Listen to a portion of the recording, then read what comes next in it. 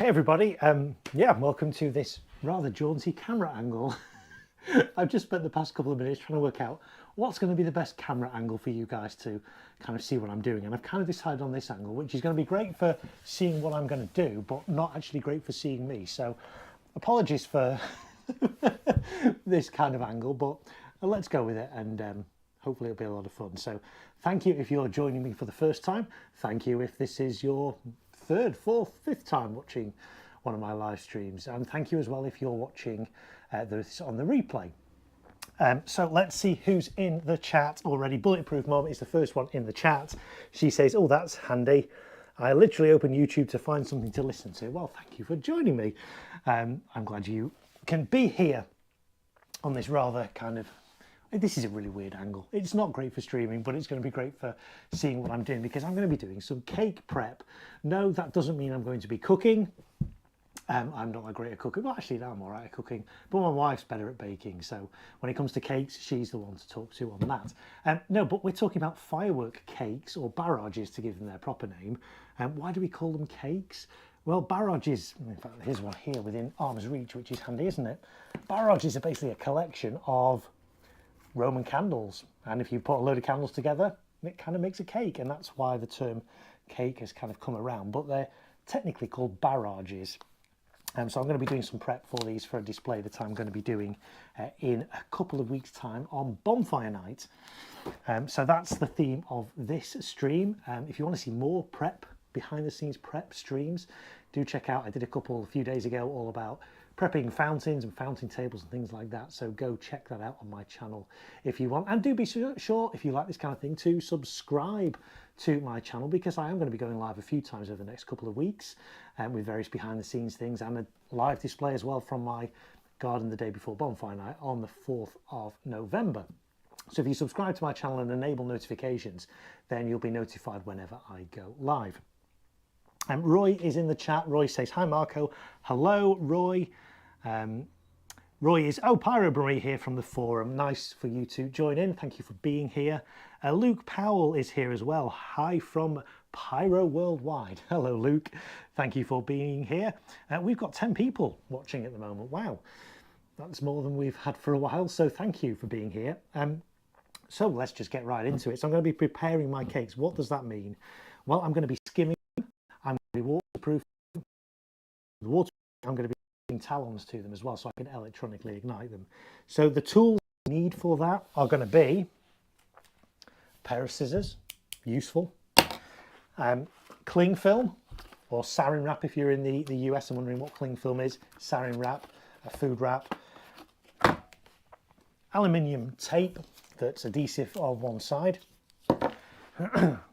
parcel tape that's used for taping up boxes, brown parcel tape, a tiny little pocket knife for skimming the top of the cakes, some white electrical tape so I can label the cakes, and a red and black Sharpie permanent markers. So those are the things that I use. The other Luke is in the chat. We've got two Lukes, double Lukes in the chat, so welcome to both Lukes. So yeah, let's get right into this. I've got a whole mountain of cakes to do. I don't know how many we're going to get to do on this stream, and I don't know how long I'm going to stream for this time. I said that last time and ended up going for 3 hours, and the time before that as well. So let's see how we go. But even if you're just listening to me in the background and not actually watching, well, I appreciate you listening as well. So thank you very much for that. So let's find a cake from my stash to do. We'll start with a smallish one, but a good kind of shape one, because some fireworks are kind of more interesting shapes, like this hexagonal one. So we'll come on to that in a bit, but let's start with this one. This one is Moves Like Jagger, it's called. It's from Celtic Fireworks. It's brand new for 2023. I was the first one in the UK to fire and film this, and you can see that footage and my review of this on my channel. Just search for Moves Like Jagger. So what does it mean to prepare a cake? Well, when you buy a cake, it comes like this. And normally you would pull this orange fuse cover off, put it on some solid ground, stop it from falling over, light it, retreat, and that's fine. When you're electronically firing cakes, it's slightly different. And also I want to waterproof these. so that if they're out in the field and it's raining on bonfire night when I'm going to do this display, these are not going to get wet, because the last thing you want is your fireworks to get wet. Now, again, if you're just doing a garden display, you'll get this out of a box, you'll put it down, you'll light it, it's fine. When you're setting up a display with many cakes, you're going to be setting these up in advance. I'm going to be setting these up several hours in advance during the daylight, which is a lot easier to do during the daylight as well, because you actually see what you're doing. But it means these are going to be sat out on the grass for several, 7, 8, maybe 9 hours. And obviously it could rain in that time. And not only that, moisture from the grass, because I'm going to do this on grass, could seep into the bottom of the fireworks. So we need to protect these and waterproof them to stop rain getting in and to stop ground moisture kind of being absorbed in. So what do I do first? So the first thing I do is called skimming the cake.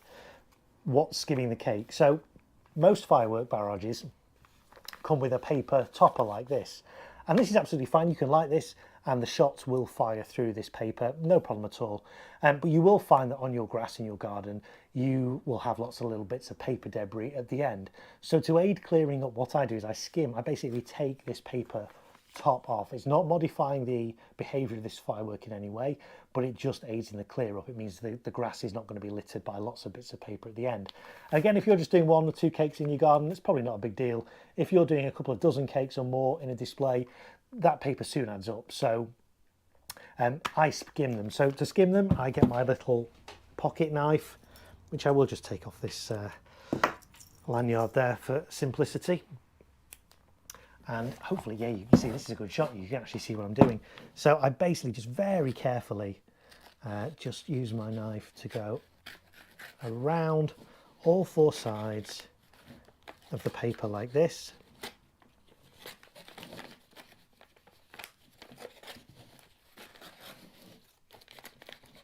Now, before you do this as well, it's always worth checking where the fuse is. Some cakes, some barrages have their fuse in the top. This one has a fuse in its side. Obviously, if it's got one in the top, you've got to be a little bit more careful as you cut around it that you don't accidentally cut the fuse. But this one, I know the fuse is at the side, so I can do this quite confidently across the top like this. And we just get rid of this bit of paper. That could go in your paper recycling. It's just paper. And I've got a rubbish box down here. This then, that's how the cake looks. And it's also the other benefit of this, although actually it's not really a benefit because it would be just as beneficial to keep the paper on. What I was going to say is that you can then see if this firework is fully fired, because you can see, if you look down the tubes, you can see these little cardboard toppers on each tube. Now, you obviously keep those and you can't take those out. That's part of the firework and it's needed for the effects to work. And your ground will be littered with those at the end, and there's no way to avoid that. That's just going to happen. But you can see at the end of your display which tubes haven't fired. So if you've still got tubes with discs in at the end, once everything's cooled down, obviously you don't light your firework and go back to it straight away. You wait a long time, at least 15 minutes, if not more. I wait half an hour plus. Go back and just check there's no cardboard tubes. If you've got a row that's still got cardboard tubes in, it means your firework's not fully fired. I said that helps by taking the top off so you can see that, but equally, if you've still got the paper on and only half of these tubes are fired, those half won't have any paper over. These may still have some paper over to kind of indicate that actually it's not fully fired. But so that's what I do first. Next thing I do, before I waterproof it, is I need to attach a talon. Now, if you watch some of my other streams, you'll know what a talon is. If this is your first time here, you might not know what a talon is. So I'm going to show you a talon. Now, I used some smaller ones the other day. I'm going to be using some longer ones on these. These are 2 meter long talons, talon igniters. And let's get one out and I can show you what they are.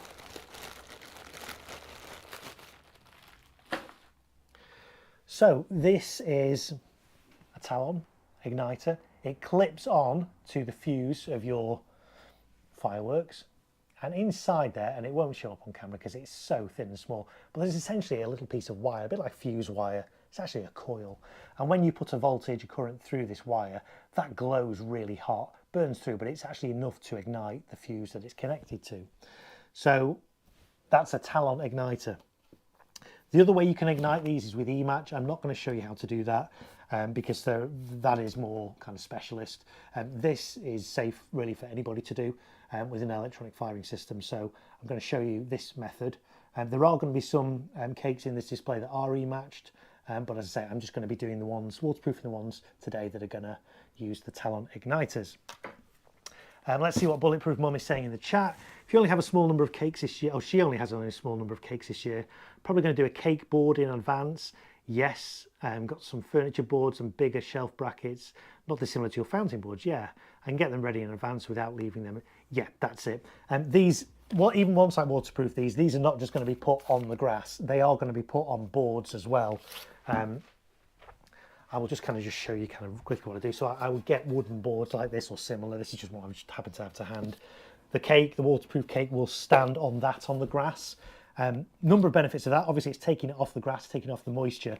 If I was to put this straight on the grass and it was soft ground, the recoil from these shots firing could actually send the tubes into the ground, could break the fuse, could make this firework not function properly, might not complete it. The effects in the sky might be a lot lower than they would otherwise be. So by putting solid surface underneath it, it raises it off the ground, but you're going to ensure that it's nice and flat. All the tubes are going to go to the same height, and you're not going to have any issues. So I'll put them on boards like this, like Bulletproof Mum's going to do as well. And the next thing I do is I put a stake in. Now, where are my stakes? Where's my stake bag gone? Let me just go and see if it's around. It is round this side, but can I actually get to it with all the cameras in the way? Yeah, here we go. So once this is set up in the field like this, I will then hammer a stake into audience side. So my audience would be here. I'd put the stake in here, put this behind it, hammer this right down so it's kind of not above the height of here. And then I would gaffer tape. Where's my gaffer tape? Here's some gaffer tape. Gaffer tape all the way round. And what this does, it stops this, because some powerful cakes can, and I have seen it happen before, the recoil from these shots firing can be enough to tip this cake over. And obviously the last thing you want is for this to tip forward and start firing shots straight towards your audience. So by putting a stake in front of it, securing it to the stake, there's no way that even if this firework moves, it can't fall forward. Okay, so that's what I do there. And then I use gaffer tape around it. You can use other, you could use parcel tape, but parcel tape can melt. It's not as strong as gaffer tape. You can cable tie around these.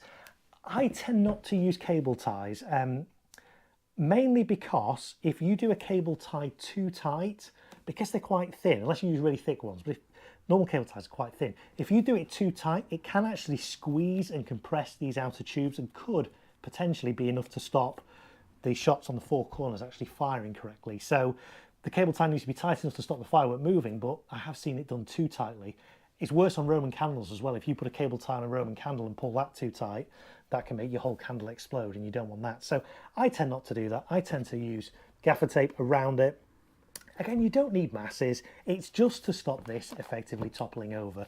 There is always going to be a little bit of movement, but it's fine because it's on a board. The board is bigger than the base of this firework, so this isn't going to fall off. So right up against the edge there, that all the way down, gaffer tape round once or twice, and then that's good to go. So that's how I do my cakes. Let's have a look what Roy's saying. I'll be using cable ties for the first time this year. Seems a quicker technique to use instead of taping. Yes, so cable ties are quicker. They can melt, but again, you know, the chances of them melting, it's low. But all I would say is use quite thick cable ties. Thinner ones are not great.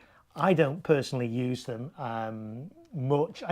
I'll use them on single shots because they are quick to just cable tie single shots onto frames and things like that. But for cakes, I personally prefer, but again, there's no right or wrong way. It's just personal choice.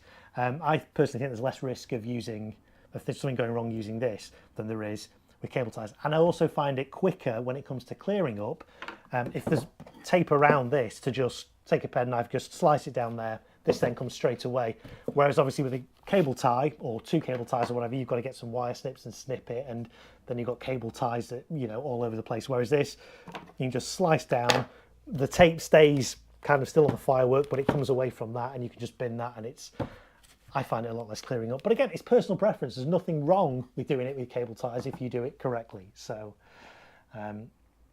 Bulletproof Mum says, I've used cable ties on candles, but don't pull too tight. You can block up the tube. Yes, exactly what I was saying. She says, great minds think alike. Roy says, I'll have to remember not to tighten too tight. Yeah.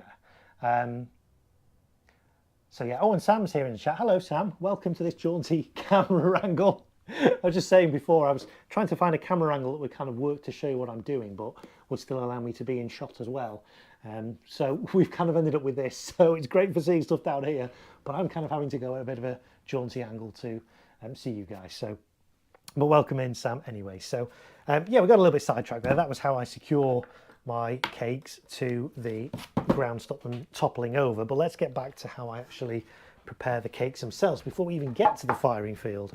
So let's move the steak out of the way. These steaks, by the way, because I know a lot of people want to know what's the best kind of steak to use. For smaller fountains and things, you can just use garden canes for something that's really small. I wouldn't use garden canes on cakes, but for small fountains, things like that, single shots, you can just use garden cakes, garden steaks. They're good enough. These are actually, I make these myself. I get from the garden centre, I get these big kind of, I'll show you one. If I can get one, here's one. Basically just a garden steak, big garden steak. I think this one's, I don't know how long this one is. It's not very long. You can get longer ones. And I will saw this up into about 3. So I can get 3 steaks from a single one of these. And these are only, you know, £1 or so, a couple of £1 each. But you can get 3 steaks from each. So that's the way I do it. Diameter of these steaks, let's say diameter. They're not round, so they don't have a diameter. Where's my ruler? There's my ruler over here. I'll just measure what these are.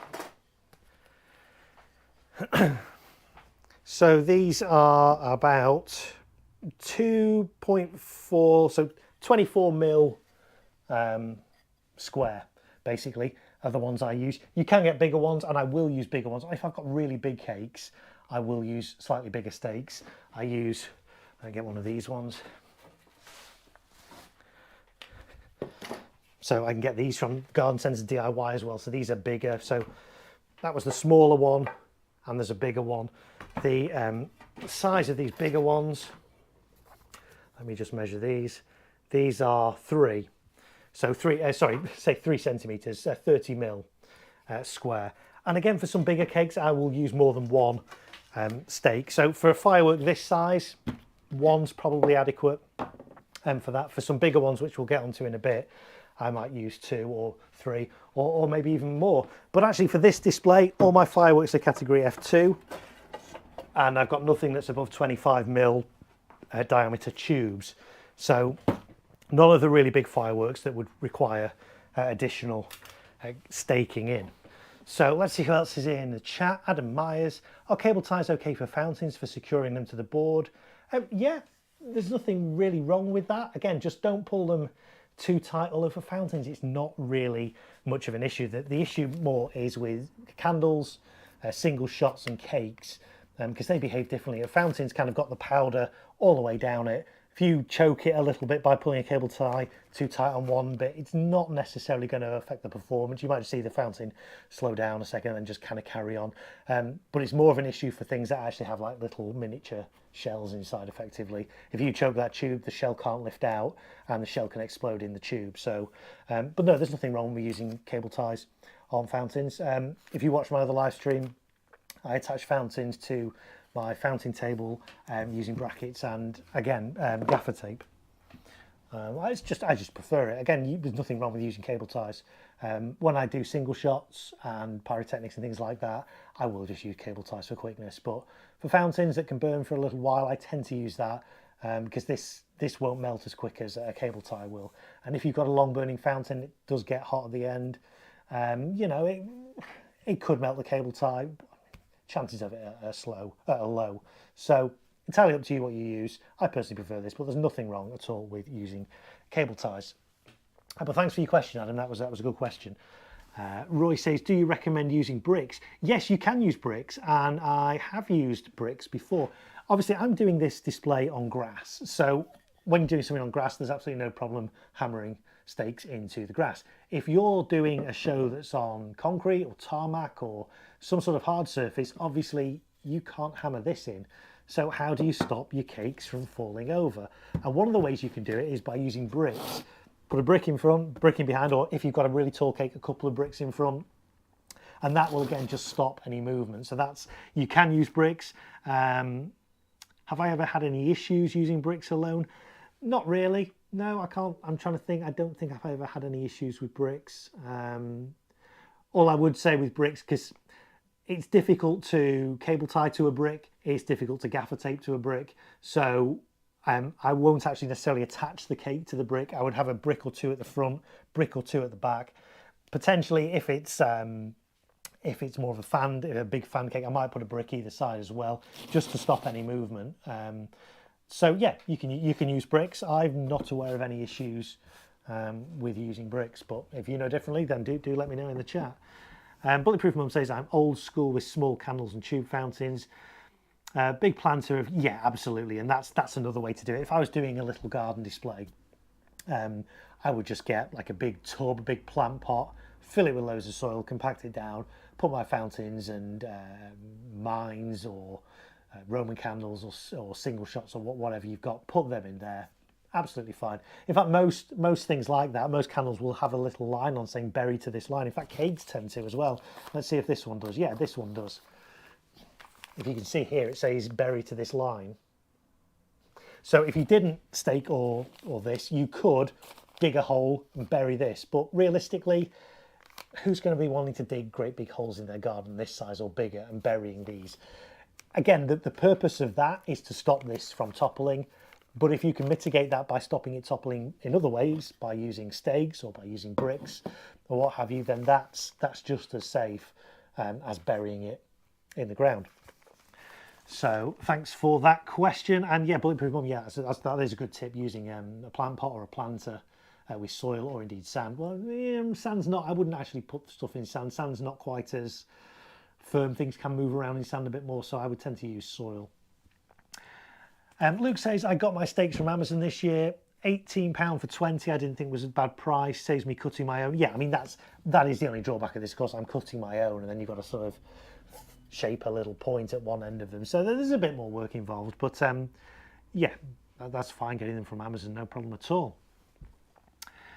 Adam says, I like to raise my fountains off the ground because you lose all the effects and sparks when they fall on the ground. If they're raised up, you get much better effects from raining down. Absolutely, and that's why if you watched some of my other live streams, my last 2 live streams, I was assembling fountain. In fact, you might even still be able to see one in the background here. Fountain tables, you can't see the top of it, but basically on speaker stands.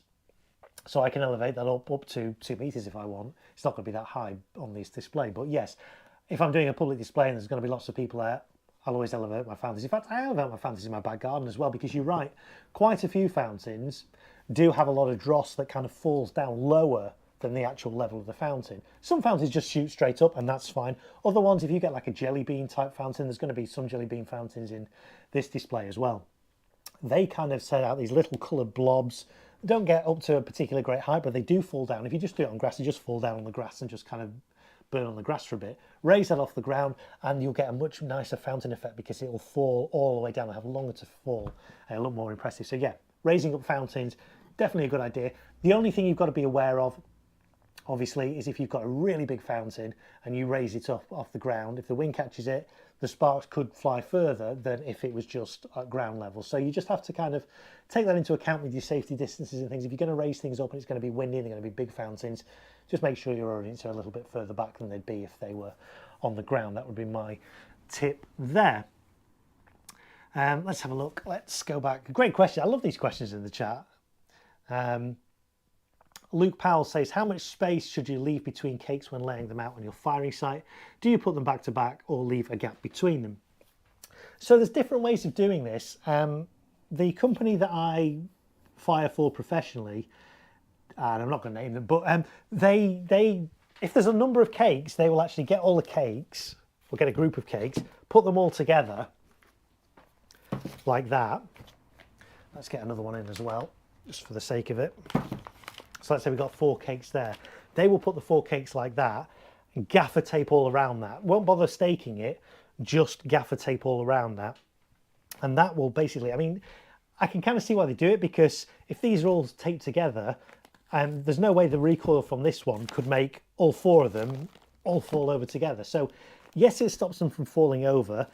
The downside of doing it this way is that quite often cakes, when they finish, can smoulder for a while and can actually catch fire, you know, for several minutes after they've finished, or even longer. So by having these jutted up like this, if this one was to fire first and started to smoulder and catch fire, it could then theoretically burn through and catch fire to this one, and then this one, you know. So there is that risk. But realistically, in a display that's only going to last 5-10 minutes, the time it would take for this to smoulder, reignite, catch fire, for the next one to smoulder and catch fire, the chance of this will have fired by then anyway, so it won't be a big issue. So that's how some people do it. I personally don't like that. I do like to have a little bit of space between my cakes.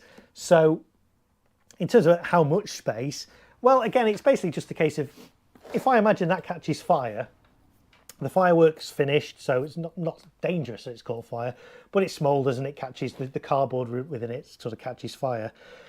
How far would I want my fireworks to be away? Literally just something like that would be absolutely fine. And that's kind of how I do it. That also then gives you space to be able to put a stake in front of each and still tape around it. If this was a bit closer together, yeah, you could still get a stake in, but it'd be very difficult to get your gaffer tape around that. So they don't have to be that far apart, from a safety point of view, obviously. In terms of effects, sometimes you want your cakes to be spread out more. In this display that I'm doing in a couple of weeks' time, which is what I'm preparing all these for, I've got my 5 fountain tables across the front, and then behind that I've got 2 outer firing sites of cakes and 2 inner central firing sites as well for cakes. Again, that's not for safety, that's not keeping the cakes away, you know, for safety. That's just because I want my display to have a bit more width to it in the sky. So I hope that's answered your question anyway. So let's say some people do it, put them right up, gaffer tape them all together in one big kind of bundle. I tend to leave a bit of a gap, but you know, you don't need to be leaving like 3 or 4 or 5 meters away. If this catches fire here, once it's finished, you've just basically got burning cardboard. Just a few, you know, inches between the next firework, unless you've got a really, really strong wind that could blow the flames of this onto that, it's not really a big issue. So a couple of inches is what I do. But guys, if you do something different in the chat, let me know. It's always good to hear how other people do it. I'm not sort of the oracle that says this is the way to do it and there's no other way to do it. Lots of different ways to do it. That's how I do it myself. But how do you do it? But that was a good question, that Luke. Thank you for that. Roy says, I find it hard to access the fuse when burying cakes. Yes, that's a good point. And actually, that sort of goes back to how to attach these. If you're manually hand firing fireworks, you obviously need to have a bit more space between them. Not only so you can access the fuse. I mean, if they're all like that, how are you going to access all 4 fuses? Equally, if they're only a few inches apart, it's going to be very difficult to access the fuse if you're hand lighting. And also from a safety point of view, if you're hand lighting, you don't want to be anywhere near a firework that's just gone off. Let's say this firework's going to go off first. I come over, I hand light that. The next firework I'm going to light is this one. If this doesn't fully go off and smoulders, and I don't want to be anywhere near this for at least 15 minutes. So to have this so close means I've got to come back and light this when this one's just gone off. That's not safe. So if you're hand lighting, obviously, yeah, you're going to need a lot more space between your cakes. I mean, ideally, if you're hand lighting, I'd say you have 2 completely different sites. So I'd have this cake several meters that way, this cake several meters that way, and the same with the others, and cross them over. So what I mean by that is you'd light the one on this side first. Whilst that's going off, you go over to this side, light that one. When that's going off, you come, so you're kind of zigzagging across, or indeed having 2 people kind of lighting as you go down. And that way you're never near a cake that's just gone off. And that's a very good point now. And yes, burying cakes does make it more difficult to access fuses, unless of course the firework has a fuse on the top. If the firework has a fuse on the side, yeah, it's quite difficult to access it, because again, if we look at this one, you're meant to bury it up to this line here. The fuse itself is here. In fact, let's take this orange fuse cover off and see where the fuse is. So the fuse is entering the paper there, so which is actually going to be underground because the berry line's there, which would mean that this fuse would potentially get wet as well and damp, and so it might not actually light. So I don't really know actually anybody that does berry cakes. But yeah, that is an interesting thing. The fuse is lower than the berry line. So the fuse, if this was in the ground for a while, is going to get damp and could potentially go out when you light it. So not great. Let's see, who else is saying what in the chat? A Bulletproof Mum says, selection box ones, though, rarely last long enough to be worth the effort. I have to have a selection box. But yeah, absolutely, yes. I guess we're talking about fountains and stuff again. If you're getting tiny little fountains from a selection box, you don't need to even bother, taping those or cable tying those. They're not going to last very long. There's not going to be a lot of power in. Just get a nice level surface to put them on, like one of those... one of these boards, put all your selection box fountains on here. They can be fairly close together. You don't need to tape them or stake them or anything like that for such a little fountains that you get in selection boxes. They will be absolutely fine. Adam says, oh yeah, the selection one's bad. I'm talking about proper. Yeah, okay, great, yeah. And Bulletproof Mum says, I've had cakes where the fuse is before the berry line several times. Yeah, we've just seen that actually on this cake as well. So yeah. Jumping jelly beans are the perfect example. Yes, they are lovely, lovely fountains. I've got, I think, 5 in this display as well, which I haven't prepped yet, but they're going to be good. They're always a great crowd pleaser, the jelly bean fountains. They're really good. They go down well with everyone because they're just so unusual. They're low noise as well, which is an added bonus. Roy says, yeah, it can be ridiculous at times. T-Town Mary Ellen is here. Hello, T-Town Mary Ellen. Thank you for joining me at this jaunty camera angle. She says that makes sense. They will ignite anyway before they catch fire from the other one. Yes, that's absolutely right. That's in relation to having these close together and butted up against each other. Bulletproof Mum, yep. When I did it for a community thing, I had 3 firing positions arranged. Yeah. Luke says, going back many years, I remember cakes having the middle tube hollowed out and you could put a small round. Yes, and actually, if you have a look on my channel, I reviewed recently I've got to remember what it was called now. It was by Jonathan's Fireworks. Somebody will be able to tell me. It's a barrage pack of 9 little cakes from Jonathan's, and the name of it has just completely escaped me, so somebody remind me. But yeah, that has... They're basically 8-shot cakes, but it's a 9-shot firework, but the centre one doesn't have anything in. It comes with little plastic stakes that go through the centre of the firework, which I think is a great idea. It makes it really easy for people to, bash something through the centre, and then they don't have to worry about staking and taping and all these kind of things, cable tying. They can just put a stake through the centre. There's no way that's going to topple. The only downside I did have, and if you watch my review, you'll see this, is that those particular ones had paper toppers on like this. You can get cakes that have these polythene tops, which I prefer because then you can see where all the tubes were. The Jonathan's ones I reviewed had paper tops like this. So, and they did have a little X label to show you where to put the tube, where to hammer the tube through. But in some cases, the X was kind of off-centered, and it did concern me that if somebody just went by the X and hammered a tube in, they'd actually be hammering a tube into a live, the stake into a live tube, which wouldn't be a good thing. But yeah, in principle, I like the idea of that. But the downside, of course, is that you lose 1 shot as well. So a 9-shot cake becomes an 8-shot cake and things like that. So, and also it only would really work on cakes that are symmetrical. So like this cake here has 1, 2, 3, 4, 5 tubes across, and 5 by 5, so 25. So yes, you could do it in the middle. This one here is only 4 by 4, 16. So there's no kind of center tube that you could, they could make, so you could hammer a stake in. But yeah, they do exist. So it's going to bug me about what the name of that barrage pack is. Let me see if anyone's put it in the chat. No, I'm going to look it up on my channel now. Just bear with me a second. So let's go to my channel over here. And yeah, and whilst we talk about my channel, if you like kind of fireworks and firework reviews and things, I've done a shed load of firework reviews this year, brand new fireworks that are new for 2023 in the UK. I've been very fortunate to be able to be given the opportunity to fire those and review those and see those before anyone else. So lots of it, and my reviews are in depth as well. They're always fair, they're unbiased as well. I'm not paid for those reviews. I'm not given a firework and say, hey, you can have this firework if you give it a good review. That's not how I do it. I give honest, unbiased reviews of everything I fire. So you can be sure that I'm neutral on all my reviews, and I review them honestly. Right, let's have a look. Storm Chaser, there we go. Storm Chaser by Jonathan's. A great little barrage pack, I really liked it.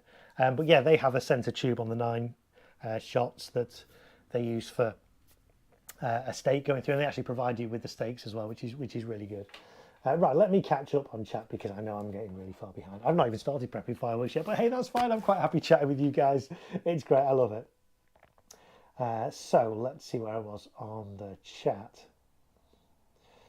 Okay, bulletproof mom, I remember those. Luke, wish there wasn't an issue with the manufacturer put the eggs on the wrong tube. Well, there you go. Yeah, that's exactly what I was saying. So those ones where they have the centre tube removed or with no effect in, so you can hammer through, they put a little X label on, but quite often than not, that's not in the right place, which is a bit of a safety concern.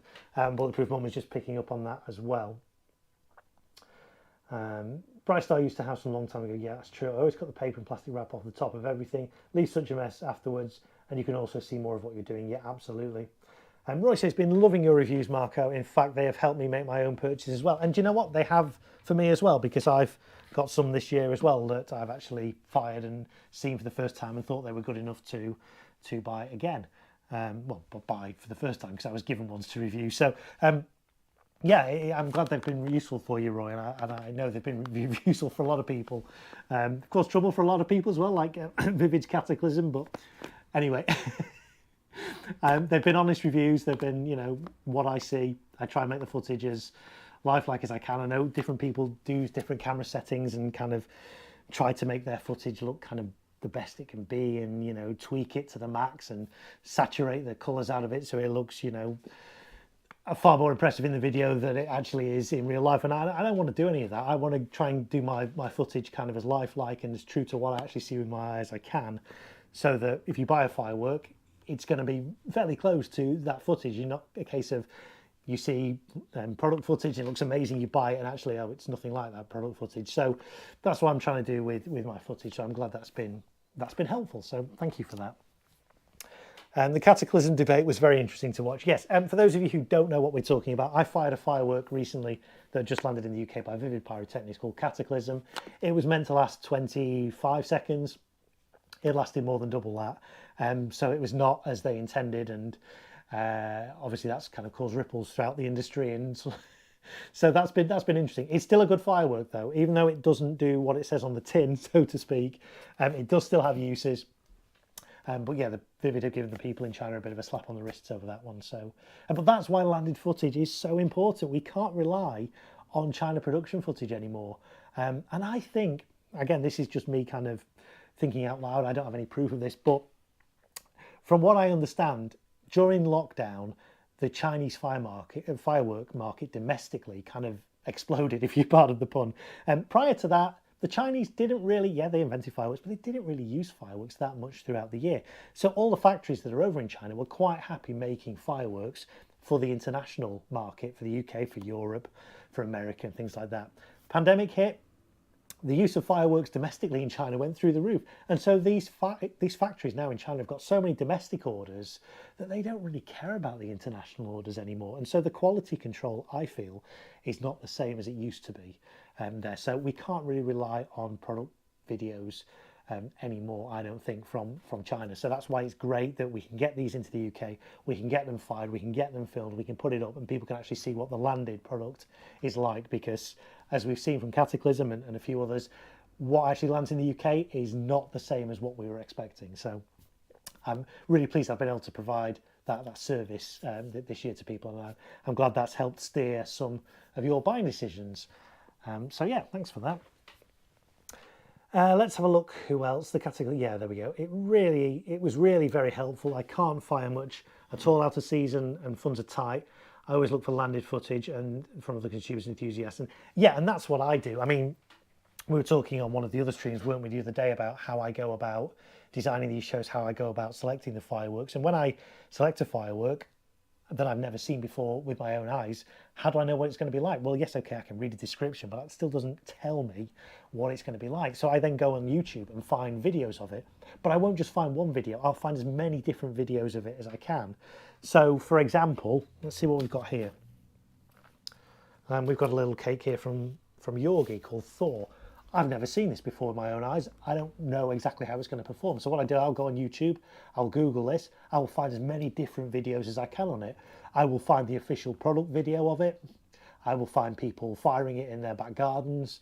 I will find all kinds of, and sometimes the footage is not great quality, but it still gives me a good idea. Not least of all, to find out the duration, because firework durations in consumer fireworks can be wildly different to what you expect. This one says, in fact, this don't even think this has a duration on it. Some do say a duration, 35 seconds or whatever, and it ends up being 30 or 25 or whatever. Okay, it's not a big deal if you're doing something in your garden. If you're doing it as part of a display, you kind of want to know, to within a second or two, exactly how long the cake's going to last. So that's another reason why it's good to see the same product from lots of different people's footage, because it will all be slightly different. And also it's good to as well note the year that the footage was filmed in. I always try and find recent footage, because manufacturers do change the composition of their fireworks and the behaviour and the effects in the fireworks from year to year. So if you find footage of a firework from 2-3 years ago and you've bought one this year, there's no guarantee that it will be exactly the same as it was 2 or 3 years ago. So I think the more landed footage we get, the better, really. So I'm glad that was useful to you. Thank you, Bulletproof Mum.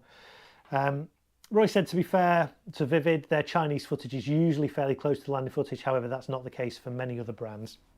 And I would agree with you. In the past, Vivid's footage has been quite accurate to what we've had landed.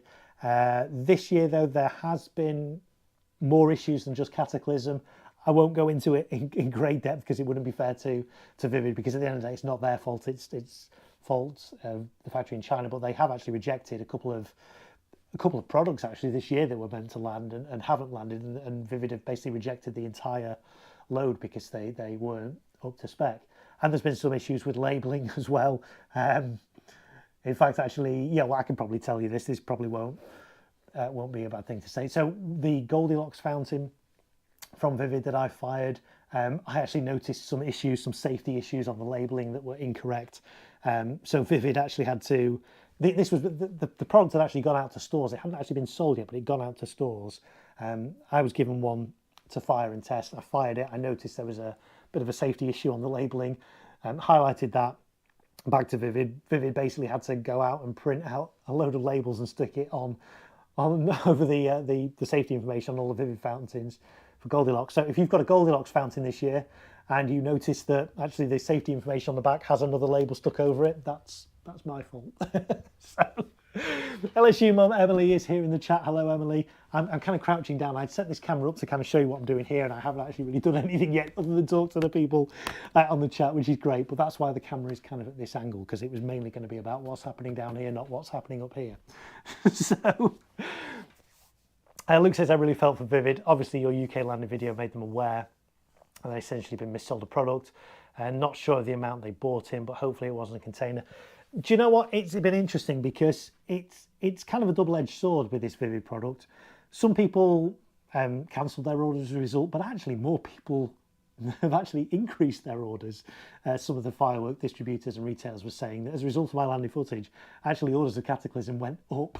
So, even though it wasn't as expected, it didn't land as expected, and Vivid weren't happy with it, there's obviously still interest in it and people still want to buy it, and orders have gone up, which is great because, when I do my reviews, I want to do my reviews honestly, but I don't want to adversely affect sales of them. But equally, I don't want to inflate sales. I just want to give honest reviews. So I was a little bit concerned when I did that Cataclysm one. I'm like, oh dear, everybody's going to cancel their orders of Cataclysm and Vivid are going to hate me. But actually, no, orders have actually gone up now as a result. So it's kind of had a bit of a happy ending now, which is great. Roy says that's really interesting to hear regarding Vivid. It's great to see that they do follow up on issues with China, hopefully forcing them to learn their lessons in the future. Yeah, as I say, it's a shame. I do feel for Vivid and others, because I know it's not just Vivid that this has affected this year. It has affected some other fireworks and some other, other importers. It's not just been Vivid. So I do feel sorry for them, because it's their name at the end of the day, but it's not it's something that's out of their control. It's the other side of the world. They are reliant on the factories in China to make these products to spec, and they've not been. So it adds weight to the case to bring back manufacturing into the UK. I would love for that to happen. It's sadly not going to happen. Many of you may have heard of the brand Standard Fireworks or Black Cat. They've been around for years. They've not been producing in the UK for years. They still exist as a brand, but it's all now made in China. In fact, they actually sold their factory in Huddersfield earlier this year. So there is no manufacturing of fireworks in the UK. There's still a bit of manufacturing of pyrotechnics in the UK, but not really fireworks, not consumer fireworks anyway. So that is sad, and quality control is suffering as a result. But then you could argue that actually on the plus side, kind of the price of fireworks is still within reach of people. If we were to bring it back into the UK, bring manufacturing back here and start producing them here, yes, the quality would be there, the consistency would be there, but the price would go up. So, you know, swings and roundabouts really, isn't it? There's pros and cons to it. But I would like to see manufacturing back in the UK. I really don't think it's going to happen. There's just too much red tape and bureaucracy to make that happen these days, so, which is a shame. But that's what it is. Roy says, I have Goldilocks on order, due to be delivered this week. I'll be checking my label, yes. Do Kimbolton manufacture in the UK? I don't believe they do. I don't believe anybody manufactures in the UK anymore. And somebody might correct me if I'm wrong on that, but Kimbolton themselves don't exist. They were taken over by, who were they taken over by? They were taken over by another firework. They've kept the name, but it's not Kimbolton as such anymore. It's just the name.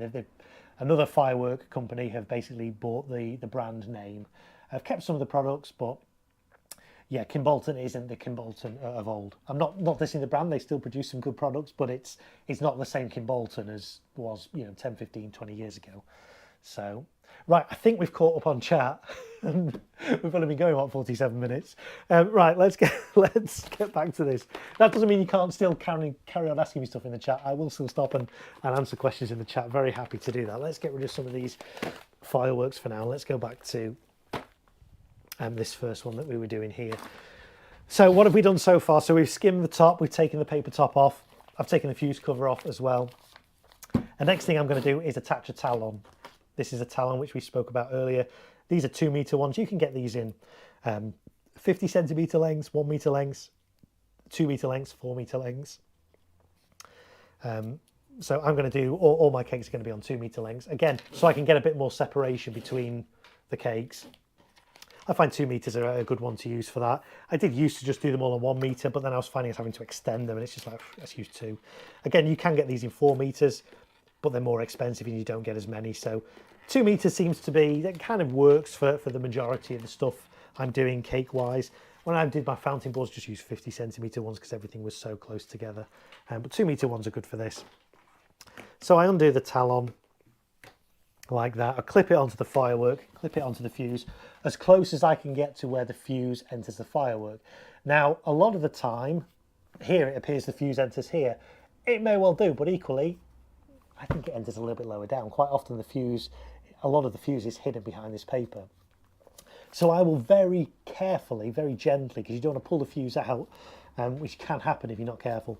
I'm just going to pull this fuse back a little bit, and I'll show you this to the camera in a minute and see where it goes into the actual tube. It might actually be fairly close. Let's have a look. No, it's a little bit further down. So I've just pulled a little bit of the paper back, and you can see fuse is there. It's got a little bit of tape over to hold it in place. And then it actually kind of goes in around about there. So I'm just going to expose this back a little bit more. I will show you this on camera close up in a minute. So that's actually where it enters. Even though it kind of entered the packaging there, it enters the firework there. So the next thing to do is clip on my talon. Again, you've got to be careful because like here, you might see there's a little bit of remnants of paper on the actual fuse. If you clip this over that paper, it might not like the fuse. So I'm just going to use my fingernail really to just gently scrape off any of that excess brown paper on it, like so. The other thing you can do, if you, I don't really have issues with this, but I know some people have issues with talons not kind of igniting the visco and things like that. What you can do, at the point you're going to clip this on, just bend the fuse back and forth a few times. Just break, because these are got like a lacquer on, like a glue almost, to kind of keep them rigid.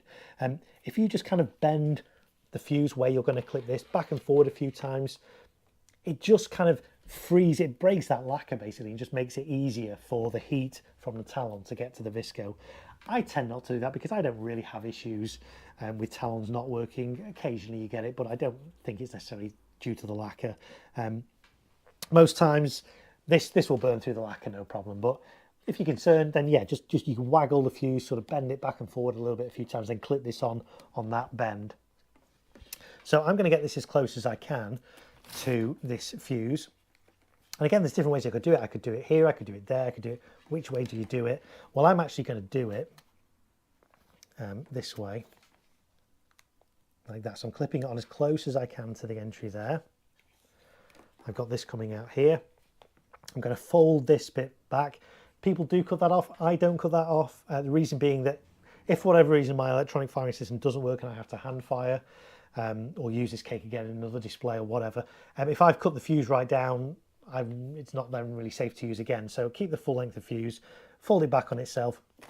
A bit of aluminium tape, which I've been leaning on, and I'm going to put that across that whole thing there to protect the fuse from any stray sparks and to hold the Talon in place. So we'll cut a strip like that. And we'll put this. This can be a bit fiddly to get the backing paper off here, but there we go. So I'll put this over here, like that. Again, I'll show you this close up to the camera in a second. That's really secure. That's not going to come off there. The other thing you can do, and I will do, put a little bit of tape, parcel tape, just over this. You can, I have seen people do this, like put a kink in that, a few kinks. Again, it's basically just to protect this. If this gets pulled, you don't want to pull the fuse out or pull the Talon off the fuse. So you could do a few little loops of that and then put a piece of parcel tape over that, just to sort of give you that extra. If that gets pulled, you've still got a bit of wiggle room almost. But I'm going to wrap this in cling film, so I'm not particularly concerned about that being pulled. And it is only going to be me setting these up, so I'm aware of where this firework's going to be and things. So, and next thing I do, obviously I've got all this excess length. I'm just going to coil this up around my hand like that. Great thing about this wire, it's single core wire. Well, I mean, there's two cores, but each core is a single strand. So you can actually kind of just wrap it around your hand like that and then just twist it like that. And then it kind of keeps all the excess there, but it's really easy to just untwist and then connect. I did mention on my other stream, but if you didn't see my other stream, we'll talk about it again. These come with a little kind of cover on the end, and you basically pull that off, plug it into your firing system. E-match, if you're using E-match, the wires are twisted together, keep them twisted together, and actually you shouldn't be E-matching before you get to site anyway. So I'm not really going to talk much about E-matching, but make sure you keep them twisted together. So that's that bit done. The next bit then is to waterproof. And let me just catch up on chat though before we do that. Celtic took Kimbolton over, I think. Phoenix took, yeah, you see, this is why I'm not entirely sure, because Bulletproof Mum is right. Phoenix took over Kimbolton, but then Celtic took over. It got quite confusing, and I'll be honest, I don't know who currently owns Kimbolton, because it did change hands a few times, and yeah, it got quite confusing, but yeah. Jamie Hay says, what's your favourite firework brand? Oh, that's a really good question. I don't think I have a one favourite brand. I have a number of go-to brands that I really like. I do really like Vivid, despite all the issues that they've had this year. Vivid have, over the past few years, had some really amazing products, including like fan slices and some great 56 shot candles, and some great, lots of great products from Vivid. So Vivid's up there. Celtic is good. Celtic I really feel they've upped their game in recent years. Vivid was kind of a bit of I think Vivid was kind of the game changer. Vivid appeared on the market about 4-5 years ago maybe. And they just they just elevated everything to a different level. The colours and the power and the effects were just there. And I think other brands have been catching up. So I think as a result of Vivid, Celtic have really upped their game in the past couple of years and brought out some great products. And the great thing about Celtic, yeah, again, it's made in China, but I think actually, and again, someone might correct me if I'm wrong, I think Celtic do have a person from Celtic out in China to check, you know, the quality control and stuff is there. So Celtic products are really consistent, really reliable. We use them in pro displays all the time. They do F4 products as well. So Celtic's got to be up there as well. And what else am I firing in this display that I really like? Do you know what? Actually, I'm really liking Yorgi at the moment. Yorgi Firework, they do just such a big range of different fountains and effects and cakes and things like that. So Yorgi are up there. Vulcan a bit in catching my eye in recent years. Rockets not so much, but some of their cakes. I mean, one of their cakes here, I fired this last year. Really good view. Really nice kind of like mine cake. Really nice. So Vulcan have got some good stuff out at the moment. There's a few new brands as well that I'm trying. There's a new one called Rikeo. I think I pronounced it around. It's basically Vivid. It's kind of an offshoot of Vivid or a daughter company or a rebrand or whatever you want to call it, but it's kind of related to Vivid. So interesting to try some of their products this year. Funk is another one, or Funky, however you pronounce it. I've never actually fired any Funky products yet, but I've seen footage on. They look really impressive as well. So we are really spoiled now. You know, if 5, 6, 7 or 8 years ago, there wasn't that many different brands, good quality brands to choose from for consumers. Now we're kind of getting to a stage where the market's almost saturated. There are so many different brands, so many new brands. You know, this year we've got Rikeo, we've got Karaticus Pots, we've got, there's another one as well. There's like 3 new ones. Last year we had Pyroworks. It's kind of their first sort of proper full year this year. I got to see all their products and film all the official product videos for all as well. So I've seen their entire range as well. They've got some good products. So it's very difficult to say, yeah, my favorite brand is this, because there are so many brands now putting out really good quality consumer products, even F2 products, really good, really high-end kind of professional standards. So that is a great question, though. That is a really good question. Let's have a look. Where are we up to in the chat? Sorry, I've got far behind in the chat as well. Bulletproof Mum says, even in recent years, can Bolton move their consumer products out of the UK? Still extremely high quality. The last UK manufacturing they did was professional product, but no more. Yes, that's right. That's what I thought. Yeah, Celtic after Phoenix. Yes, that's right. Have you ever e-matched into the first tube, says 3D printer guy? Yes, I have. I'm a bit reluctant to show that on stream because it's not something that I want to encourage people that don't know what they're doing to do.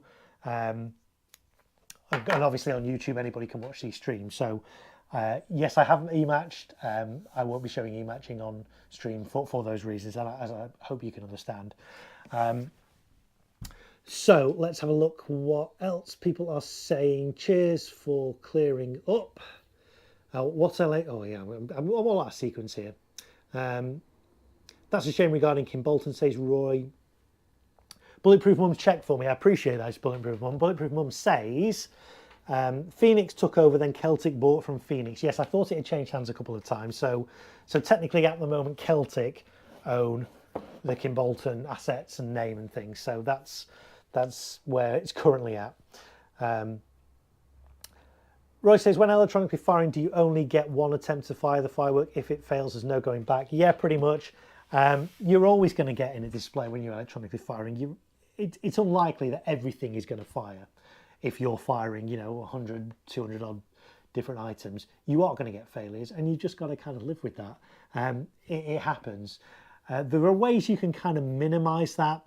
Some firing systems allow you to set up some fireworks on kind of like a manual key, so you can be running through a sequence, a script, it's firing stuff, something doesn't fire, you've got black sky, you can kind of press a button and it'll fire kind of something in reserve just to fill in that gap. So that's one way you can do it. The other way you can do it is make sure you've always got more than one firework going at any one time, so that if one doesn't go, you've still got another one going. So like for this display in Liverpool, a lot of the things I'm going to be doing, I'm firing in multiples. There is some stuff that I'm only firing singly, but a lot of like the outer 2 firing sites I'm going to have are going to be firing stuff in multiples. So if one doesn't go off, well, there's still something going up in the sky. So there's ways around it, but yeah, you've just got to kind of accept that there are going to be times when things don't go off. Usually it's because either the talon hasn't been clipped on properly to the visco. I have actually had it before where the visco is kind of got singed but not actually been enough to ignite it. Again, that might have been quite a thick lacquer on that one. But again, you could then reuse that firework. If the firework hasn't gone off at all, you can reuse it. Occasionally you get it where your talon just doesn't work. I do test them beforehand, and you can test them on site and things like that for continuity, but it can happen that they don't fire. As long as it doesn't fire, and you can work out why it hasn't fired, if the firework is still kind of in one piece and not damaged in any way, you can just reuse it again on another display. In fact, actually, I think there's going to be a couple of cakes in this display that were in this display last year that didn't fire, that I'm going to just put back in the display again this year. Obviously, if a firework is part fired and not fully fired, can you use it again? No is the answer I'm going to give on that. You just have to dispose of it safely. And how do you dispose of a firework that has partly fired? Best thing you can do, obviously, let it cool down first. Don't go near it for at least 15 minutes or longer. The longer you can leave it, the better, because it could still be smouldering inside. There's a chance it could then, burst into life again. That actually tends not to happen that often now. You tended to find that happened a lot more when back in the days where you had blue touch paper that would kind of smoulder, and has it lit, has it gone out? Well, I'm not quite sure. Doesn't happen as much these days, but it's still, be safe. If a firework doesn't light, only half goes off or whatever, don't go back to it straight away. Give it a good amount of time.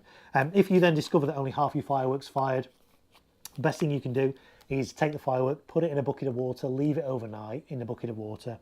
Basically what that will do, it'll render it inert, it'll just soak through all the chemicals, and there's no danger that it can then ignite or be used again, and then it can just be disposed of. Normally, I actually did a video on how to dispose of fireworks, a little tutorial by my bins outside, which was, I've live streamed from my greenhouse, I've live streamed from my garage, I've done a vlog by my bins. I'm really getting out there. So, but do check that out, because that has some great tips for how to dispose of fireworks safely, which bin you put them in, and all those kind of things. So, yeah. Let's catch back up on a chat.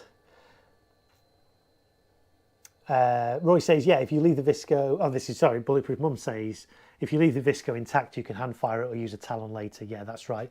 So that's the justification for not cutting this down to its bare minimum size, keeping the whole fuse there. Also, it saves time as well. If you've got to go around cutting, you're increasing the risk of it potentially firing. You make it more work for yourself. Just keep the fuse there, cover it with some foil tape, it'll be fine. 3D printer guy says, does anyone think fireworks will be banned? I have sadly seen a lot of anti-posts recently. As always, it's the same useless rubbish. That's a whole can of worms, isn't it? Are fireworks going to get banned? I don't know. There are calls every year for fireworks to be banned. But then equally, lots of people like fireworks and go and watch fireworks as well. So, equally, when there's dog attacks, people call for dogs to be banned, and dogs still exist. So, there are always going to be people who want fireworks banned. I get that. Maybe one day they will be. I don't know. Maybe one day they'll be restricted. Scotland has recently brought in some new rules to restrict their sale and use a little bit more and make it more difficult for people to obtain fireworks. I hope they don't get banned. Let's see what happens. There's no imminent ban in the works. But of course, Bonfire Night, we always get calls around this time from people, very vocal people, a vocal minority, I would say, that want fireworks to be banned. And we just live with that. So that's where we are. As far as I'm aware, there are no government plans at the moment to ban fireworks. I think they debated it actually a year or two back, and they've said, yeah, there's no plans to ban them. So that's where we're up to with that at the moment. And Roy says, to Bulletproof Mum, so electronically wise, you have that one chance. Yeah, that's right. Yeah. So join the display. This will be connected. I'll fire this. If it doesn't fire, I'm not going to try firing again. If it doesn't fire once, it's not going to fire again. It'll all be programmed in a script as well. I don't manually electronically fire them, if that makes sense. I program it all into a script, press go, effectively, and it runs through and fires them all. What I do though, even though I do script it, because these are consumer fireworks, because I don't quite know the duration, because I'm using talons, not E-match, durations can be, timings can be a little bit off. So whilst it will all be programmed in a script with the timings I expect fireworks to last, if they're lasting longer than I think, I can pause the script, so let that firework finish. If a firework finishes before I'm expecting it, I can quickly advance to the next one. So it's kind of semi kind of automated. It's automated in terms of the timings are all in there, but I do kind of pause it or advance it on the night depending on how each firework behaves. Jamie says, talking of Vivid, I've just picked up some Reaper rockets for something different. Looking forward to them. Yeah, I also fired a packet of Hellfire rockets as a review of those and some landing footage on my channel of those Vivid rockets. And actually, yeah, last week before, I fired some VSR4s, the big 4-inch shell rockets that the Vivid do. So again, landing footage of the 2023 batch of those, even though they've been around for a while. I've got footage of this year's batch, and there's a review of those as well, and unboxing and all those kind of good things. So do check that out on my channel. Just search VSR4. Roy says, I feel though the top of the market is Celtic and Vivid at the moment. Yeah, I'd probably go along with that, but I think there are some contenders that are kind of aiming for that top spot. So be interesting to see if Celtic and Vivid are still there at the top in the next few years. Actually, I host something called the UK Firework Awards each year. They're not organised by me, they're organised by the UK Firework Alliance in association with the UK Firework Review community, where we vote on the best fireworks that are available to consumers in the UK in different categories, you know, best Catherine wheel, best small cake, best fountain, all those kind of things. And one of the award categories is best brand. So, and they're on my channel again, just search Firework Awards, and you can see who's won the best brand for the past few years. So, yeah. Let's have a look. Bulletproof Mum says, Roy, on the night, yeah, well, yes, I think I've answered that. We're talking about, can you fire this again if it doesn't fire first time? Primed is another brand that seems to be pumping out solid quality. Yeah, Primed, yeah. And I fired some brand new Primed products a few weeks back as well. They're on my channel. I think somebody pointed out, and I hadn't realised this, but all Prime's products are all named after like gambling and bingo kind of things. So that was, oh yeah, that's right. I hadn't thought of that. So there's a couple of new Prime products that are on my channel. Yeah, Primed are really consistent. Lots of power, lots of volume in Prime products. Good quality, good consistency in those as well. So yeah, Primed is a good brand as well. Let me catch back up on chat. Heavy Hitter and Big Play come to mind. Yes, says Luke. Yeah, that's right. 3D printer guy says Funk is one of my funky. I call it funky. Some people call it funk. I'm not quite sure on the exact pronunciation, but it's spelled F-U-N-K-E. I think there may even be a little accent over the E. I don't know, but funk or funky. Yeah, I mean, I've seen footage of it. I've not yet fired it. And again, it's one of those, they are still quite new to the market and they haven't really sort of penetrated that far into the market in terms of there aren't that many retailers at the moment that are stocking Funk products. There's a few, don't get me wrong, but it's not that widespread as, for example, Celtic or Vivid, which you can pick up at most firework retailers. So, but it's certainly a brand to watch. I think Funky. I think they're gonna, as they become more popular, we're going to see their availability increase, I think. And actually, there is some crossover as well. And I don't think Pyroworks would mind me saying this, but some of Pyroworks products in their range, because they've got a really good range. They've got quite an extensive range, about 40 different fireworks. Funk have been so funky. I'm going to call them funky. Deal with it. Funky actually like some of Pyroworks products to the point where they're actually going to use some of them, rewrap them and use them. Not in the UK though. The agreement is that they can sell them in Europe, but under the Funky label. But the deal is that they can't sell them in the UK. So we're not going to see rewraps of Pyroworks products in the UK with the Funky brand name, but Funky are going to use some of those products in other markets. So there is a bit of overlap as well between different brands in different markets as well. So just a little bit of insight there for you. Roy saying Funky, yeah, of course, completely forgot about them. They're definitely up there, yes. Bulletproof Mum says, I think as long as something is firing, the audience don't seem to notice. They tend to spot gaps. Yeah, that's right. And we covered that a little bit earlier. That's why it's good if your firing system lets you manually fire a few bits kind of on a certain key or certain keys, then that's always useful to have in reserve. Or if it lets you advance the script to fire more stuff, then yeah, even better. Let's have a look. Roy says it doesn't matter. Retailers and specialists require a refund if customer. Yeah, however, Are retailers and specialists required to refund a customer if a firework fails? It's a bit of a grey area. I mean, I think most reputable firework retailers would certainly not just dismiss you. They might give you a refund, they might give you an exchange, they might give you a different firework. But again, you'd have to kind of prove that it malfunctioned, which is kind of difficult to do.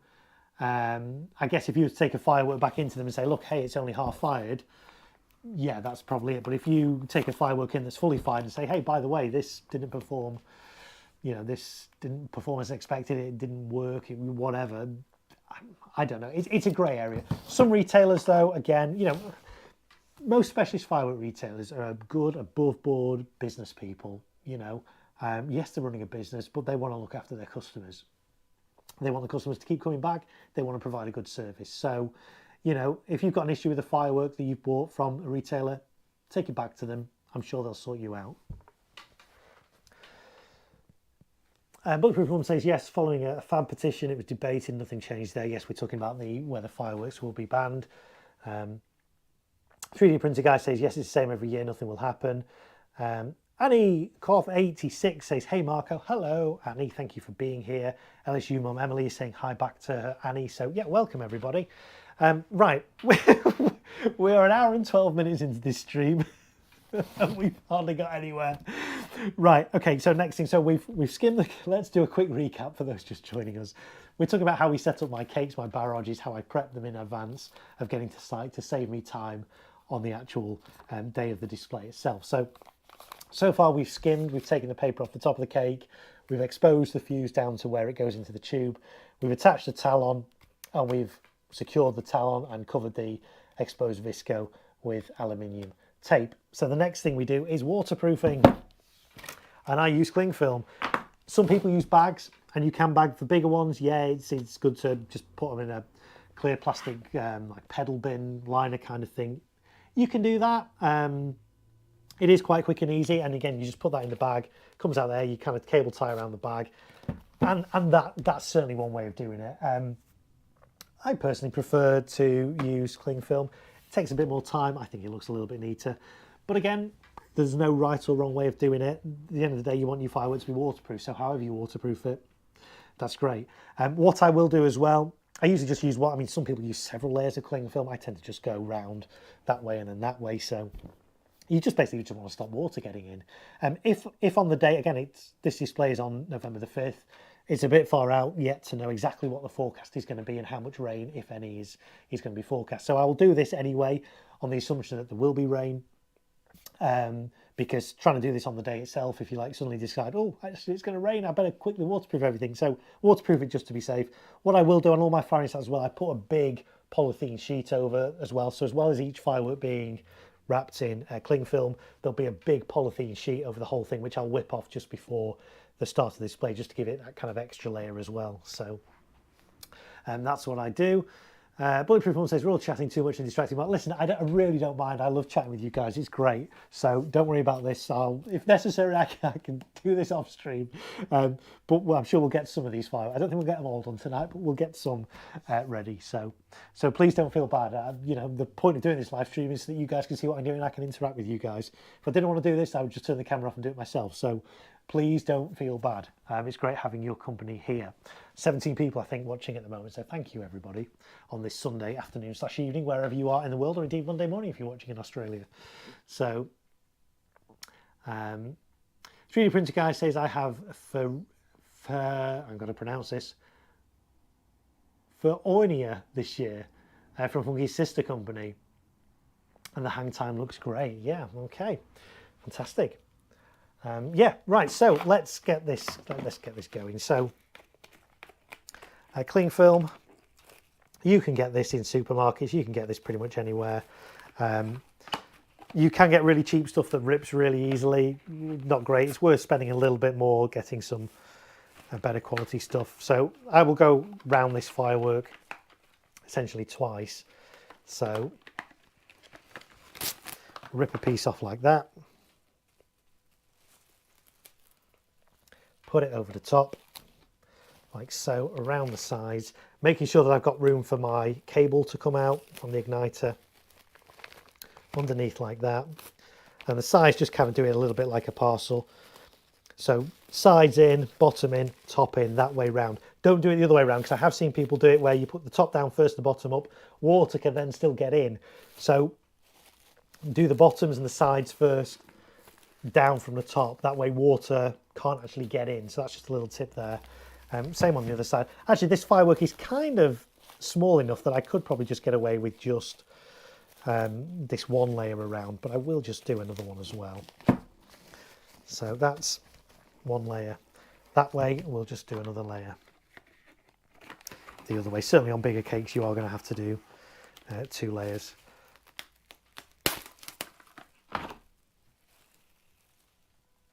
Like so. What I would say about using cling film, again, I don't want to talk about e-matching too much. E-matches are susceptible to static, so you have to be very careful if you're going to cling film things where e-matches are in the vicinity. So just be aware of that. Again, I'm not going to talk too much about that, but just be aware that e-matches are susceptible to static. So fold the bottom up and the sides first, and then the top down like that. Same on this side, so bottom up first, sides in, top down. And that's my waterproofed cake. If I was hand firing this, what I would do, what I do find is really useful to do, get a piece of tape. You can actually get glow-in-the-dark tape as well, which is really useful. Stick it on the top tube and put a little arrow on pointing to where the fuse is at the side. It makes it a lot easier on the night if you're walking around your firing site in the dark. You can actually see which side of the cake the fuse is on. So that's a little tip there. What I'm going to do, I'm going to put a little piece of tape on the top that's just going to indicate what channel, what port this firework is going to connect to in my firing system, so that when I come to set these out on the field, I can put it down. I don't need to refer to bits of paper. I can actually see on the top of the cake, right, this is whatever number, and it's going to go into this thing. So let me just get my little... Actually, let me catch up on chat first, because I realise there's been more chat.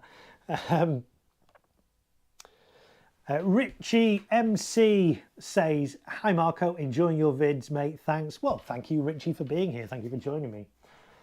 Roy says, "Just want to say this is a brilliant live stream and chat. Very few and far between to find any content like this." I really appreciate that, Roy. Thank you. Norfolk Fireworks is here. Hello, Norfolk Fireworks. Evening to you. Welcome in. Thanks for being here. Yeah, fantastic. Right, so we've done that. Yes, I was going to look at what number in my show this is going to be, so that I can put a little label on to just aid my firing, my setup on the time on the day. So let's just get my plan up here.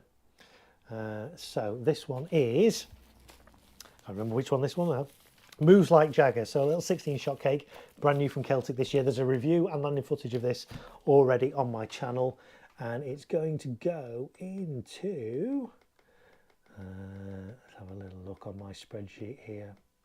It's going to go into J. J, what number J? 1, 2, 3, J4. So all I'm going to do is put a little bit of white tape on the top.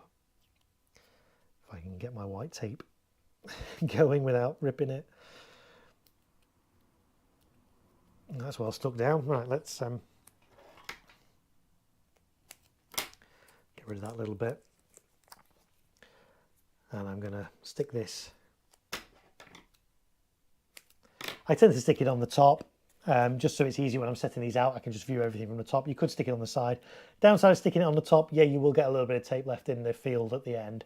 But by skimming the cake, at least you're not going to get all the paper. So stick that over there. And this was, what did I say, J4. So J4. So there we go. We've been going an hour and 20 minutes, and I've done one firework. It's going to be a long night. Right, so let's put that to one side now. That's ready to be packed away, ready to go to site now. Let's see what we'll do next. What should we do next? Let's do some more Celtic ones while we've got Celtic here. So another new one. This is a bigger one, Mother of Dragons. by Celtic. This is new as well for this year. So again, first thing I'm going to do is skim it. Now this one's different. This has a fuse in the top. The one I did previously had the fuse in the side. This one has it in the top, so we just need to be a little bit more careful when we skim the top of the cake. So let's get my knife again. So, because obviously the last thing you want to do is cut through the fuse.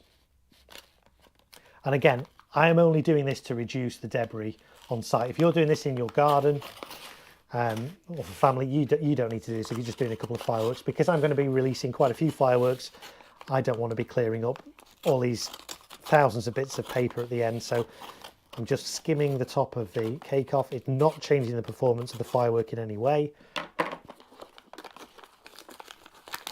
Oh, this one's actually glued down as well to the tops of the tubes.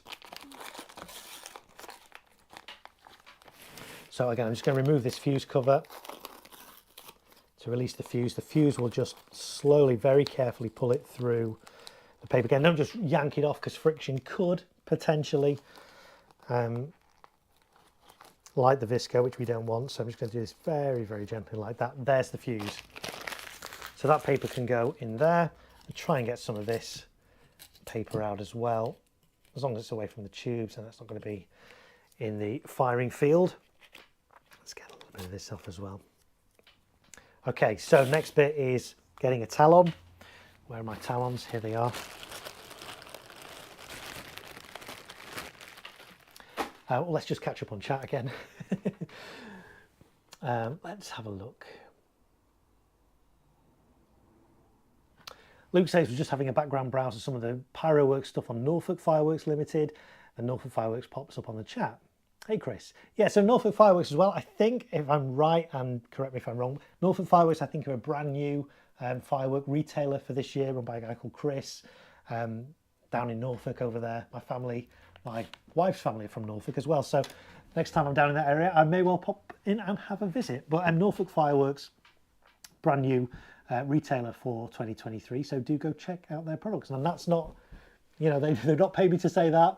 I'm just, you know, I'm all for supporting firework retailers. So, you know, if you're in the Norfolk area, why not check out Norfolk Fireworks? Kimura Brocade is here. Evening Marco, evening Chris, thanks for being here. Roy says at least you got one done. Yes, for those just joining me, I'm showing you how I prepare my cakes in advance of my display on Bonfire Night.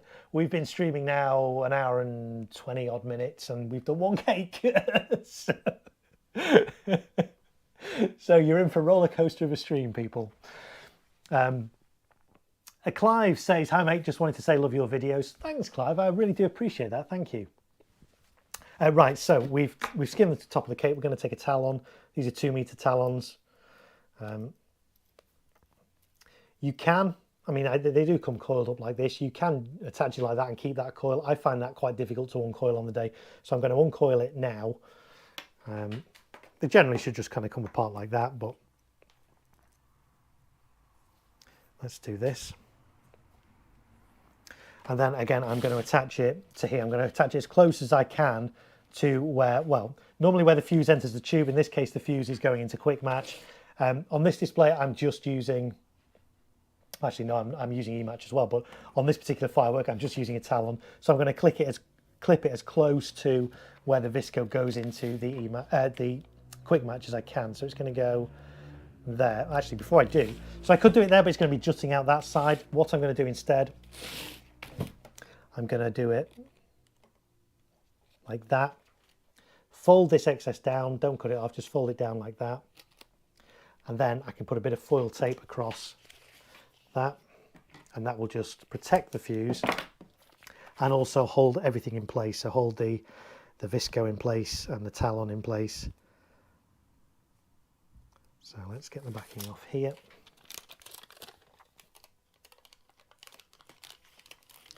So do that like that. So there's that one. Okay, that's how it looks.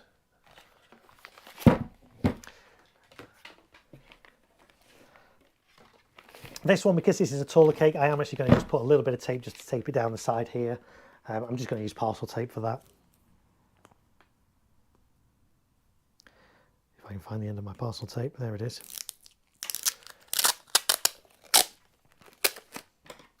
I mean, I could foil tape all the way down. This is a little bit cheaper than foil tape, so if I can avoid using foil tape where I can, then I will. So I just put a little bit on there, just to bring the fuse nicely down to the side. The fuse, the talon wire down to the side.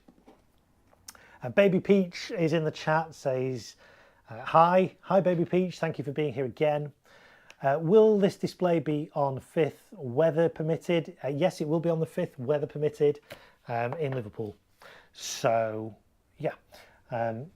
Norfolk Fireworks says, thanks for the shout out, Mark. It'll be great to catch up in the new year sometime. I've been following you for several years now. Your videos are always very informative. Thank you very much. I appreciate that, Chris from Norfolk Fireworks. Thank you. Clive says, what is your least favourite brand of fireworks? Do you know what? I'm going to say there is no such thing as a bad firework. Yes, there are brands that I don't necessarily gravitate towards, but they still have a place, they still have a market.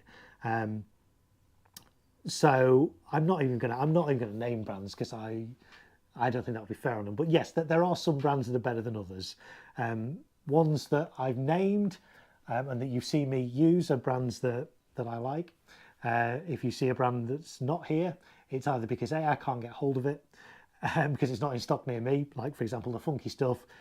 There's no stockists around here that stock it at the moment, or it's a brand that I will just kind of not be my first choice, let's say. So, but feel free to say in this, if you want to mention some brands in the chat that you don't particularly like, that's fine. But I'm not gonna I'm not gonna diss brands, because even the cheaper brands, there's a place for them. Yes, sometimes prices can be overinflated, and I wouldn't personally pay for it.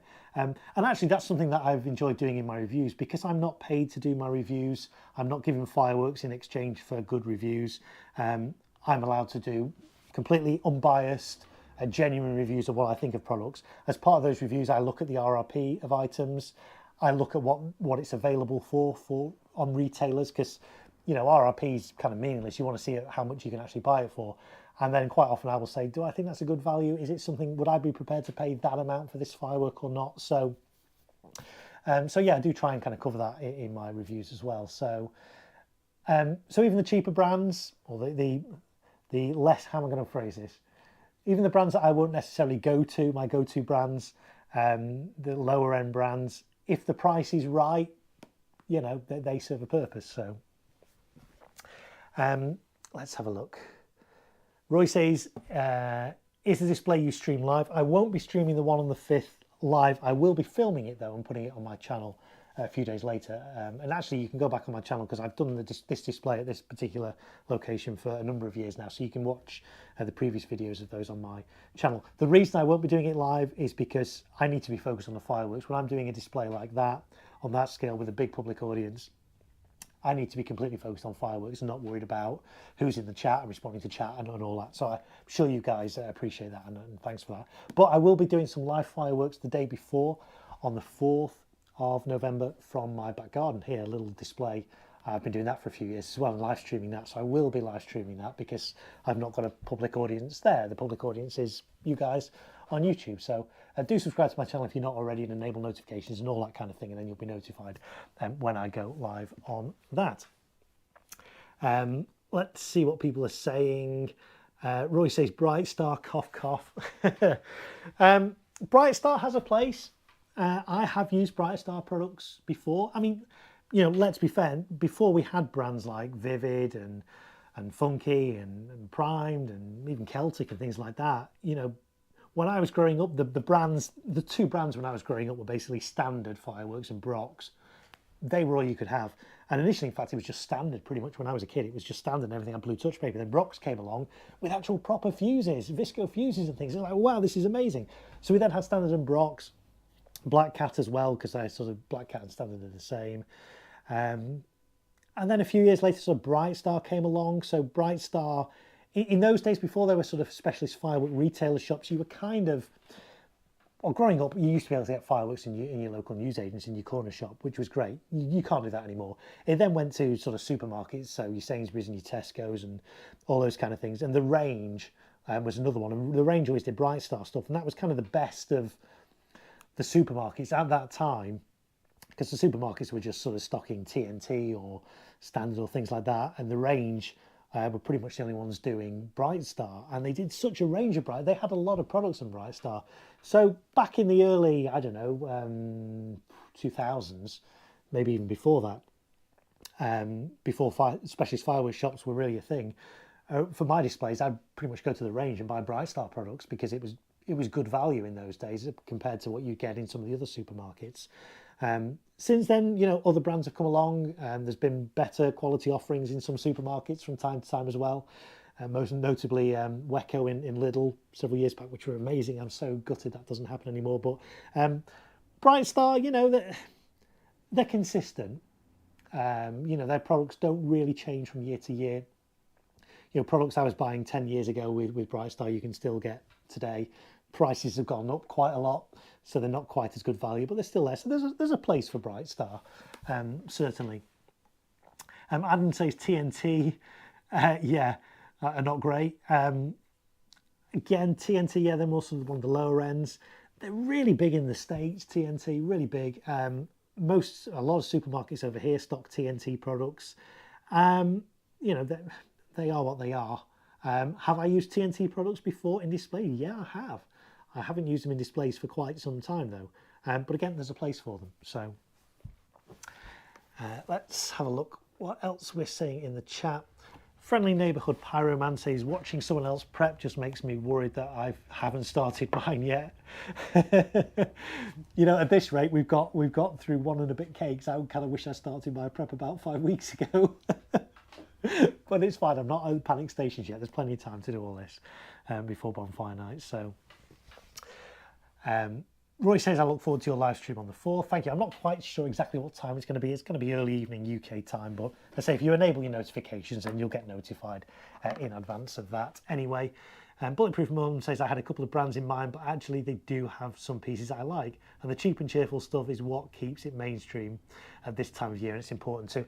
And that's absolutely right. I mean, people who know about fireworks obviously know that, I say obviously, you can get better value for money by buying your fireworks from specialist retailers rather than buying from supermarkets.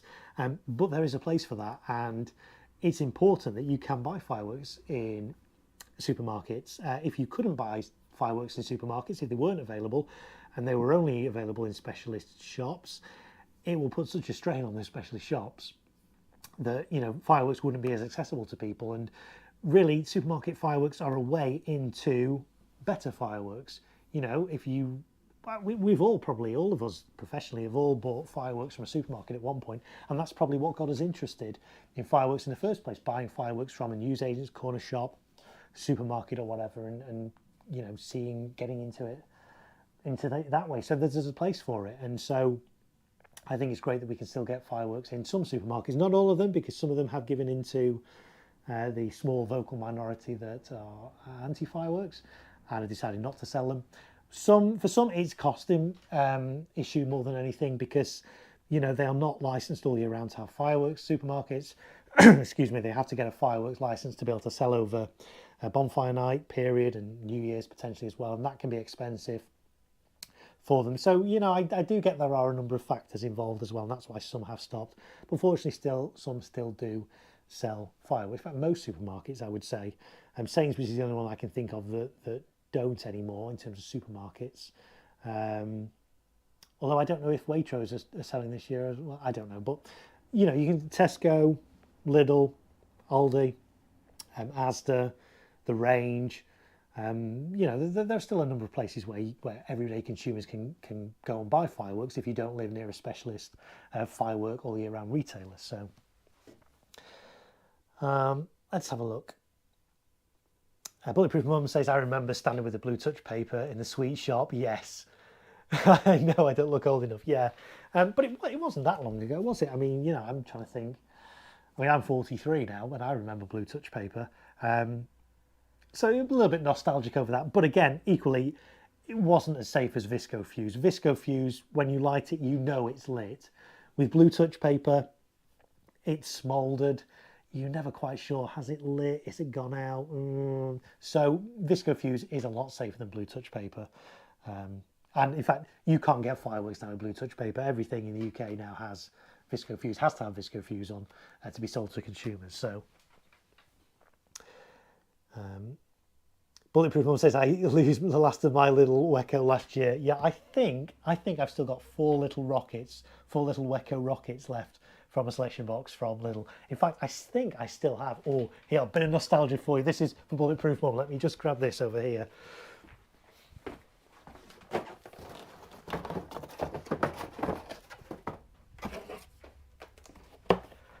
I even kept the box from my Lidl Wecco fireworks. This was the Lightning selection box, 21 fireworks. So I got this from Lidl back in, I wonder what year it was. I wonder what the year of manufacture was on this. Let's have a look, see if it says.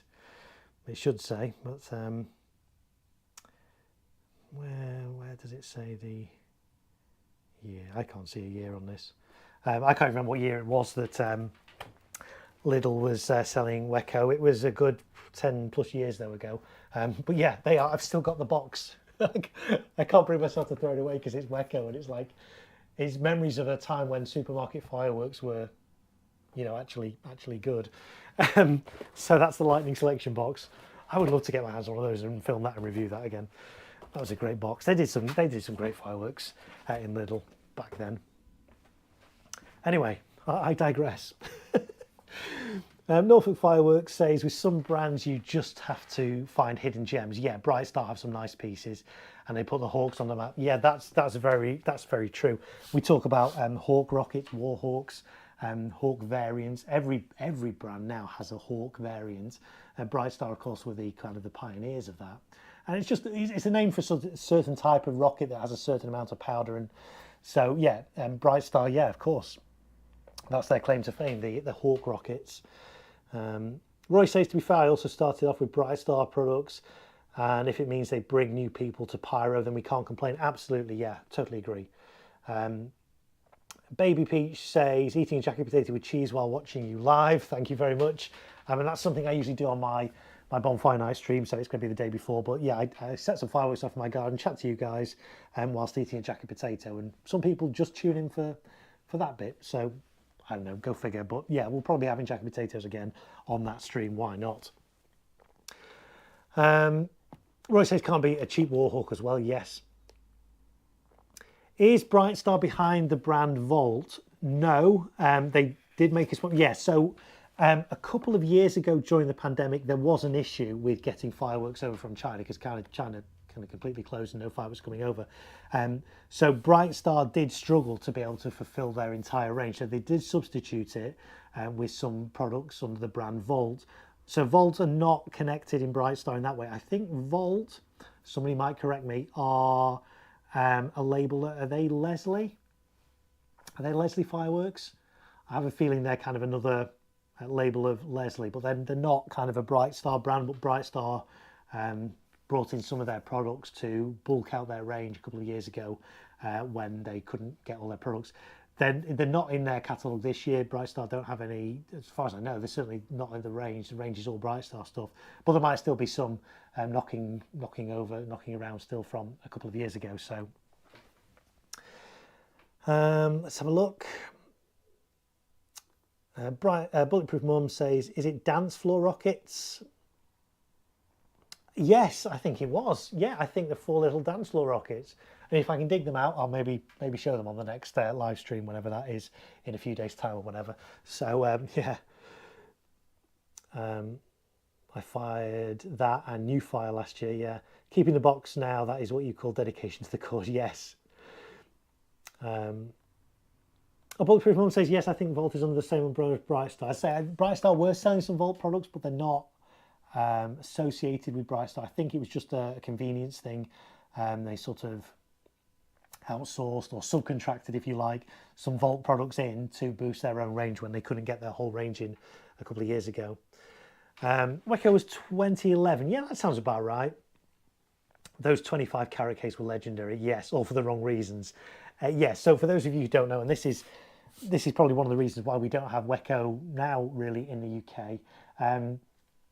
A batch of cakes, Wecco cakes, came in to Lidl one particular year, and they'd been transported or stored incorrectly in damp conditions, and so the bursts in the sky, instead of being 20-25 meters high, were kind of coming out of the tubes and sort of firing like 5-10 meters high, and were nobody was injured as far as I know from those, but obviously they were unsafe. And sadly, as a result of that, Lidl decided that they weren't going to stock Wecco anymore, so we don't have Wecco anymore in the UK, which is a shame, because it was good stuff. It was, like, I think personally, the best stuff ever in a supermarket.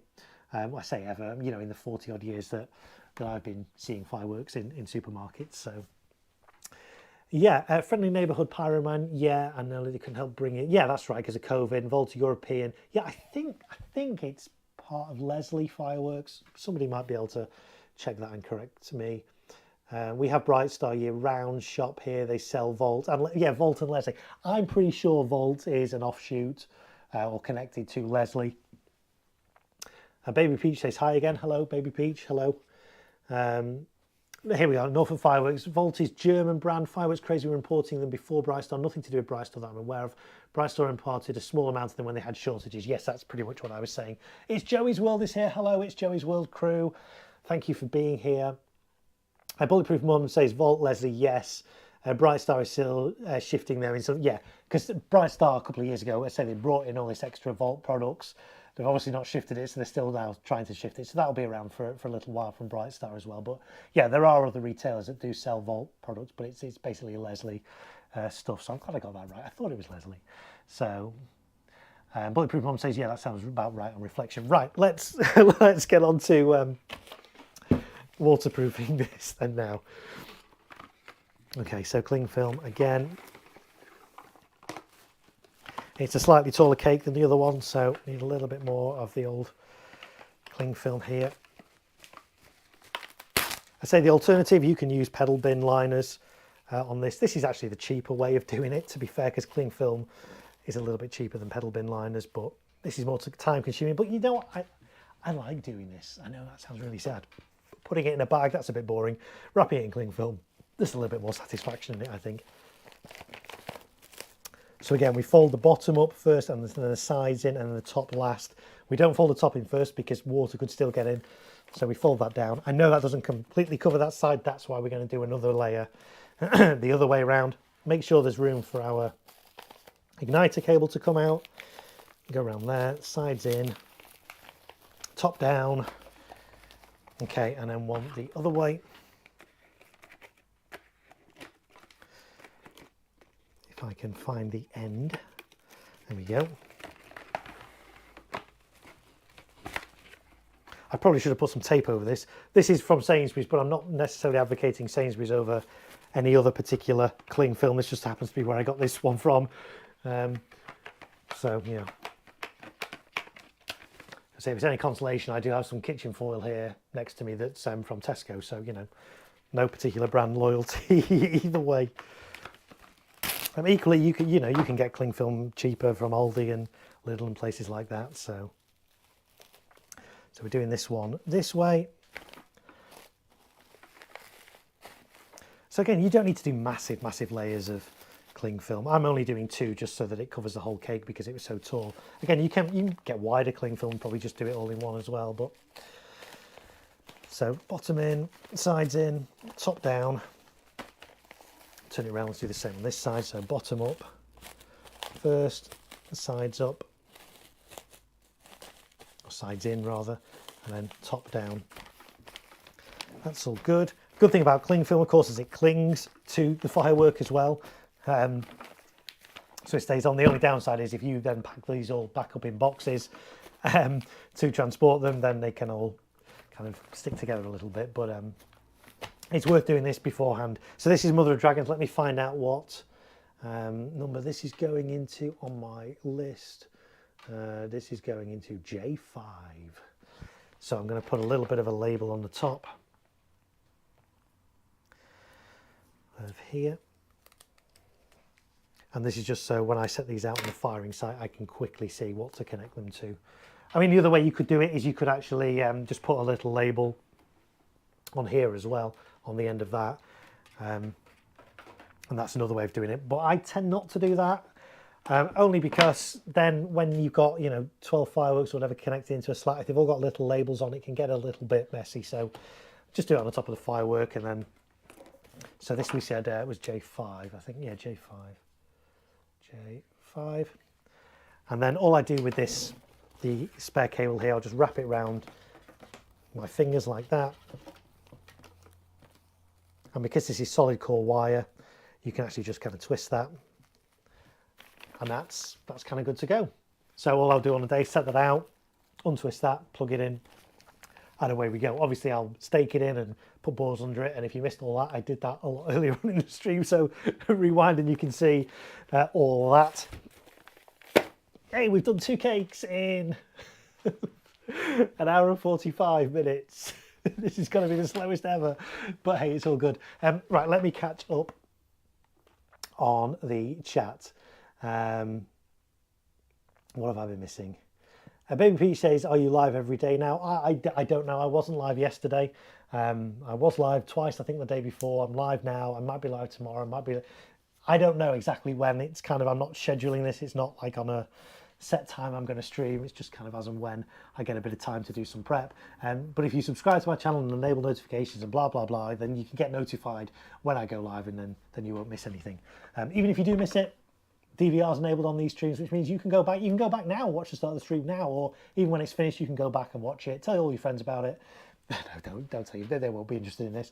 But you can watch this again in the coming days as well, if you so wish. It will be on YouTube for all time. Well, maybe. Okay, let's have a look. Bulletproof, yeah, right. That sounds about right. Oh, okay, so Camaro Brocade says, no, the low break Wecco cakes were the year after. The 25 carat cakes were stored at 1.4G, but actually 1.3G. Ah, right, okay, yes, you're right.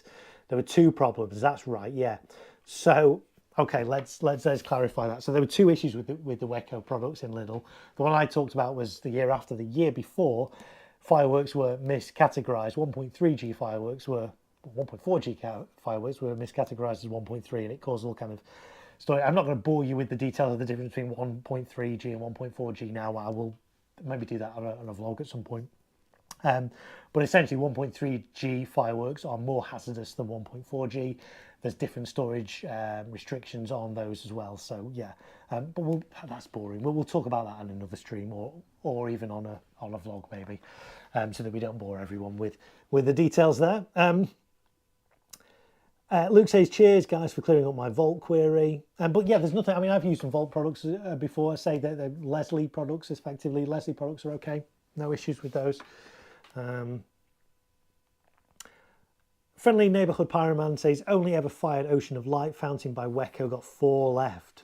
I wonder how many people have still got Wecco products left over from those glorious years from Lidl. Let's have a look. Need to put a live chat feature on there. Oh, I see. Yes, we're talking. Yeah, okay. Luke says this chat's becoming more like the UK FR forum. For those of you who don't know what that is, we have a forum in the UK called the UK Firework Review Forum, or UKFR for short. It's a forum where hobbyists, professionals, those interested in fireworks, firework retailers, firework importers, firework display companies, people who crew for fire, anybody to do with fireworks in the UK, whether it's just an interest or it's professional, they're all on the UK forum, and we have conversations on there all year round and discuss all kinds of things firework related. So that's the UK Firework Review Forum. So if you hear me talk about the UKFR, that's what that is. Yeah, and in response to that, Friendly Neighbourhood reply says, yeah, well, quicker replies. Yeah, that's the great thing about these live chats. It's real time rather than a forum where you post and wait for hours or days for somebody to reply and all that. This is real time, people. This is live. It's coming up to 10 to 10 at night on a Sunday night here in the UK. Okay, let's see. I remember Bulletproof says, I remember Leslie did a jelly bean fountain called Mythos. Yes, and that was a good fountain. I like that. Before the standard firework versions we have now, they were my favourite jelly bean type. No gaps between tubes. Yes, I fired Mythos, and that was a really good fountain. That. Yeah, I quite rate Leslie. Leslie and Yorgi are kind of about on par. Both really good. But they've got a good range of products, I think. There, a bit underrated. Not that I mean, there's some retailers that sell them, but not every retailer sells Yorgi, not every retailer, in fact even fewer, I think, sell Leslie, but there are some retailers in the UK that do stock those, and they're good products. Let's have a look. Bulletproof Mum says, yeah, Luke, there was a time when we had a chat box on the old... Yes, so that's another forum that's no longer here, sadly. Seasonal Traditions was another internet forum which had a big kind of firework community on around bonfire night, and we'd all discuss what you could get in the supermarkets and which were the best supermarkets to buy things and what were the best buys and what were the duds and things like that. So that forum sadly closed this year, but most of the people from that have kind of come over into the UKFR community, which is great to see, and now some of them are here in the chat as well. So there we go.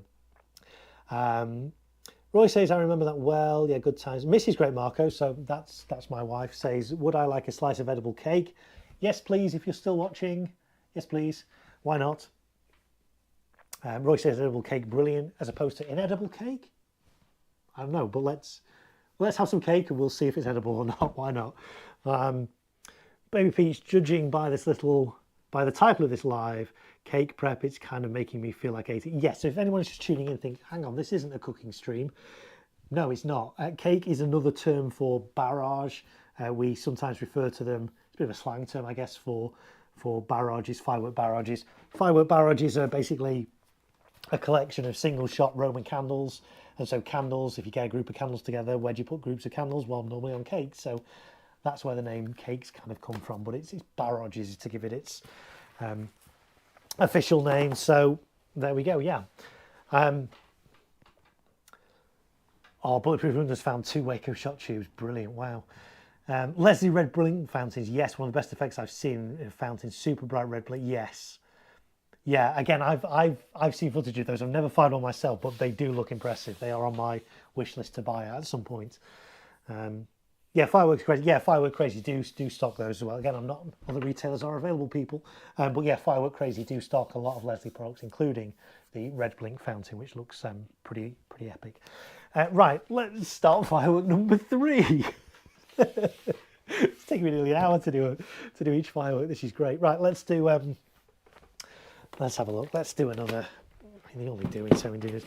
This one, another new one from this year from Celtic, Serpent Attack. I really like this one. I really like this one. Landed footage of this and a review on my channel. My favourite Celtic new product, I think, this year. Yeah, it may well be. It's got a range of different size shot tubes in. But before I do that, my wife is here with some cake, and as if by magic, it's going to appear on the side of the screen. Da, da, da, da, da. Thank you. Oh, cheesecake. I'm going to have a very quick break and have a little bit of cheesecake on stream. Thank you. I should probably say thank you, shouldn't I? This is good. Whilst I'm eating that, I'm going to skim the top of this. So again, there's no fuse on the top. The fuse on this one's on the side.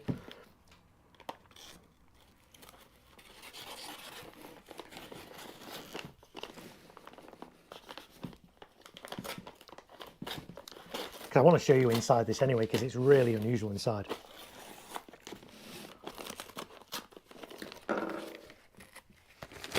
And why is it unusual inside? Because it has a range of whole different size tubes in it, which is a little bit unusual. Sometimes you get, you know, well, most barrages, I think it's fair to say, are all the same size tubes throughout. You do get somewhere it's got the odd row that's a different size.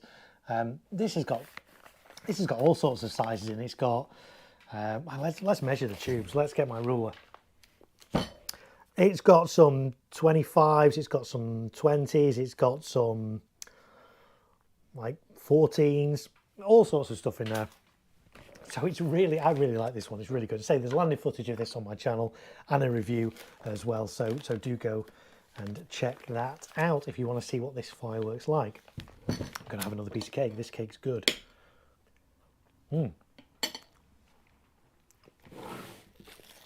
So remove the fuse cover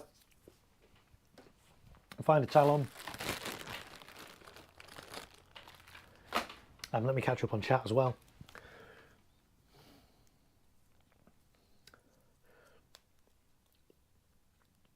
Baby Peach was watching my 1-year-old fireworks. You got I was watching your 1-year-old fireworks. You got a local shop deli. Not sure what that means, but oh, the bonfire. Oh, I'm with you. Yes, yes. Last year on my bonfire night stream, my wife got a box of like bonfire night kind of cakes and sweets and all kinds of stuff from a local deli that was doing bonfire night stuff and parking and cupcakes and treacle toffee and all. It had all sorts of stuff in. Yes, I do remember that. Yes. Do you have any old-fashioned bangers? I miss them. No, I was never really into bangers. I know now you can't get them, but no, it's not something I don't think. I'm trying to think if I ever actually bought any bangers as such. I think I did. I never really saw the appeal of them. Yeah, they make a loud bang, but don't really do much else. So again, so the fuse is on this side.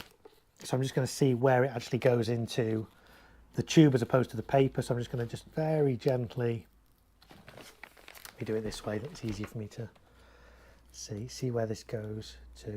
Again, I don't want to put too much force on this because it is possible to pull this fuse out of the tube, which I don't want to do in this case because I'm only using talons on this, but I can pull this down a little bit more. And I think it's going in there, thereabouts. So yeah, this display that I'm doing on Bonfire Night, it's not a pyro musical, so I'm not that concerned about exact timings of these things. You can't get exact timings with talons anyway. You can get exact timings with Image, but not with talons. So I say I'm not that concerned about whether things fire exactly on cue or if it's a second or two after. So by clipping it as close to the entry point of the tube as I can, it will minimize that time. If I clip it at the end, it'll be about 7 seconds or so from the point of ignition of the talon to the point that the firework starts firing. So getting it as close as I can will bring that down to, from experience, it brings it down to about 3 seconds, give or take. So when I do all my programming, my scripting, I basically just allow 3 seconds delay for everything that's got a talon on, and that generally works out. So I'm going to clip this on. Let's clip it on here. Again, squeeze the jaws together, just make sure it's nicely kind of clamped onto that visco. Bend the fuse over, back on top of the talon. Get a strip of aluminium tape, which you can pick up from DIY shops. You can pick it up on Amazon as well. Aluminium foil tape, really useful stuff when it comes to fireworks. So that prevents stray sparks from landing on the visco and igniting it. It also, just because it's quite sturdy stuff, this tape, it keeps all that in position. So it keeps the talon clamped firmly onto the visco. It stops any movement in that as well. I'm going to have some more.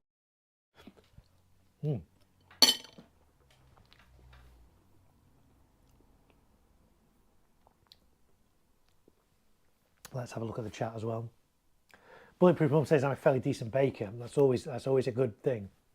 But never made parking, being a lowly southern. Yeah, it's strange. Parking is a very northern thing. I remember growing up as a kid and we'd be down south somewhere, I can't remember, around Bonfire Night, and my mum would go into a bread shop or a bakery and ask for parking, and they'd just look at her like, yeah, there's parking round the back, it's free for 2 hours. You know, like, no, not parking, parking. And just so many people didn't know what it is. So it is quite a northern thing, but if you ever get to try it, it's really nice. I'm sure you can find recipes online. Again, this is not a cooking stream, so I'm not going to talk too much about parking, but I'm sure there's recipes online for that. Let's have a look. Bulletproof Mum is actually going to make some week before the 5th so it can mature and get nice and sticky. Yes. Oh, I can't complain. I've got cake here, but yeah, that does sound good. You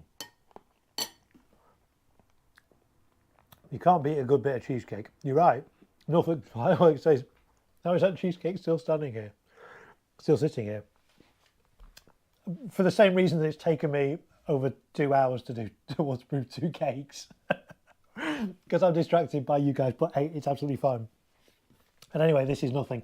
If you watch my live stream from Bonfire Night last year, I think it was about an hour and a half, hour and 40 minutes to eat a jacket potato because I was busy chatting to you guys at the same time. So eating on a stream is not not necessarily the quickest thing to do, but hey, if somebody offers me cake, I'm not going to turn it down. I'd have inhaled that cheesecake by now, says Luke. I realise it's in shot as well, so it's just kind of there, just teasing you, isn't it? It is very nice, though.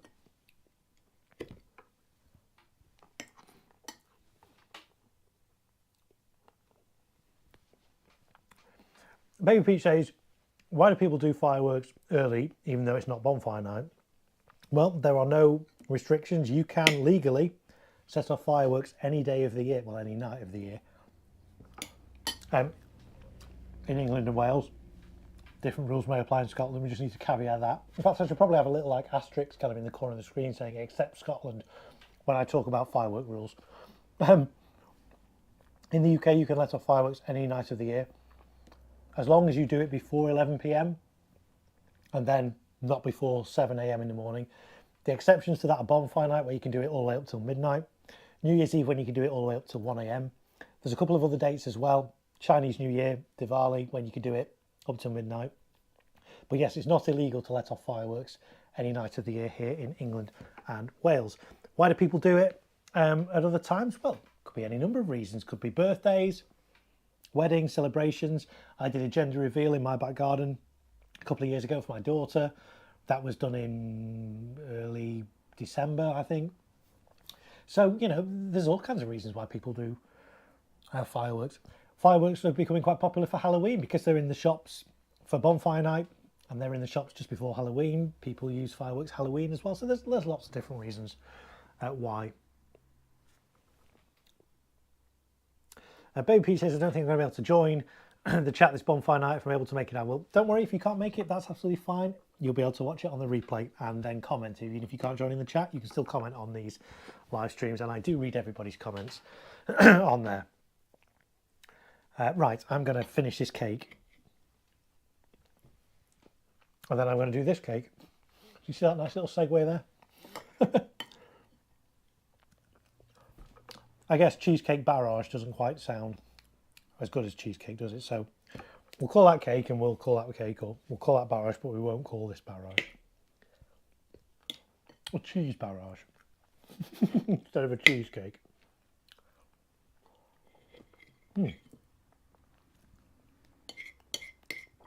Wolfing it down now.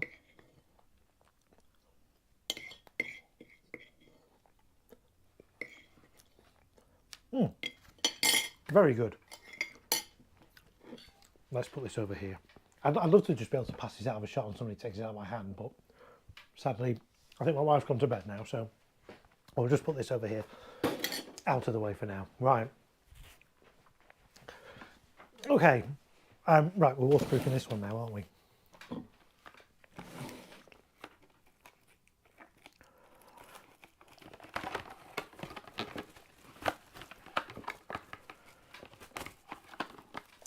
Be useful if this actually stayed in the box.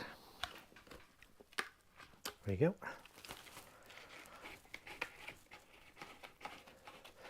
So I'm doing enough to go all the way around and underneath.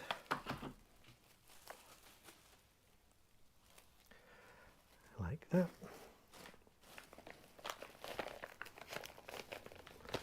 So bottoms up first, sides in, top down. Same on the other side. Bottoms up, sides in, top down. Again, that wasn't wide enough to cover all that cake, so I'm going to do another layer the other way round.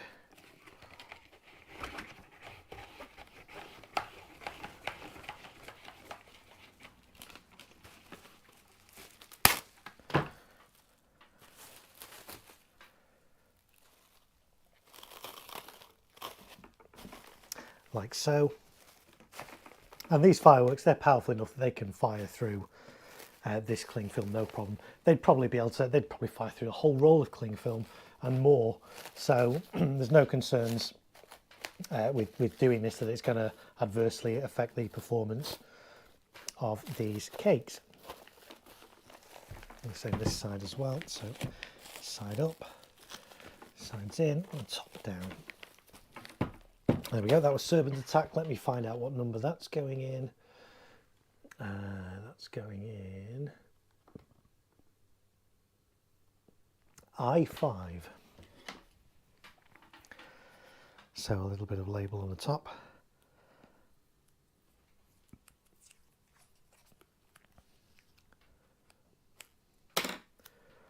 Like that. And I5. Again, if you were doing this and you were hand lighting fireworks rather than electronically igniting them, you still waterproof them in exactly the same way. You can still skin the top. I would put a little piece of tape with a big arrow on pointing to where the fuse is, just to make it really easy to find in the dark. So you're not having to look, oh, which side is the fuse on? You can just put a little arrow on and then it shows you exactly where it is. Really useful to do, especially if you do that with glow-in-the-dark tape as well. That's another little tip. But I'm electronically firing these, so I don't need to worry about where the fuse is. And then I'm just going to take the excess on this igniter wire, wrap it around my hand like that, and give it a little twist to keep it all together. There we go, we've done 3, and that one only took, what, 15 minutes? We're speeding up, people, we're speeding up. Right, I'll tell you what, let's do a fanned one this time. Oh, actually, let's do a fan one. Why not? I'm going to do this one. Before I do, let's catch up on the chat. Cheese barrage sounds like me reading the fridge on a Christmas night. Yes. It'd be good to see a test from someone to see how much cling film a cake will actually fire. Do you know what? It would, wouldn't it? Yeah, that's an idea, that. I suspect it would fire through so much. I mean, I don't know, but yeah, it is an interesting idea, isn't it? Nigel from Galactic said he'd done a test with 7 or 8 layers. Oh, it would easily go through 7 or 8 layers of cling film, no problem at all. It would easily go through a whole roll of cling film, I reckon. Would it go through 2 rolls, 3 rolls? I don't know. We'll see. Well, I say we'll see. I mean, I don't know if we'll ever find the answer to that question out. We're certainly not going to find it out on this stream. Friendly Neighbourhood Pyroman also says, I forgot to open the box to a compound and it fired through the lid. Yeah, I mean, the low brakes, yeah. Fireworks, there's a lot of power in these. People do underestimate the amount of power in fireworks. Even fireworks with, 20mm tubes. There's still power in there. They can fire through all kinds of things. Luke says, bin off the firework prep tonight, Marko. Just embrace the social that your life has created. Hey, listen, I'm enjoying this. Okay, yeah, I'm not getting anything near done that I was thinking I might do, but then, hey, I'm enjoying this. So, next cake, this is cake number 4. I won't say out of how many, because there's no way we're going to get through all these tonight. But it's only 8 minutes past 10, so we can go for a bit longer yet. Right, another one from Celtic. I seem to be doing the Celtic ones at the moment. Blinking Surprise, a low noise one. Celtic's low noise ones have all got this kind of red wrapper on, 25 shots, and it's fanned. So what does that mean? It means it's going to send shots out to the sides, not just straight up. The other ones we've done so far have all been straight firing. This one's fanned, so it's got angles. This one's also got a main fuse and a reserve fuse, and an indication to show which way it needs to face to spectators. Why does it matter which way the spectators are facing? Well, in one of these smaller cakes, it doesn't. You can set it up that way, you can set it up that way, that way. It's not going to make any difference to what people see in the sky. With one that's fanned like this, the effects are going out at angles there. So you want your audience to be kind of onto that. If you did it that way, they're not going to see the fanned effects. They're just going to see everything kind of in a very narrow line. So it's fairly self-explanatory on cakes that are shaped like this. You can, however, get some square-shaped cakes that do have fan tubes inside. So if there is a label on top, it means it's fanned. If the spectators need to be, if this needs to be orientated in a certain way. So just pay attention to that. So let's skim the top of this cake. Again, being very careful about these fuses. What I am actually going to do is just take these fuse covers off. I think on Celtic products, certainly on a lot of them, the reserve fuse is actually a different colour, different type of fuse. Oh, here, that's exactly the same colour. I was going to look really clever then and hope that was a pink fuse and look really clever. But hey, in this case, both the reserve and the main fuse are the same colour. If you want to know what reserve fuse is about, there's a video on that on my channel, all about reserve fuses, everything you could possibly want to know about reserve fuses. I just need to remember that that's the main one and that's the reserve one. So we'll take the paper top off this. And again, if you're just joining me and think, why is he taking the top off the fireworks? This is purely to reduce debris on the firing side. This is paper. If I don't take this off, which you don't have to, it just means there's going to be lots of debris to clear up afterwards. By taking the top off, I'm just making the clear up from this display that little bit easier to do.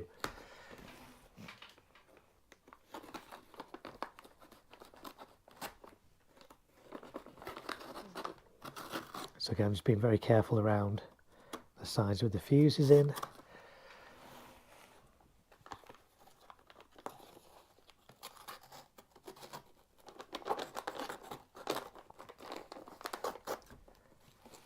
There we go.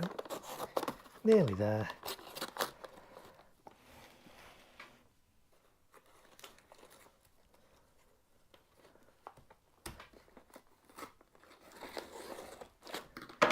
Ta-da! Right, so main fuse and reserve fuse. So first thing I do now, I'm not going to need the reserve fuse. So I'm going to basically just not rip it out or take it out. I'm going to leave it there, but I'm going to push it right down out of the way. So it's inside the cake. So I know that's the main fuse. I will also, just as an extra little bit of safety, just put a little bit of foil over that, just to stop any stray sparks going into there. The fuse is still there. If this firework doesn't fire for whatever reason, I could still use it again in a different display. The reserve fuse will still be intact and still be in a usable state. I'm just hiding it, covering it up for this.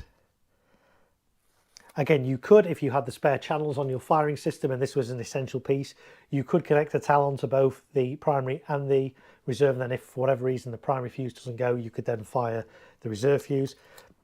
Equally, you can use the reserve fuse if you want to shorten the duration of a firework. If you wanted to make it last half the length of time, you could light both together and all those kind of things. But I say, I do cover all that in another video, so I won't go into that too much now. So that's the reserve fuse taken care of. So I've just bent it back inside and out of the way, put a bit of foil tape over the top just to stop any stray sparks falling on that.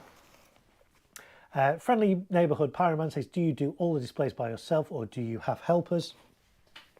Well, I crew professionally, so I do work on bigger shows where there's plenty of crew doing it. This particular one, it's essentially just me, but I never just do something on my own. There's always another person on site. It would be dangerous to do this on your own, set fireworks up without anybody else being around. So always make sure there's at least one other person, if not several people around when you're doing anything related to setting up fireworks on a field. So yeah, right, let's get a talon on this one.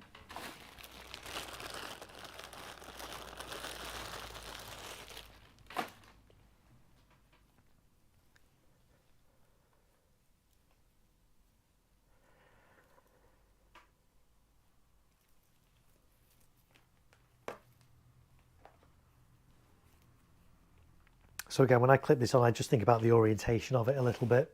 I don't really want to have it here because then this is going to be jutting out this side and it's going to be sticking out. So I kind of want to do this here. I'm just going to move this paper down a little bit. So again, this is Visco that's going into quick match.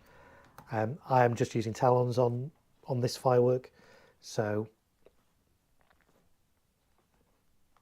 I'm just going to clip this on as close to where the Visco goes into the quick match as I can.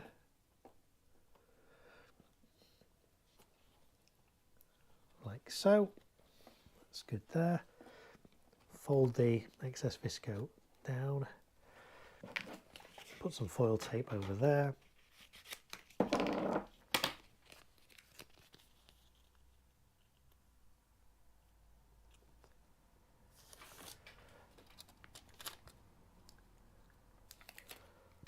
Like so.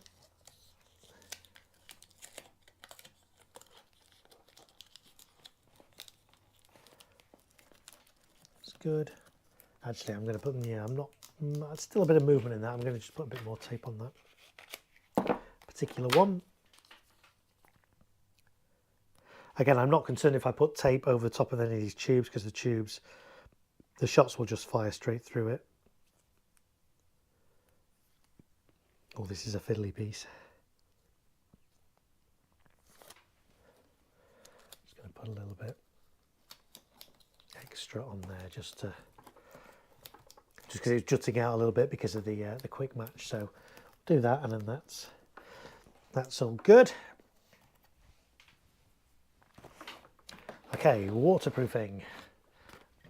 Let's get that stake out of the way as well.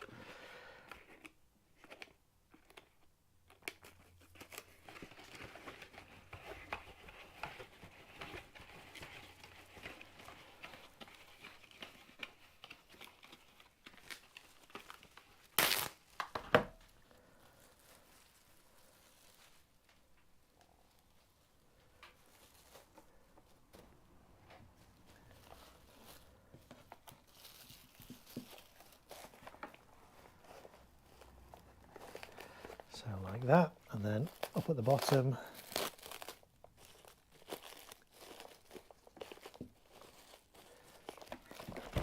in at the sides,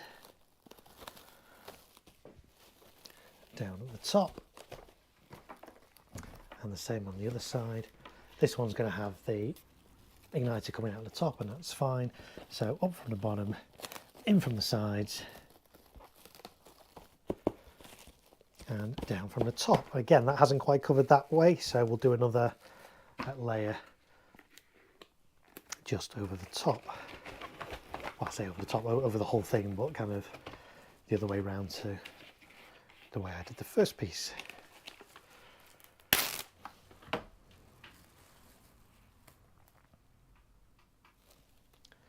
So like that. That's good. Around there, around here, up at the bottom, in at the sides, up at the bottom, in on the sides. There we go. That's that one done. So what I'm going to do now is put a little label on to indicate what channel that's going to connect to in on my firing system. Let me just have a little look. This one is going into J10. J10.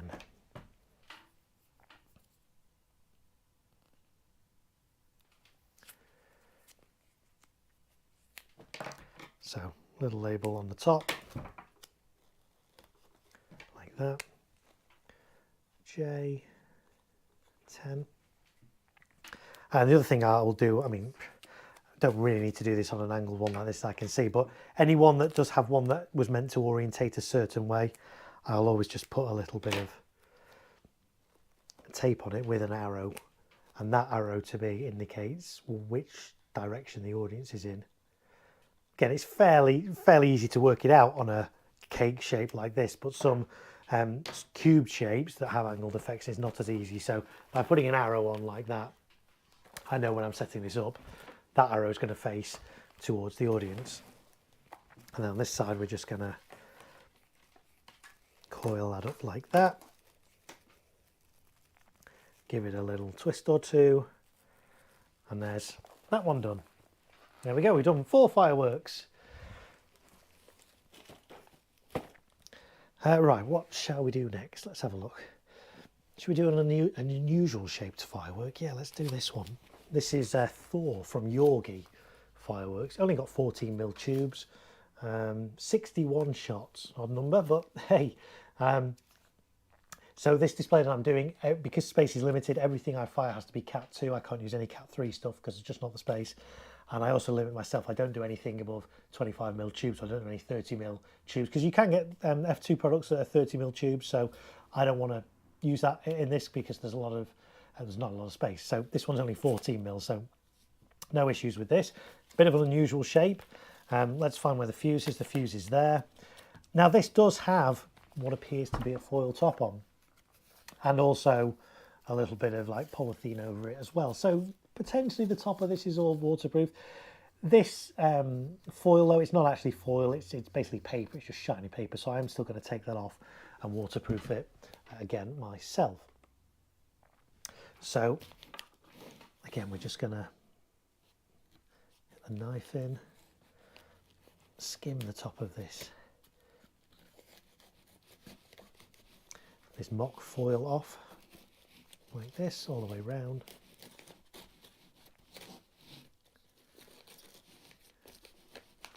And if you're just tuning in, thanks for watching. Do say hi in the chat. I am reading the chat and I will say hi back, and I'll try and answer any questions that you guys have. So there, oh, that's interesting. Okay. Okay, I wasn't expecting this to be basically a missile cake, a pen lid cake. That's interesting. So yeah, that's the inside of that.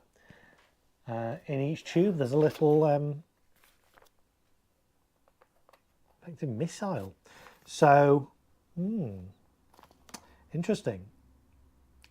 The effect is described as aggressive crackling comets.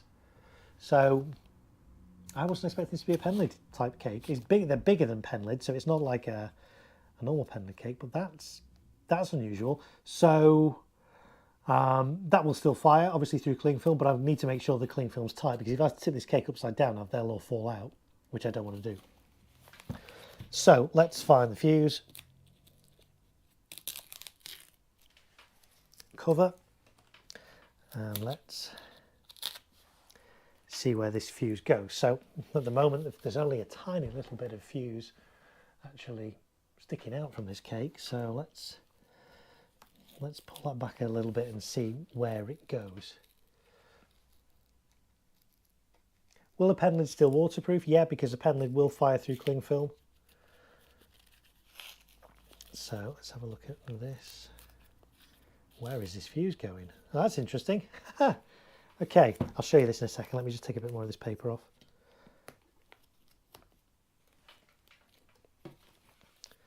So this fuse actually kind of doubles back on itself inside the cake, and that's probably to give it the required minimum, like 7-second delay that you legally need to have on these fireworks, on consumer fireworks, to give you time if you're hand lighting to get away. So that's, yeah, quite a long fuse. Quite a thin fuse as well on that. Will Talon still work on a thin fuse? Yes, they will. I do prefer clipping them onto slightly thicker fuses. Northern Fireworks says Blinking Magic is another low noise piece by Celtic. It's very nice. It is. They do two. There's a Blinking Magic and a Blinking Surprise. Blinking, well, I've got to work out which way I get these round. Blinking Surprise, I think, has a bit more volume in. I think it has crackle cloud things in its burst, and I think Blinking Magic is even more low noise. But I know there was an issue, I think, was it last year, year before, where some of the labelling on those was wrong, and Blinking Magics ended up being Blinking Surprises, and Blinking Surprises ended up being Blinking Magics. They're both great cakes. They're quite similar. They're both good. I don't think you'd be disappointed if you got the wrong one by mistake. So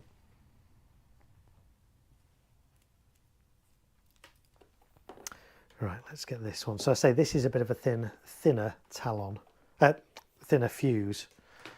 So like it's very, in fact, it's really quite a thin fuse. I don't know if I can even, I don't think I've got any other fuse I can show you, but I can show you actually. Let me get you a little bit of fuse from over here, and I can kind of compare the thicknesses of these fuses.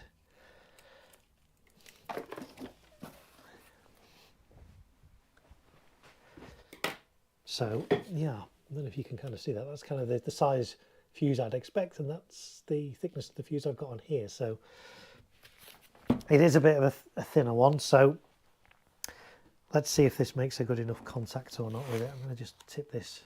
Am I going to tip this on its side? No, I'm not going to tip this on its side, because I really don't want those to all fall out. Okay, so let's clip this on and see how we go. Yeah, it's fine. It's clipped on. It's secure enough. A lot of excess fuse here, but we'll just kind of bend that back on itself and put foil tape over.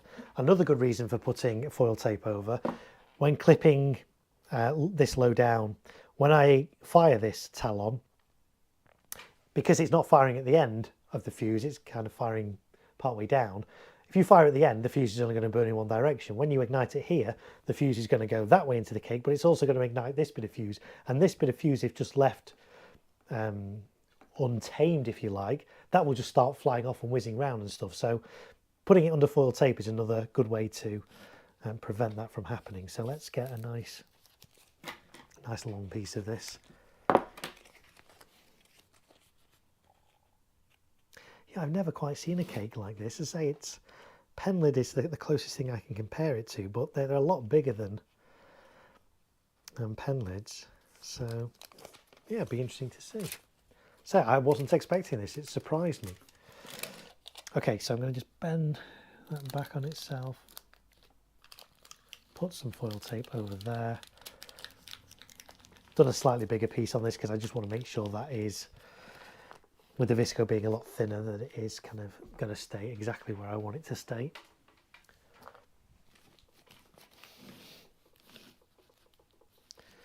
Okay, so that's that. Okay, let's waterproof it then. So yeah, they say because these are bigger than pen lids, I have no issue with these firing through a layer or two of cling film. Normal pen lids one will fire through a layer of cling film as well. So not concerned, just a bit surprised. I wasn't expecting this in this particular cake.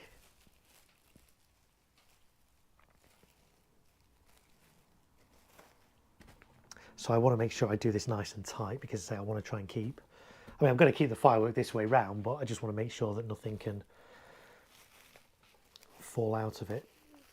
So we're going to do this really nice and tight on this one. I mean, again, it's cling film, so you can wrap things tightly in cling film. Let's bring the bottom up first. Always do the bottoms up first, then the top down. Just stops any water getting in from rain. If you do it the other way around, water can still get in. So do that like that, and that like that. Make that nice and tight. Yeah, I'm happy with that. That's good. So we'll just coil the excess wire on the igniter up like that. I'm just going to find out what's this going to connect into. What was this called? Thor. So this is going into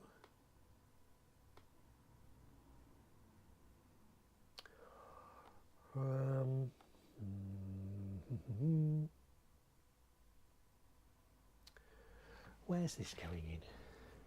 Oh, there it is. H5.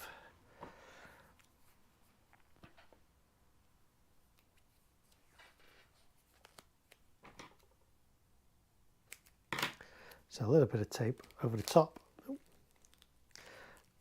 I've just caught it on my cling film, which is a little bit annoying because that's just ripped the cling film. Is that fixable? Yeah, that's fixable, that's okay. H5.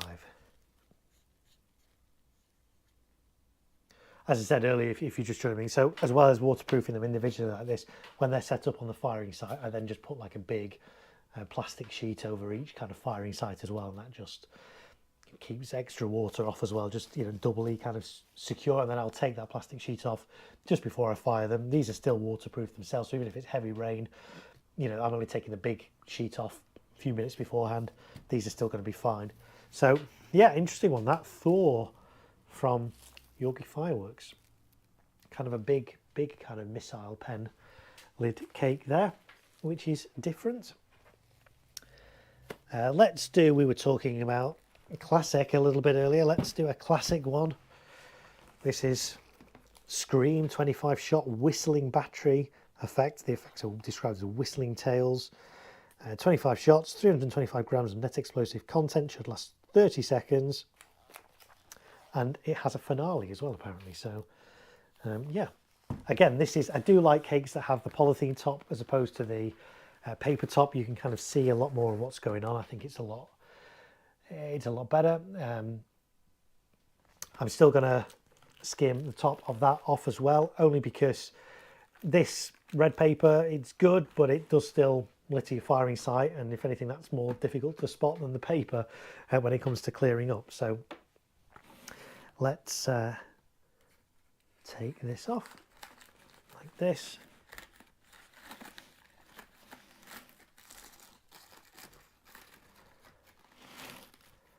And again, doing this is, you don't have to do this, but actually this bit's better than for the environment, taking the plastic off. Paper thing, the paper tops, they'll just biodegrade in the grass. It's not an issue. But these, of course, cellophane, it's not going to degrade. So by taking it off as well, I'm helping the environment. Right, let's find the fuse on this side.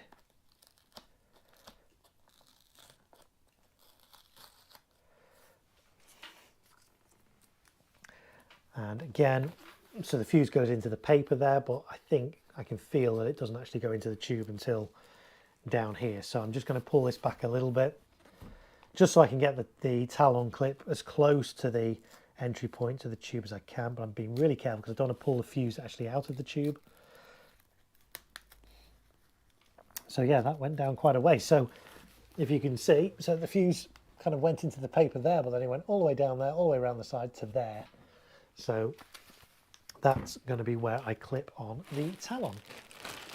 And thanks for watching if you're still here, because we've been going now, what, a couple of 2.5 hours already. So thanks if you've been with me the whole time. I know you probably haven't been, or you might just be listening to me and not actually watching, and but that's fine as well. I don't mind. Thanks for being here. If you're just joining me, just tuning in, I'll do a quick recap of what I'm doing whilst I undo this. So in a couple of weeks' time, I'm doing a firework display on Bonfire Night in Liverpool for the public. And last year, I think there's about 300-400 people there. So I'm just doing as much prep as I can safely beforehand, before we get to firing day, just to make my life easier when it comes to setting up the display on the day itself. And I did a live stream, a couple of live streams a few days ago, and I was setting up some fountains, prepping some fountains. On this stream, I'm showing you how I prep my cakes, my barrages, for the display. Bulletproof Mom is still watching here. She was the first in the chat and is still here.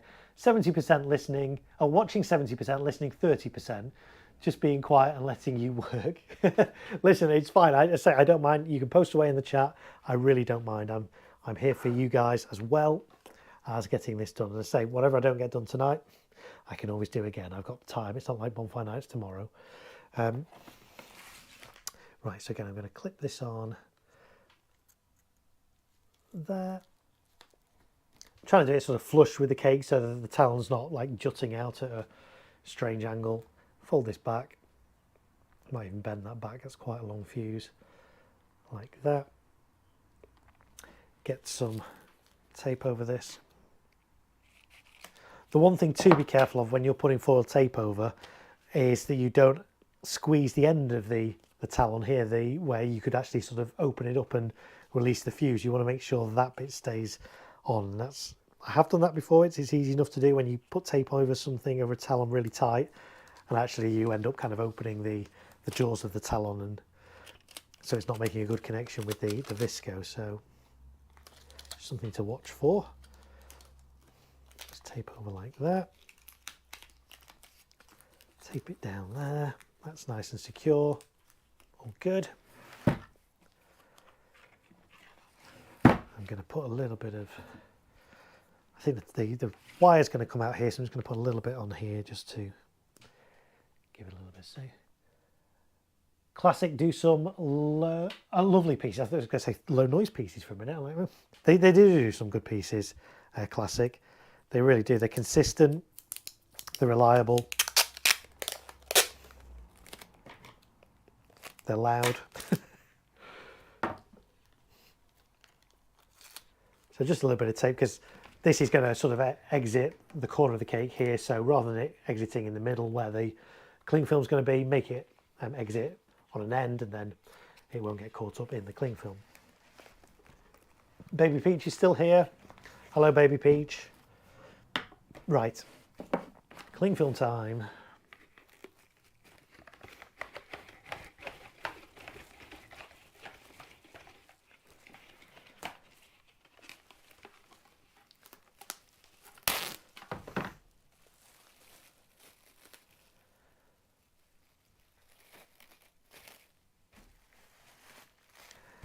Did make that a little bit longer than it needed to, never mind.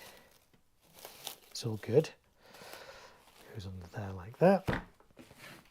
So, bottoms up, sides in, and then top down. And on the other side, bottoms up, sides in, and then top down. And I will just do another piece across the other way on this.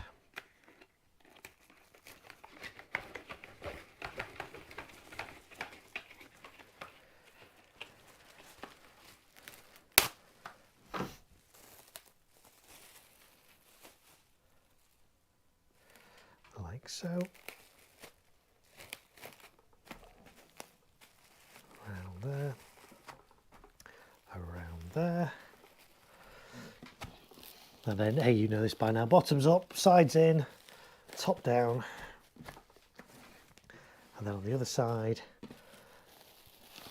bottoms up, keeping the igniter wire out of the way, sides in, and top down. And there we go. Let's get that like that. Luke says, not sure if this has been answered already, but bought a big roll of pallet wrap for this year.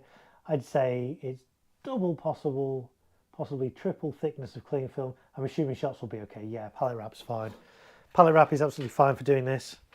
On some of the smaller caliber cakes, you know, I wouldn't be doing 5, 6, 7, 8, 9 wraps of pallet wrap, but you know, a couple, absolutely fine, no problem with that at all. Right, there's that one done. We are speeding up now, aren't we? Right, let's find. Bulletproof Mum says bottoms up, sides in, top down. No, nothing amusing here. That is right. Okay, screen battery. Let's see what that's going into on my plan. J9. J9. So a little bit of tape on the top. Like that. J9. And then we'll just coil up the excess. 1, 2, 3, 4, 5, 6. I don't know why I'm counting. These are 2 meter talons, so you can get them in different lengths. 2 meters I tend to find work quite well because my cakes are all going to be on each of my firing sites where I've got cakes. They're all going to be relatively close together, as you saw earlier, a few inches apart from each one. So 2 meter talons, kind of, from experience, they're kind of a good fit. The 1 meter ones I tend to find a little bit short for this. 4 meters would give you even more flexibility. And in fact, when I do pro shows, we just use 4 meters on everything. It's simpler, but it is more expensive to get the 4 meter talons. So I find that the 2 meter ones kind of work fine for me. Right, let's find a firework. Let's find a different brand, shall we, that we've not done before. We've done some Celtic, we've done a Yorgie, we've done a classic. Let's do a Riccio one. Riccio. I don't know how these things are pronounced. Riccio. Let's call it. I call it Riccio, but let's call it Riccio. Brand new brand for 2023. They're kind of an offshoot. They're kind of very closely connected with Vivid Pyrotechnics. I've never fired any of their pieces before, Riccio that is, and this is the first one. The products do look good from what I've seen of the product videos. Sadly, most of the products are F3, and in this display I can't use anything F3 because of space. And this, however, Thunderbolt 3 is actually F2. So I thought, you know, let's try a Riccio product and see what it's like, see how it holds up against the other ones. So this is Thunderbolt 3, 25mm tubes, NEC, net explosive content that is, 486 grams and 36 shots. So this one, yeah, this goes back to what I was saying earlier about fan effects.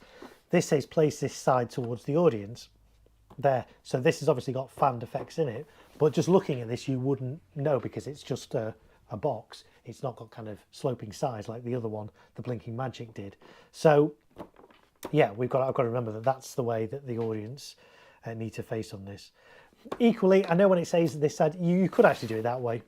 It doesn't really matter as long as you don't do it that way. But that way or that way doesn't make all that much difference. Fuse cover, reserve fuse cover. I have actually had instances once where, a couple of times actually, where there's been two reserve fuses. It's not actually been, it's like, oh, which one's which, and they just stuck the wrong cover over it. So that's always interesting when that happens. But yeah, this one is labelled fuse cover, reserve fuse cover, so I know which is which. Right, let's take I'll take these fuse covers off first.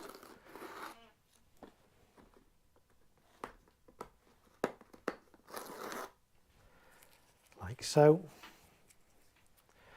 I need to remember that that's the main fuse and the way the audience are going to go, so let's try and find, it's quite a thick topper on this. There we go, we're in.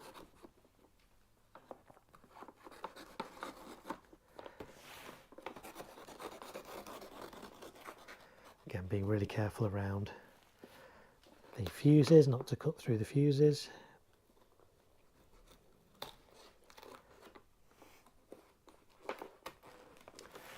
Let's do the reserve one around here.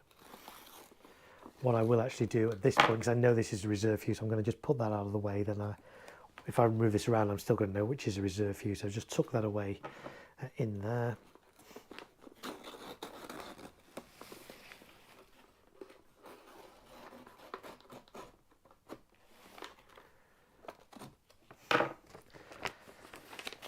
There we go. So yeah, I'll show you the inside of this, why not? That's the inside. So that's the fuse. So yeah, the first row of shots all straight firing, the next row is angled, next row straight, angled, straight, angled, straight. So that's fine. Yeah, great. So let's get a igniter clipped in on this.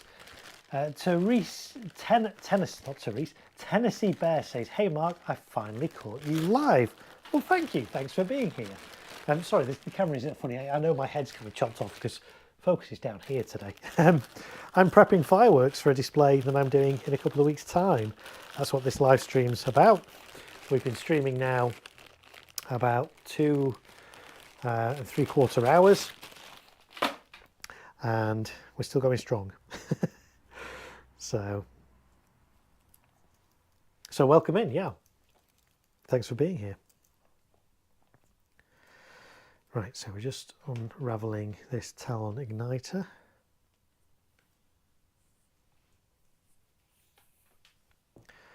We're going to clip it on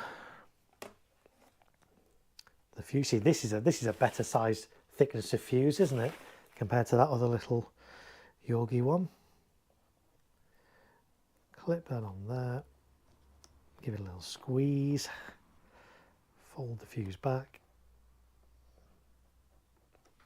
And put some tape over it.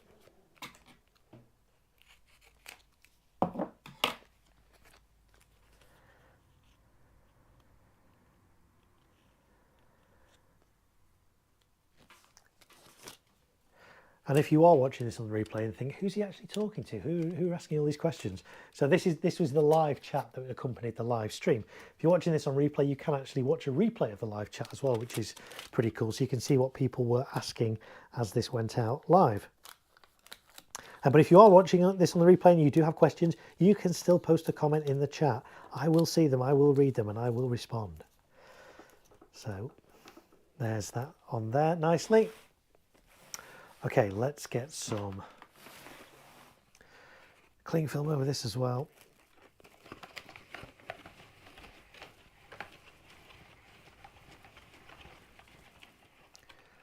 Like so.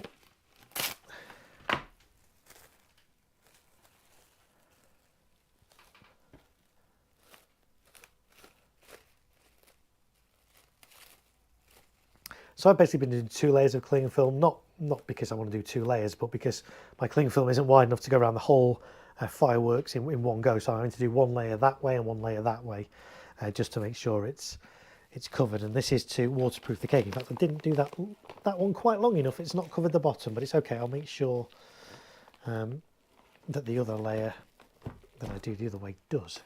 So sides in, top down, sides in, top down. Right, I need to make sure I do this layer longer so that it does cover the bottom. Because again, the bottoms of these cakes are basically paper, so water can be absorbed upwards. So it's not just rain that we're concerned about protecting from, it's moisture in the ground. Especially, you know, we're doing this in autumn in the UK, well, in winter in the UK. Autumn, winter, I don't know. But, you know, weather this time of year, around November time, generally pretty damp in the evenings. So you want to protect from any ground moisture being absorbed. Because again, these are basically just cardboard, these fireworks. You don't want that getting absorbed up into the bottom of your firework. In fact, actually, that's probably more of an issue. With cakes like this, the effects are all at the bottom of the tubes. So if a bit of rain goes on the top, not really going to affect the performance. If water comes up from the bottom, that's more chance of affecting their performance. So always want to make sure that the bottoms of your cakes are well protected from any ingress. It's a good word, isn't it? Ingress of water.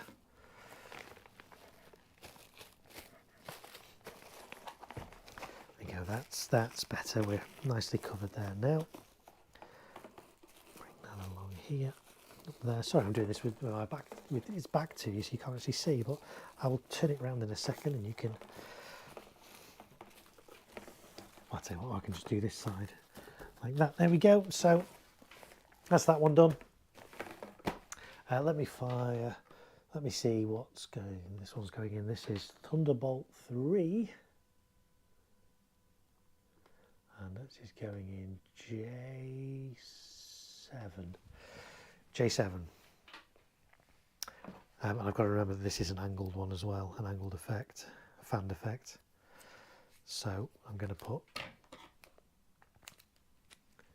a little label there, which is going to say J7.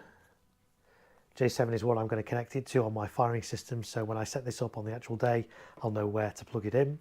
And then I'm going to do an arrow pointing towards the audience. Because this has got fanned effects in, I need to make sure I orientate this cake the right way. And it's easy to not do that on cakes that are cube shaped like this. So having this little arrow in like that, I'll show it to the camera. This means I orientate this on the ground so that the audience are this way. So that's that, and then we'll just coil up the excess here.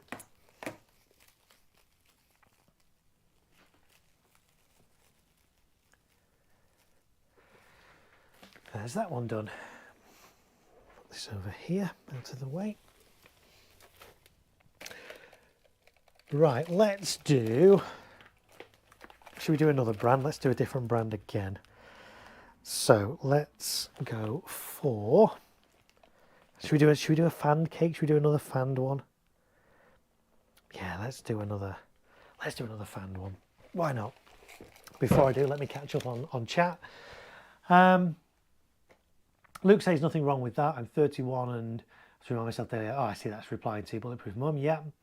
Love Pugs says hello everyone. Hello to you, Love Pugs. Bulletproof Mum, I've got 10 years on that. It doesn't get better. Getting old is a privilege. Growing up is optional. Any recommendations for decent, cheap pegs or stakes? Okay, so if you watched the stream earlier, we did cover that, but we'll cover that again, no problem. So what I use myself are these things. And I make these from longer stakes that you can get from garden centres, DIY places. This is how it comes from the garden centre. It's, I think we said it was 20, I can't even remember what we said now. Was it 22 or 20 mil? Let's have a little measure here. Let's have a look. It's, yeah, it's about 22 mil by 22 mil. are the ones I use. And one of these you can cut that down into 3, so you can get 3 steaks from one of these. I found there's a slightly bigger version as well. Here's a slightly bigger one, slightly thicker. If I'm doing F3 cakes, some bigger cakes with 30mm tubes and stuff, I'll go for a slightly thicker post than these smaller ones. But these smaller ones are fine for most things. And again, just cut it down. It is a bit time consuming doing that, but it's worth it. It works out pretty good value, because these posts are only a couple of pound each, and if you can get 3 steaks out of one, it's worth doing. So that's what I use for staking. And then, in fact, let's quickly show you again. So cakes I always put on a hard surface, never put them straight on the grass, because the recoil could send the tubes into the grass and can cause all kinds of issues with the firework not fully firing, because it can break the internal fuse, or with the effects not going as high as they should. So get some wood, put your cake on it, put a stake audience side. The reason being is that then this prevents this cake from toppling forward. I don't really care if it topples back or to the side, but I really don't want it to fire forward towards the audience. So hammer a stake in there, put the firework straight up against it, and then I gaffer tape around it. Is what I do. Some people cable tie, some people I've seen do string or rope around it. So there's lots of different ways you can do it. But for me, I find it's best to use gaffer tape, duct tape, whatever you call it, where you are, just around there, keep it from moving. And then at the end of the display, I can just get a knife, just slice down the gaffer tape, the whole thing comes off. It's really easy to get rid of. So that's what I do with my steaks. I hope that answers that question. Pyro Buddy says, Pyro Bundy, apologies. Hey Mark, this will be me next weekend when my delivery arrives this week. How many people is the display for, and how early do you start planning your displays? So last year when I did this display, I think there was between about 300-400 people there. This year I'm expecting similar. Again, it's actually on Bonfire Night itself this year. Last year it was on, I think the 6th of November. So we'll see, but 300-400 people maybe. How early do I start preparing for this display? I started preparing for this display in about August, September time. And sorry, I'm out of shot. I should come down here, shouldn't I? Let me just move these out of the way, that I can be on camera a little bit easier without leaning on dirty firework boards. So yeah, I started planning this back in about September, August, September, end of August, start of September. And I start by going on YouTube, going on firework retailers' websites, seeing what's available, seeing what new products are coming in this year. I've been fortunate that I've been able to actually test a lot of new products. I've been the first to actually test them in the UK and provide landed footage of them and reviews, and you'll find all those on my channel.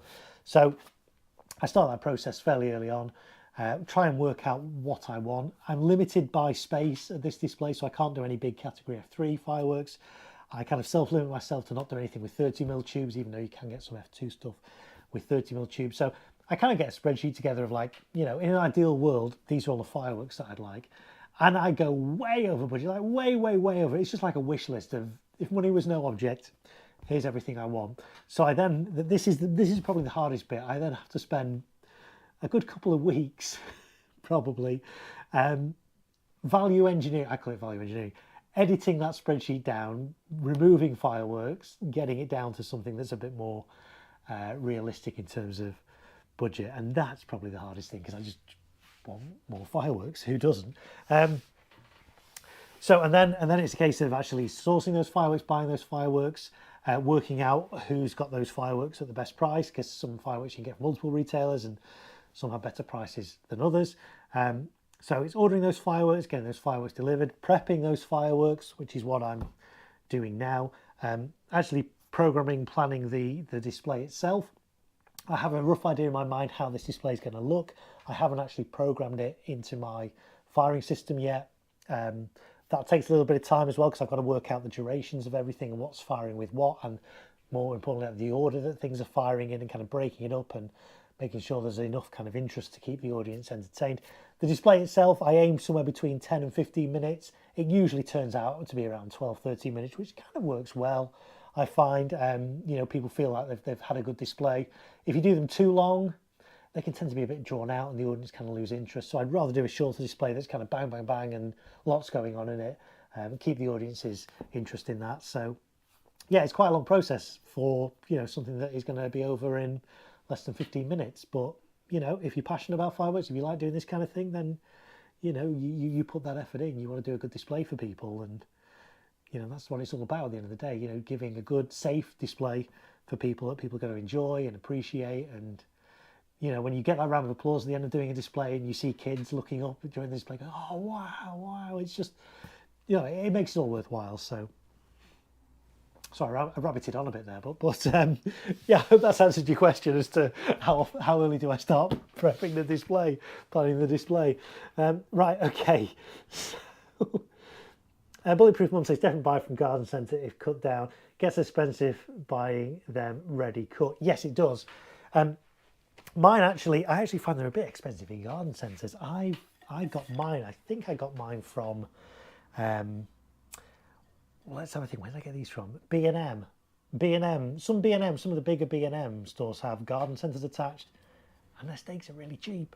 So I think I got these from B&M and then cut them down myself. So yeah, okay, it's a bit time consuming having to saw each one into 3 and then to have to make a point at the end. But, you know, I've had these for several years. You can use these again. These are not just like a one-time thing. I've got a whole bag of these.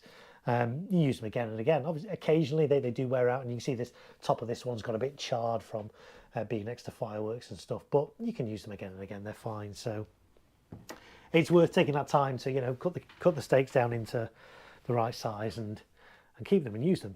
So there we are. We've caught up again on chat, and we are now coming up to the 3-hour mark very shortly. Bulletproof Mum has a 20% discount at B&Q, so that helps. That certainly does help. Yeah, B&Q is a good place to get all these kind of bits, from foil tape, gaffer tape, you name it, you can probably get it at B&Q. So right, we were going to do another fan cake, weren't we? And this is another new one.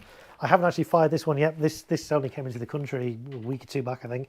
This is from Zeus Fireworks. It's called Night Tracer.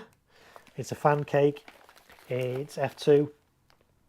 It's 465 grams of net explosive content.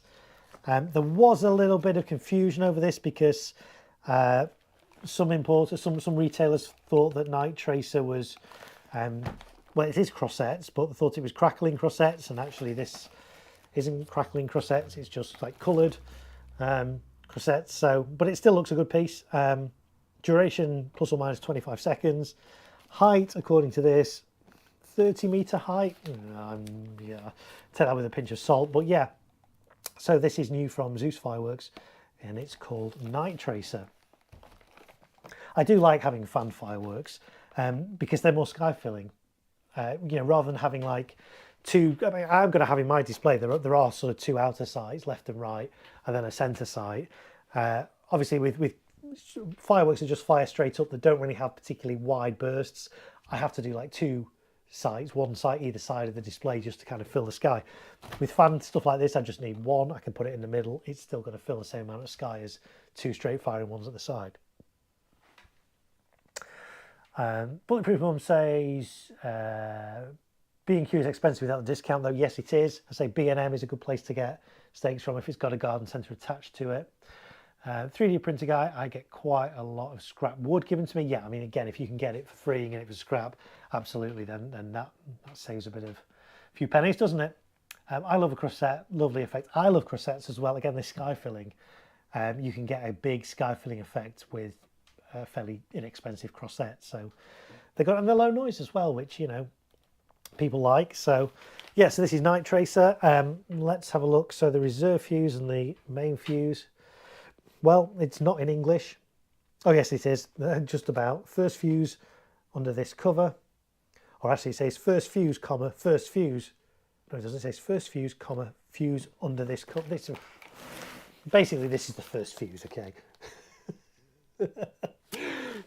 And this is the reserve fuse on this side. Again, I've done a video on that, all about reserve fuses. Doesn't matter which one you like. What's the reserve fuse actually for? What can you do with it? All those kind of things. So do check that out on my channel. Pyro Bundy.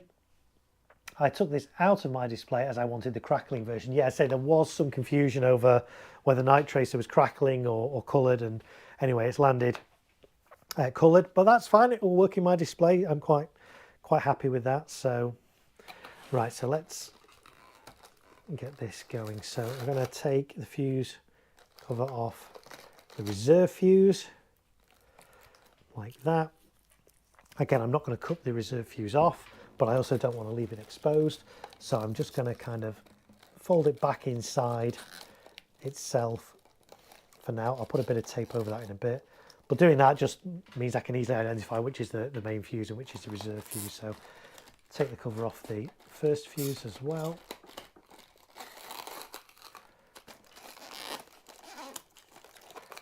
Like so. I'm going to take the cellophane off. In fact, it's kind of coming off itself, just to aid tidying up after the display, because this stuff is a nightmare. When this gets in the grass, really difficult to see in low level light as well. The paper top ones are actually easier to spot. These ones are really, and when these get wet as well, they stick to your shoes, they stick to it. They're an absolute nightmare. So taking this off just aids a little bit. I'll say a little bit, aids massively in the cleanup after a display.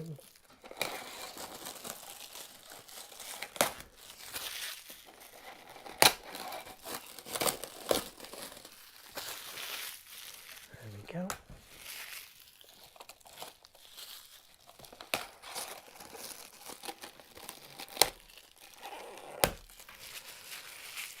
Great, so let's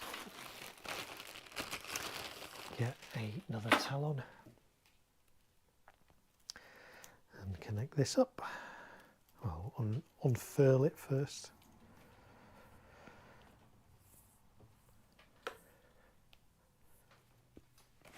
Clip this on.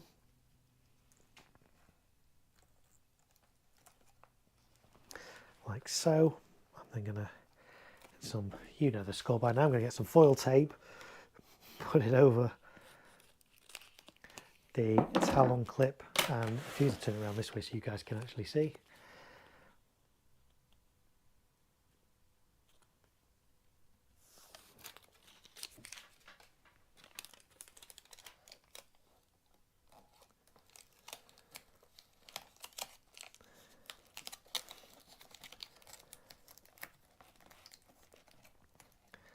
Like so. That's good. Right, let's get some of the old cling film over this. 17 people again watching right now, so thank you if you are just tuning in. I'm prepping some fireworks for a display I'm doing in a couple of weeks' time. In fact, it'll be 2 weeks today, won't it, bonfire night? Yeah. 2 weeks today, November the 5th. And if you're not from the UK and thinking, what's bonfire night? What's that all about? So basically every year on the November the 5th, around the country here in the UK, people let off fireworks. And it's to commemorate, back in, I can't even remember the date, 16 something or other, a guy called Guy Fawkes tried to blow up the Houses of Parliament. The UK government tried to basically just wipe out everybody in Parliament, and he failed. It was called the Gunpowder Plot. He put his friends put a load of gunpowder under the Houses of Parliament. He was there to look after it, keep his eye on it, and he got caught. And obviously the plot was foiled, and so every year now, in kind of celebration of the fact that the king wasn't killed, we now celebrate bonfire night, and we let off fireworks in celebration of that. So they are 1605. I was close. What did I say? Did I say 16? I can't remember. Yeah, I thought it was 16 and around 1600. So yeah, so that's what bonfire night is. And say every year since then, we celebrate by letting off fireworks. Some people have bonfires. Some people burn like an effigy of Guy Fawkes on those bonfires. It doesn't happen as often these days, it's fair to say. But yeah, people still celebrate with fireworks.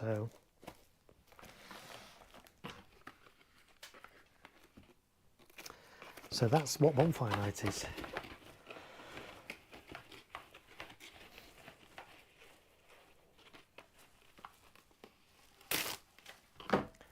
little bit of a history lesson there for you guys. I was rubbish at history at school. I didn't like history at all.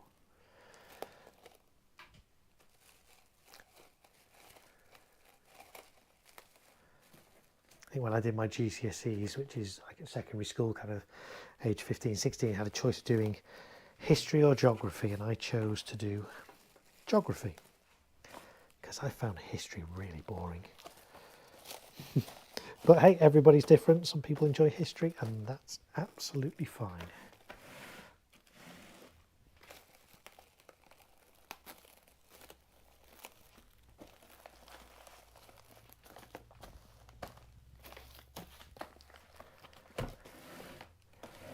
There we go. So that's Night Tracer waterproof. Let me find out what that's plugging into. J12.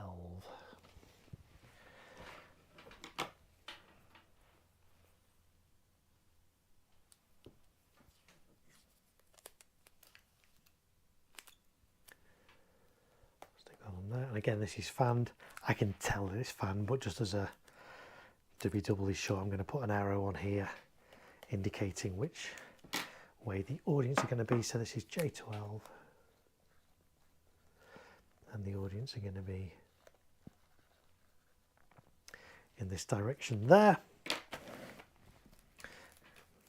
Just coil up all this excess cable like that. And give that a twist, and then there's that one done. We're cracking on now. We've done, let me see how we're doing. 1, 2, 3, 4, 5, 6, 7, 8. Okay, well, not as many. We've done 8 fireworks in 3 hours, people. Right, let's do another one. Should we do a different brand again? Yeah, why not? Let's do this one. I like this one. I have fired this one last year. This is View by Vulcan. A really lovely low noise mine cake. Some really lovely colours in it as well, really nice.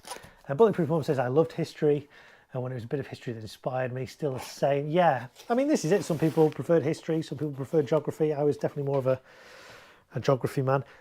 Right, so this one comes in a cardboard box. Can you fire it in this cardboard box? Yes.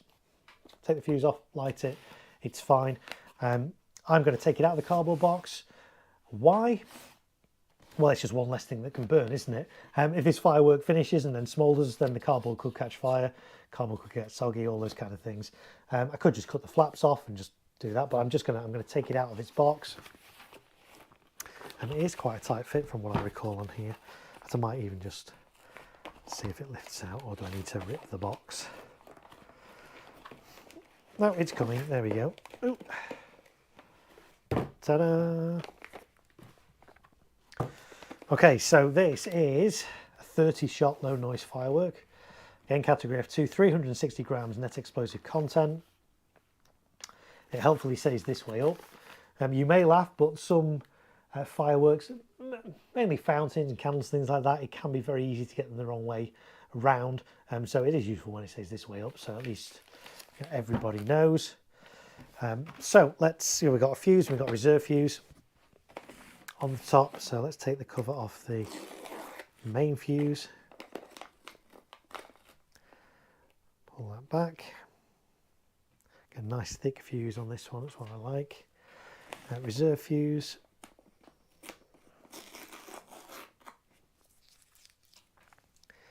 is there, and then again I'm just going to take the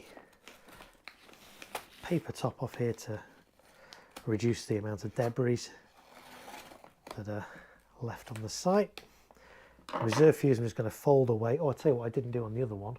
I was going to put a bit of, let's do that now before I forget. I was going to put on the one we've just done, Night Tracer, where the reserve fuse was, I was going to put a bit of foil tape over just to stop any sparks landing on that Visco fuse and igniting it. Now, I've already wrapped this, so am I going to take it all off again and put foil on and then rewrap it? No, I'm not. All I'm going to do is just put a bit of foil over the top of the cling film, just where the fuse is, and it will just give that little bit of protection. Because of course, hot sparks falling on here, they're going to go through cling film like, you know, a knife, hot knife through butter. So I'm just going to put a little foil protector, as it were, just over this corner like that, and then any sparks falling there are not going to go and ignite that reserve visco fuse by accident. Right, I'll put that out of the way. Right, back to view. So the reserve fuse I've bent down, so that's out of the way. So it means that I can easily see which is the main fuse, which of course is this one over here.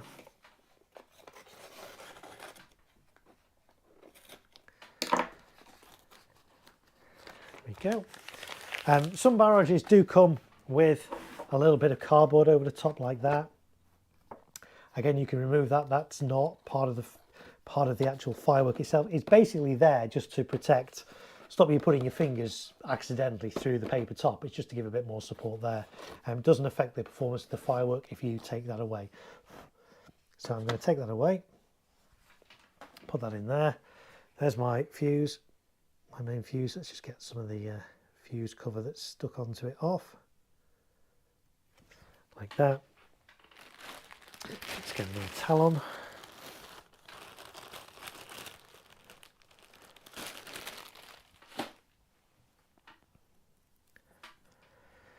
Unravel that.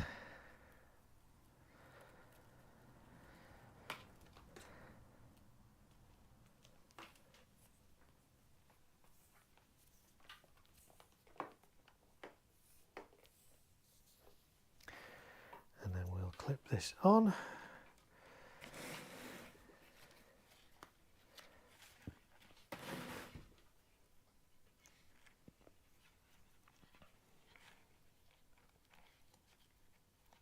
Close as I can get it. I mean, actually, I might just, let's see. The fuse does go quite far down this one before it actually goes in, and it's not quick match, it's just, yeah. So what I'm going to do actually, I'm going to take that talon off. And still, yeah, it's still reusable, that one, I can still use that. This visco fuse does seem to go quite a long way down the firework here, so I'm just going to take a bit of the packaging off the side to see where it goes down. Wow, this goes down a really long way. Wow. Okay. Whew. Still going. Wow, that's a lengthy fuse. I'll just show this to the camera.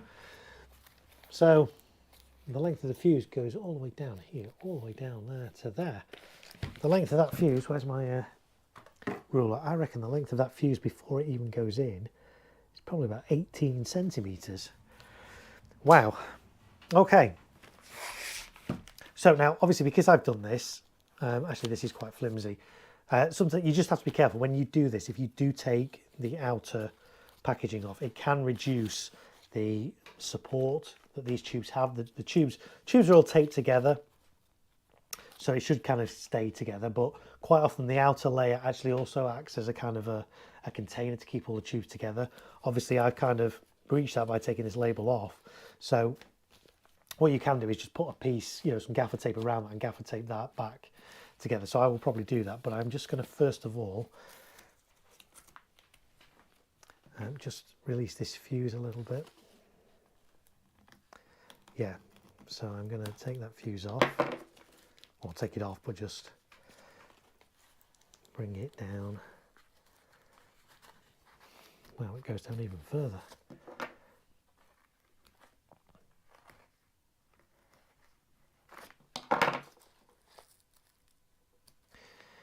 Okay, wow, that is a long fuse.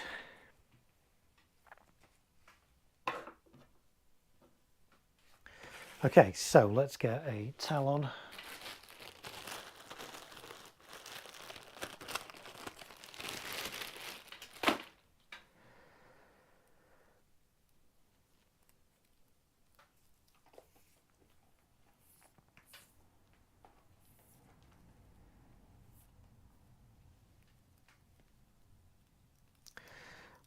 Unravel it like this.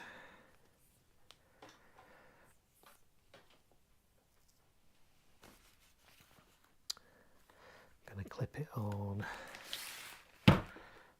here. I should say unravel one. I did have another towel that we'd used before, hadn't I? Never mind, we'll use that one somewhere else. So clip this on like so. Squeeze its jaws nice and tight. Right, so obviously I've got an awful lot of excess fuse here to do something with. So I think the first thing I'm going to do, I'm going to tape this orange igniter wire down to the body of the cake, just so that doesn't move around.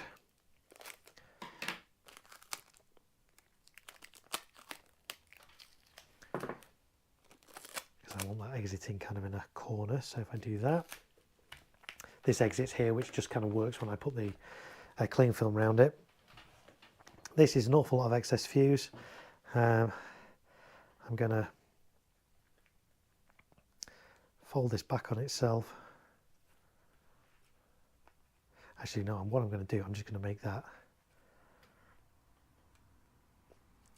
fold it in half like that, and then just get a really long piece of foil tape over that whole thing.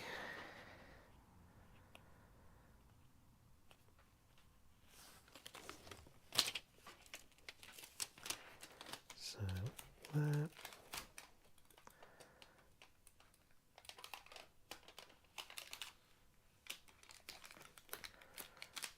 There we go. That's good. So what I'm going to do as well, because I have cut this corner of the firework off, I'm still happy enough that that's still kind of contained. All the tubes is not going to fall out, but just to be extra doubly sure, I'm going to put some tape around top of that as well. I could use gaffer tape, I could use parcel tape. I'm just going to use parcel tape on this. You know, parcel tape is used for sealing boxes anyway, isn't it, and keeping them together. So just going to put packaging tape all the way around. Oop. All around the top of this, try and keep that label together.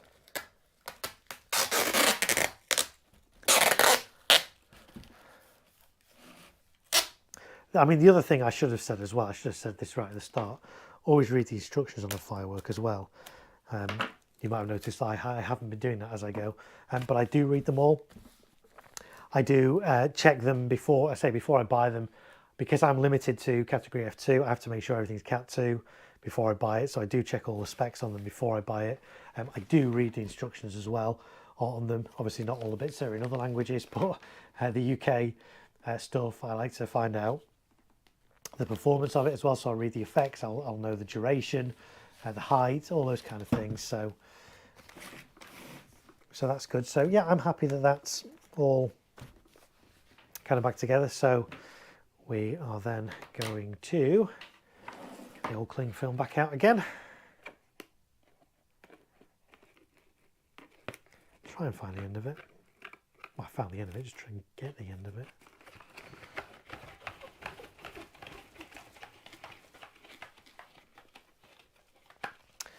Like so.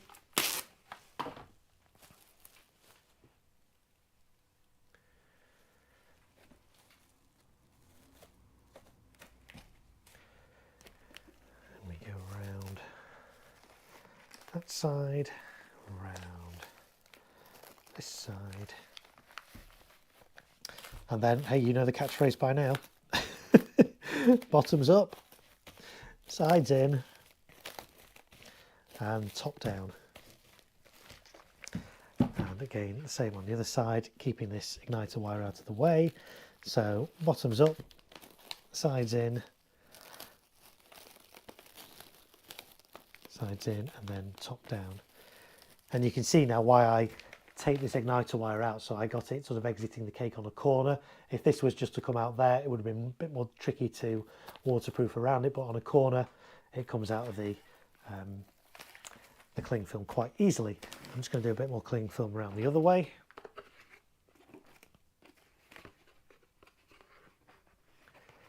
And we are coming up to 3.5 hours on the stream in about 10 minutes time, which might actually be my longest stream. I think the one the other day, well, we did 2 the other day, didn't we? I think 3 hours 21 was what we got up to on that one. So hey, we've got to go more than 3 hours 21, haven't we? Got to set some kind of new record here. If you guys are still with me and I haven't bored you to tears and you've all fallen asleep.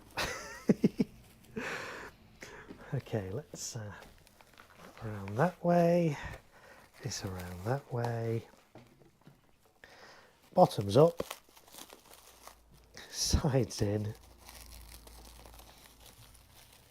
And tops down. Like that. Bottoms up. Sides in. And tops down. Jack Lee says, yay, just got back from a pro show. I hope that went well, Lee. Yeah, let me know if that went well. I hope it did. I think I had better weather tonight anyway than when I was meant to be doing one on Friday night. They got rained off. So at least the weather was a bit better tonight for you, hopefully. Right, let's wrap this up here. And for Jack's benefit and for anybody else who's just joining and thinking what's going on, and also where's this guy's head gone because it's not in shot. I am here. I just set this camera up so we could see what was kind of going on here rather than, you know, my face. So I am here though. Yeah, I'm prepping some cakes, some barrages, some fireworks for a display I'm doing in 2 weeks. 2 weeks today. We are still inside of midnight, aren't we? Yes, 2 weeks today. So I'm just prepping some cakes and showing you guys what I do. Again, other people do things differently and that's absolutely fine. This is how I prepare my fireworks. And just chatting with you guys as well. And so far we've been streaming for about 3 hours 20 plus minutes.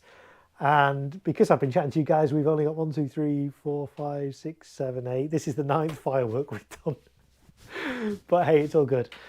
Jack says, went very well, was low noise and ending was surprisingly good. Yeah, low noise displays, you know, there's enough product out there now this year, I think. I think this is the first year where there's enough consumer, I mean, I know you said doing a pro display, but I think this is the first year that there's enough low noise consumer fireworks that actually you could do some really decent low noise consumer displays now because there's enough variety out there. And again, there's some reviews of some low noise stuff as well on my channel. Like this year, Celtic Fireworks have brought out a barrage pack of 6 fireworks called the Quiet Ones, all low noise.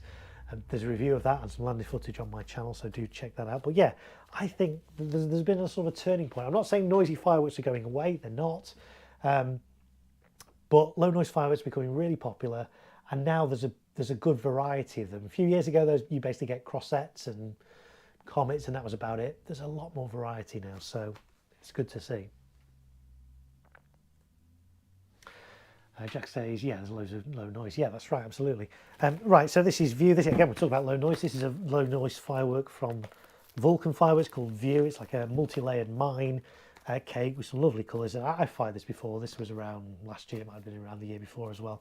Really nice piece. So it's going in my display. Let me just see what channel it's going on. It's going on J8. Where's my tape there? So J8 for this one. So yeah, there is going to be a bit of a low noise section in this display. This display is not all low noise, but I like to kind of mix it up a bit and have some low noise bits, have some louder bits, and just kind of, you know, keep that interest there. What do we say now? J8. So there's that one.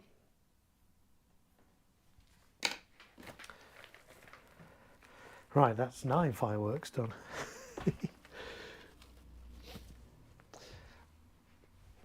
All right, which one shall we do next? Let's have a look. I'm going to do this one. Now, this one's a bit unusual because I had ordered a firework by Absolute Fireworks called Coco. It's a good firework. It's been around a few years. I've used it before. It's kind of a multi-effect thing. It's got some spinning stuff in it and all kinds of stuff. It's good firework. I ordered it, and this is what came. Battle Bus, 50 shots by Firework Superstore. I am told this is Coco. This is the same as Coco. I trust the supplier that supplied this to me, so I'm going to assume that this is exactly the same as Absolute Fireworks is Coco, but this is called Battle Bus by Firework Superstore. So yeah, that's different. But anyway, let's give it a go. Actually, I'm going to just double check. Yes, this is F2. I wanted to just double check because again, I'm not using any F3 in this particular display. What's Jack saying? Have you fused it with an igniter? I need to prep my fireworks. Yeah, I've been fusing these with Talon igniters. There are going to be a few fireworks in this display that are rematched, but I'm not going to show that on stream. And that's not because I don't want to show you guys what to do, but obviously YouTube, anybody can watch this, minors can watch this. My streams are always family friendly, by the way, so you know, kids can watch this. Hopefully it's educational. I'm not going to show you anything illegal or dangerous. So yeah, for that reason, I'm not going to show people how to use e-matches, because e-matches are considered quite a specialist thing, and not sort of every Tom, Dick and Harry should be using them. So I hope that makes sense. So yeah, most of the fireworks in this display, because I'm not doing a pyromusical, I'm not that fussed about timings being like, you know, precise to the nearest 100 millisecond or whatever. So I'm quite happy with Talons. It means I can do a lot more prep beforehand as well. If I was using e-match, I'd have to do a lot more prep on the actual day. I couldn't be doing, you know, I'm not going to be e-matching in my garage for obvious reasons. But Talons, I'm quite happy to do that. So yeah, that's where we're up to. Jack says, doesn't look like Absolute, looks about the right size to be Coco. Yeah, so again, it is the similar size to Coco. I'm not actually sure what, maybe somebody who wants to do this maybe could actually look. Let me see what the NEC of this is. This is 445 grams NEC. Can anybody that knows what they're doing, can they just look up what Absolute Coco's NEC is? If that's easy enough for somebody to find, just see if it's 445 for me. That'd be massively helpful if somebody, maybe Bulletproof Mum or somebody who's still here and knows what to look up, that would be really appreciated.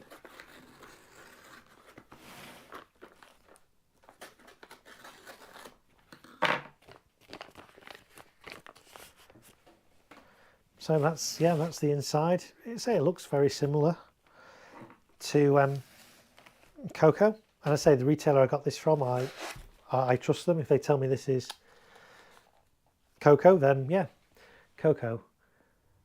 Jack's looked it up, 445. Yes, same. So you know, I'm relatively confident that this is Coco, even though this is called Battle Bus by Firework Superstore, which I've never heard of. So we'll find out on the night, won't we?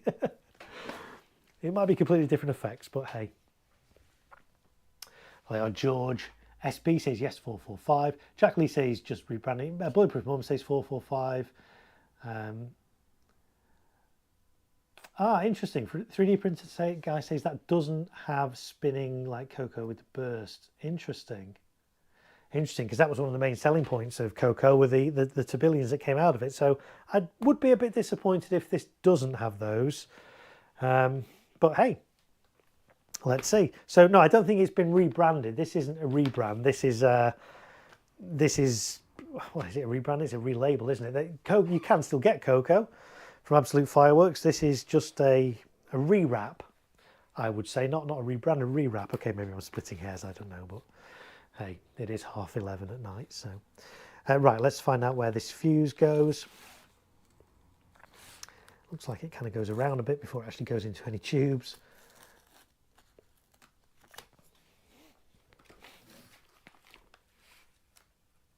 Oh, actually, yeah, that's interesting. Maybe it is a rebrand, because the label does say the manufacturer is AF Pyro, so it's Absolute Fireworks. So why it says Fireworks Superstore on it, I don't know, but the manufacturer is Absolute Pyrotechnics, so maybe it is a rebrand. Maybe they have stopped doing Coco and this is a watered down version if indeed the Tabillions are no longer in it, which would be a shame because Coco was actually a good piece. Coco is 8 meters. Yeah, this is 8 meters as well. It's F2, so I know some F2 stuff is 15 meters, but this is F2 8 meters.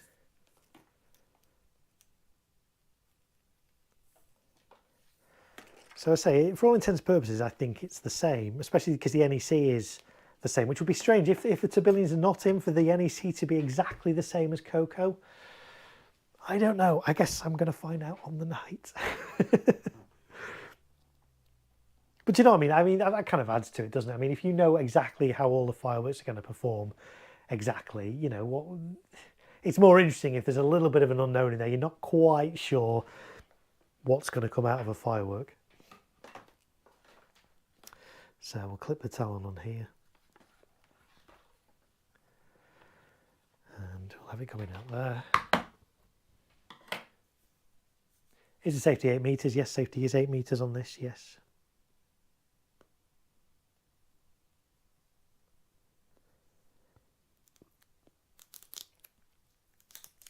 I do have space on my site to be able to get 50, so some F2 stuff that's 15 meters I can do, but I can't get 25 meters.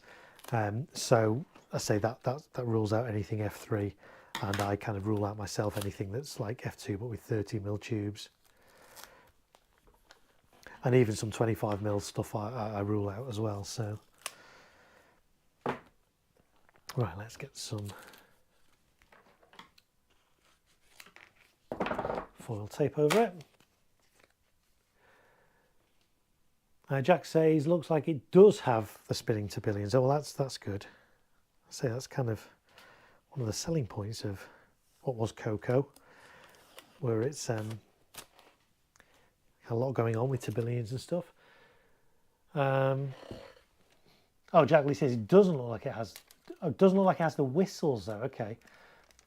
Northeast Pirate says, how much have you spent? Lol, so many. I haven't totted it up yet.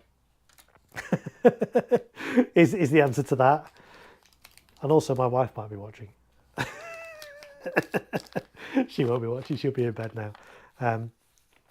But I say this is for a community display, so where the venue is that this is, they've contributed towards the costs. Let's put it that way. So right, let's get some cling film over this. So interesting. So it might have the spinners, or it might not have the spinners. It might have the whistles. It might not have the whistles. I'm really looking forward to seeing this now. See what it actually does. George SB says, I've always noticed the whistles on Coco in the flesh isn't as strong as they are on the stock footage. Yeah, that's true. I mean, for me, it's more about the pace of this firework and like the swirls, the Tabillions, more so than the whistles. So we'll see. We'll see if Battle Bus lives up to Coco.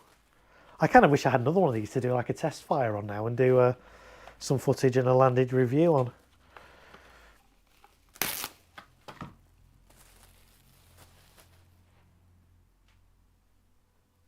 But have any of you guys heard of this fireworks superstore before? Is it kind of, I mean, it says it's manufactured by AF Pyro, so it's absolute. But I wonder if like is fireworks superstore, is that like, have AF Pyro got a retail outlet of their own? I don't know. It's a mystery.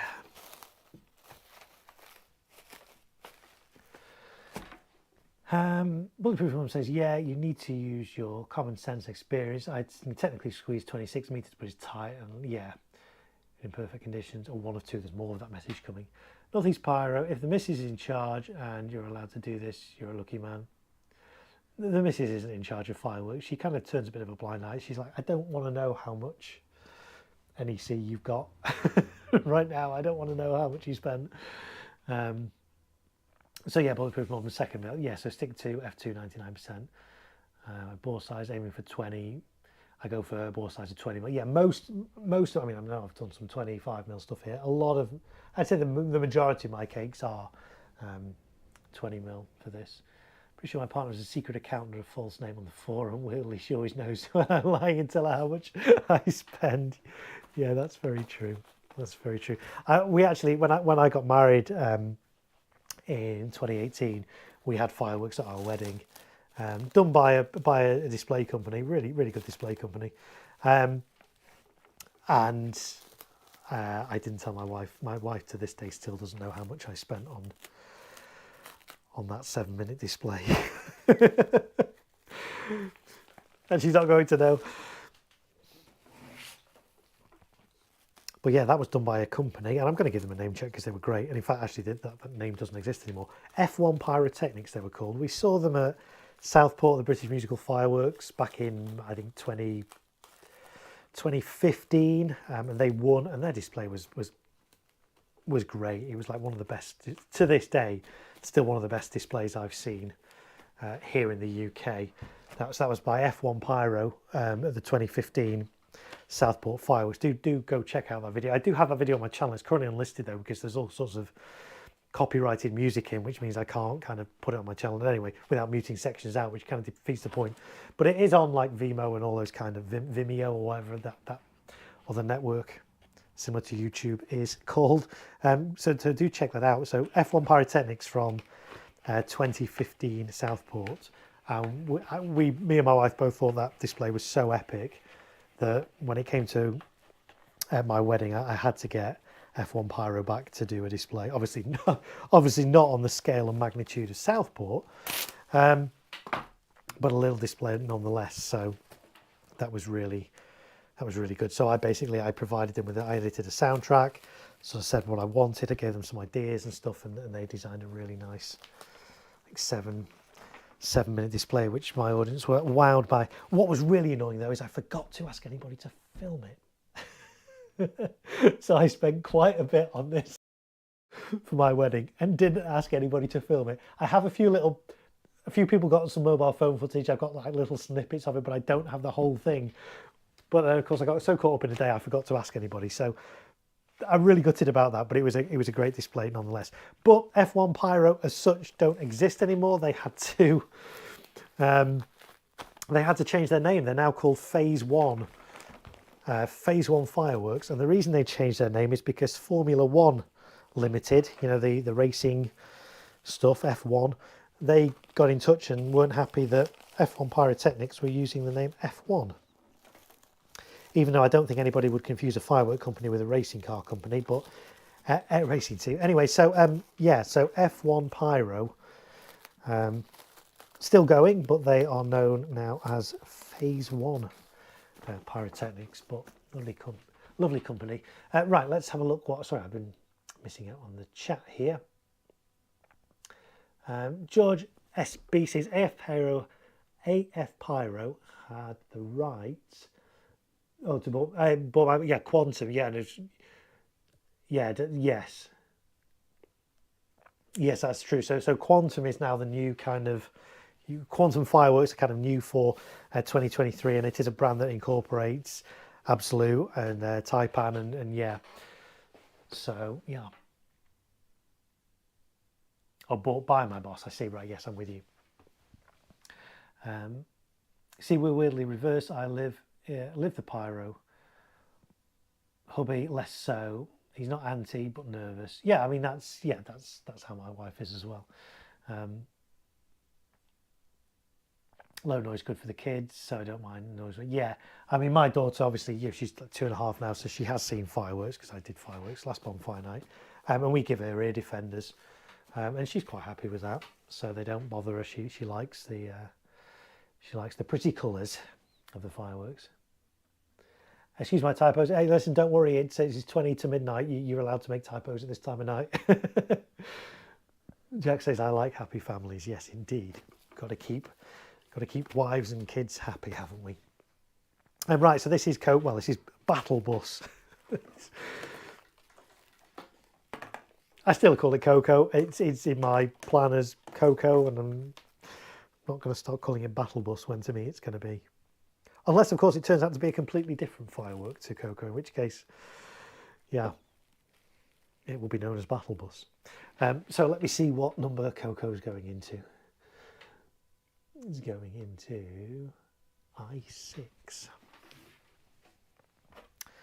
I6.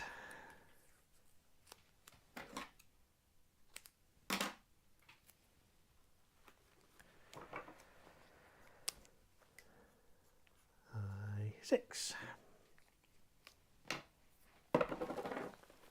I think that was our 10th one as well, wasn't it? 1, 2, 3, 4, 5, 6, 7, 8, 9. We've done 10 cakes, guys. 10 cakes in nearly 3 hours. Well, over 3 hours, in fact. We're approaching the, well, what are we on? 3 hours 40. How much longer are we going to go? Let's see. Of course, I know people have got work tomorrow, so if you guys do need to go to bed, that's absolutely fine. I'm not going to be streaming all night, obviously, because I've got a daughter who's going to wake me up at like 5 o'clock, so I will need some sleep. But hey,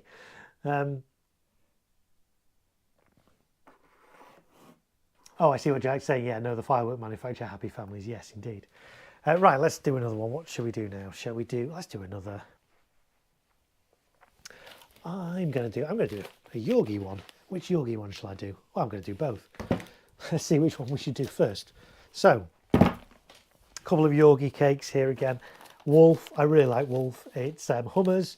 If you've never heard Hummers, it's a really unusual flavour. It's a massive crowd pleaser. If you get a cake with Hummers in, their kids love it, the audience love it. So I like to use some sort of Hummer in my display. So Hummer, different from a whistle or anything like that, or a scream. It just kind of, it's difficult to describe. It's not quite a hum, but it's an unusual sound. Wolf is a cake that does that. So I should be using this again, category F2, 328.3 grams of net explosive content, 49 shots.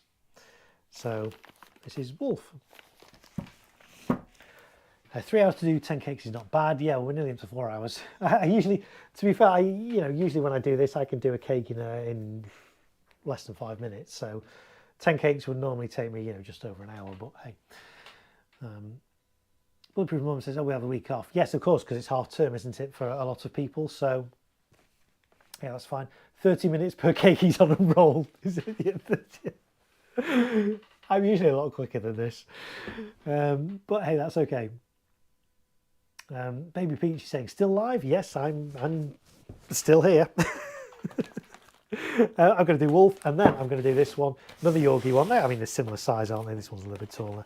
This one's called, well, to show you that, you no idea what it's called, have you? This one's called Piranha. This one is, I think this is Moving Stars, if I remember rightly. Yes, it's Moving Stars. So what's a moving star effect?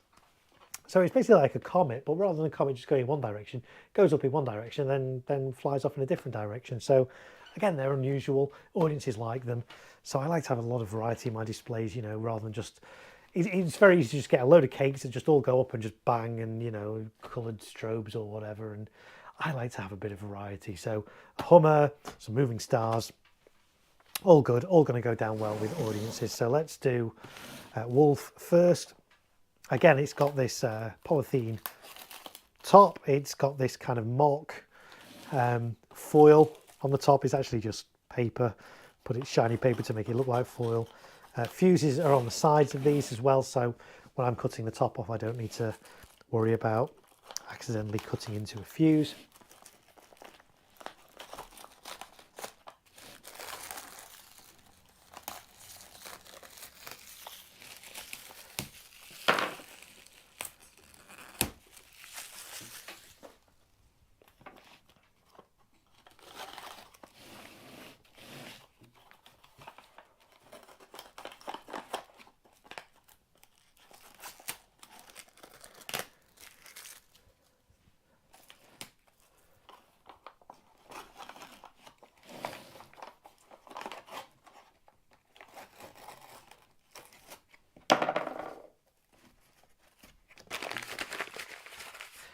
In fact, you know what? Whilst I've got my knife out, let's skim the other one as well. See, it's here on the table.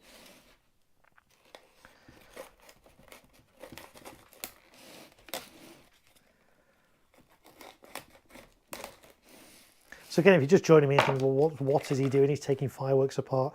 I'm not taking fireworks apart. I'm skimming the top. I'm taking the top paper off. This doesn't impact the performance of the firework. It doesn't change the effects of the fireworks. All this does is just aids in the clear up at the end of the fireworks display, because you don't have little bits of paper and polythene all littered all over the firing site.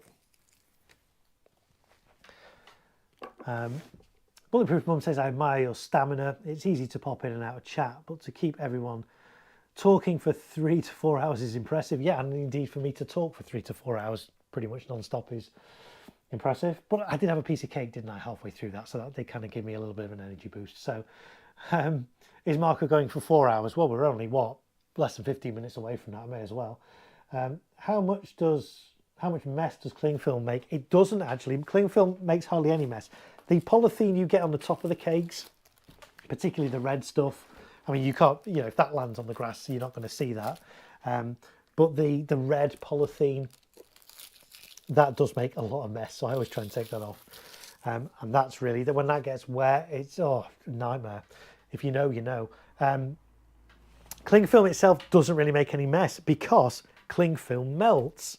It basically just kind of melts. If you put a flame to some cling film, which I'm obviously not going to demonstrate here with all these fireworks around, cling film melts. So it pretty much melts away. You'll still get, you know, I'm wrapping these fully in cling film. There may still be a bit of cling film around the sides and the base, but the top stuff basically just burns away. So it's a really good way to waterproof cakes and, you know, not have a lot of mess to clear up at the end. Bulletproof Mum says 4 hours requires sustenance, at least water, tea. Yeah, this is true. I haven't had anything to drink. I got a little bit of drink here. Let me just have a look.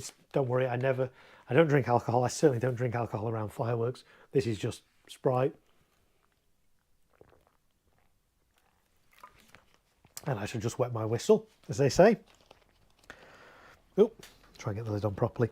I don't like these new lids that are. I'm sorry, I'm going to have a little bit of a rant there.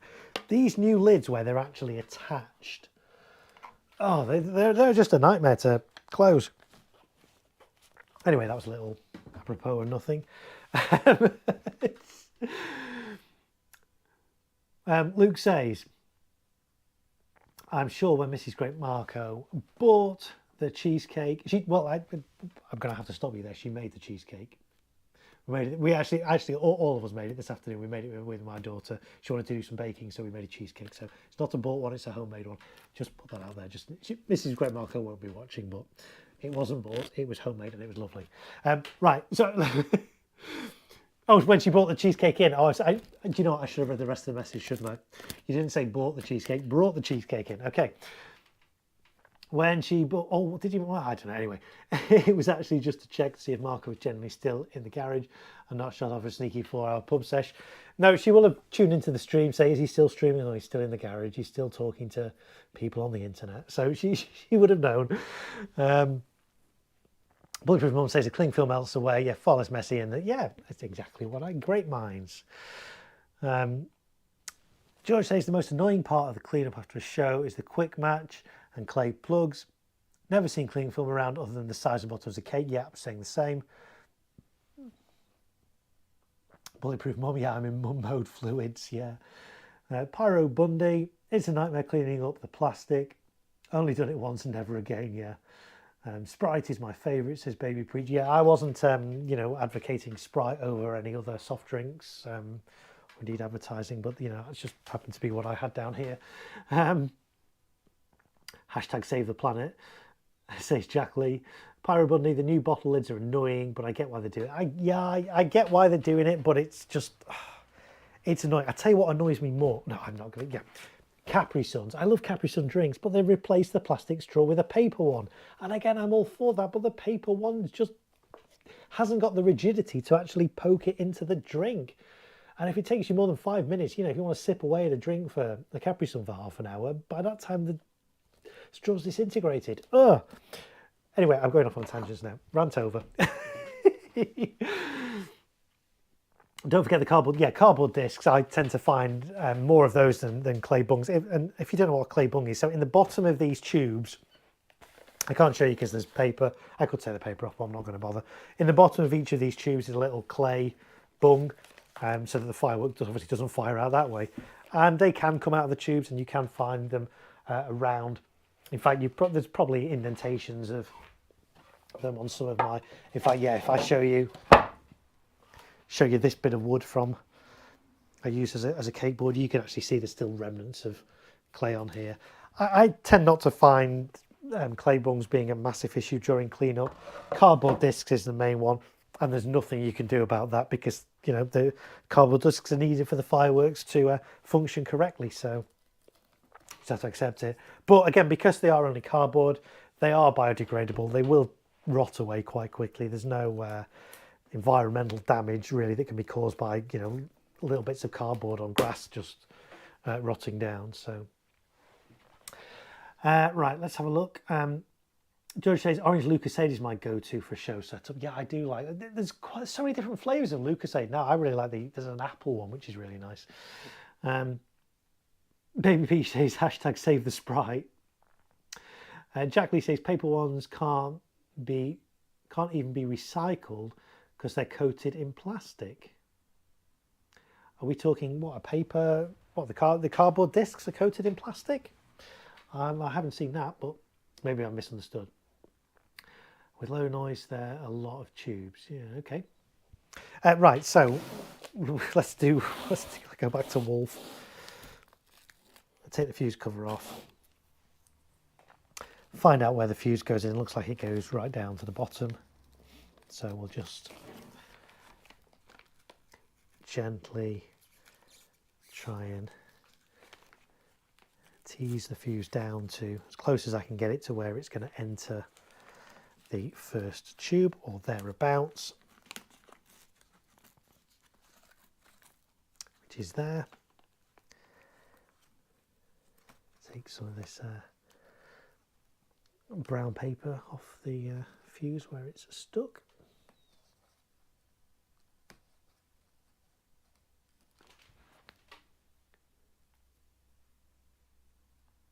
Oh, paper, yes, yeah. We're talking about straws. Sorry, I thought we were talking about, yes, I'm with you now, Jack. I'm with you. Sorry for misunderstanding you. Yeah, paper ones can't be recycled. We're talking about the straws and Capri Suns. Yeah, I get that. Yeah, they're coated in plastic, yes.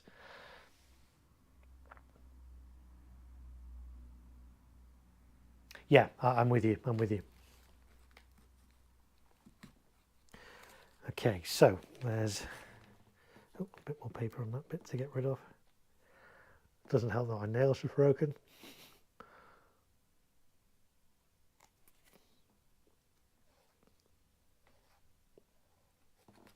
There we go. Right, let's get a talon.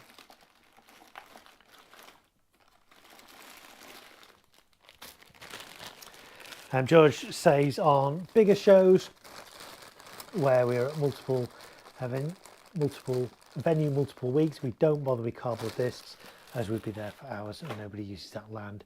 Yeah, that's true. On some shows that I do, some big shows, pro shows, we actually have like a giant, it's almost like a giant push along kind of vacuum cleaner hoover. It's a massive, big industrial thing, and we push that around and suck up all the cardboard discs, but oh, it's a pain.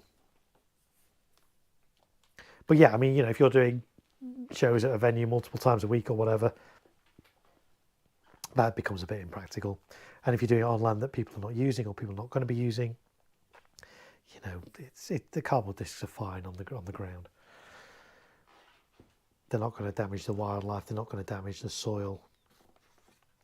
It's all good. Right, so we'll clip that one on there. Turn that around.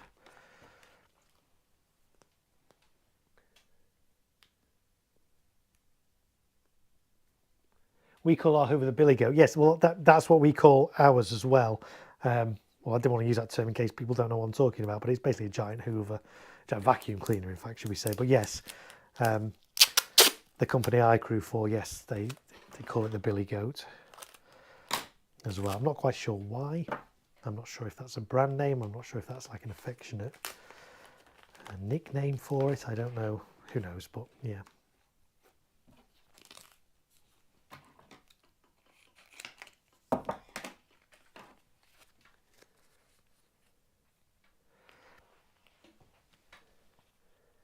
Jack says we use a Billy. Yeah, so where's that name come from? Is it is it a brand name? Is it, well, why are they called Billy Goats? Does anybody know?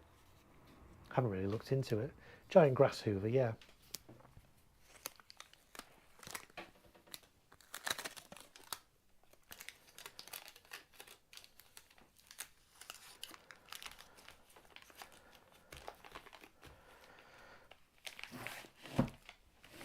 That's that one on wolf. Let's do the one on this one.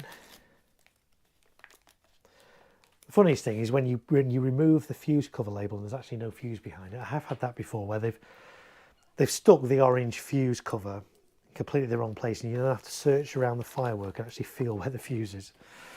Fortunately, these ones though are so far this evening all having fuses underneath them, which is a plus.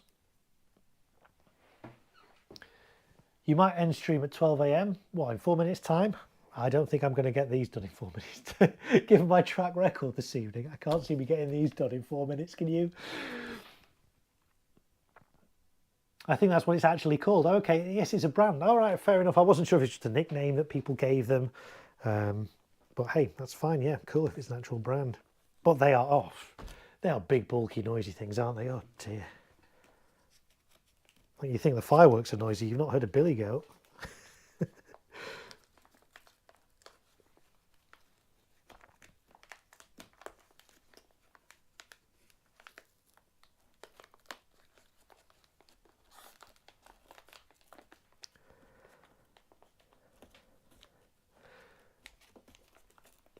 Okay, that looks all right there, so we'll get on to tell them. Yeah, it's a brand. Okay, fair enough. So it's never something I really looked into. I just, we call ours a billy goat, and yeah, okay.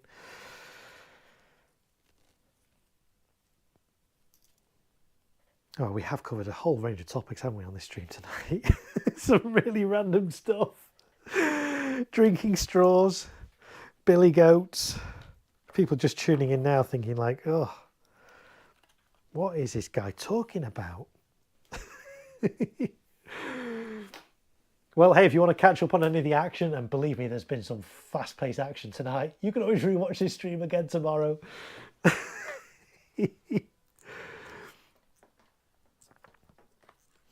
Right, let's clip that on there. Give it a little squeeze. So yeah, both of these are category F2 fireworks. Both have 20mm tubes. Both are 49 shots.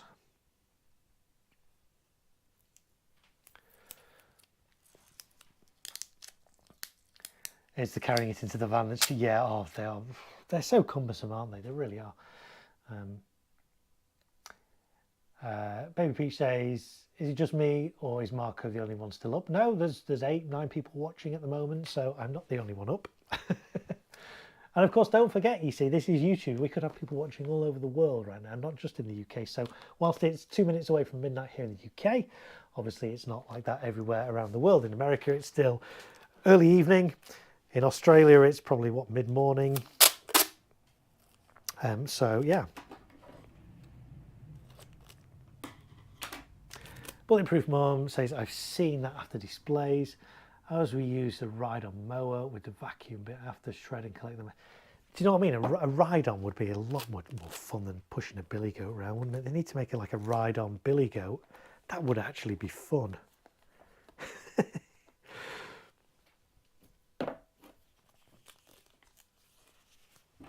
I'm just going to put some foil over this, and this just keeps the visco in place, keeps the talon in place, prevents any stray sparks from getting anywhere near the visco.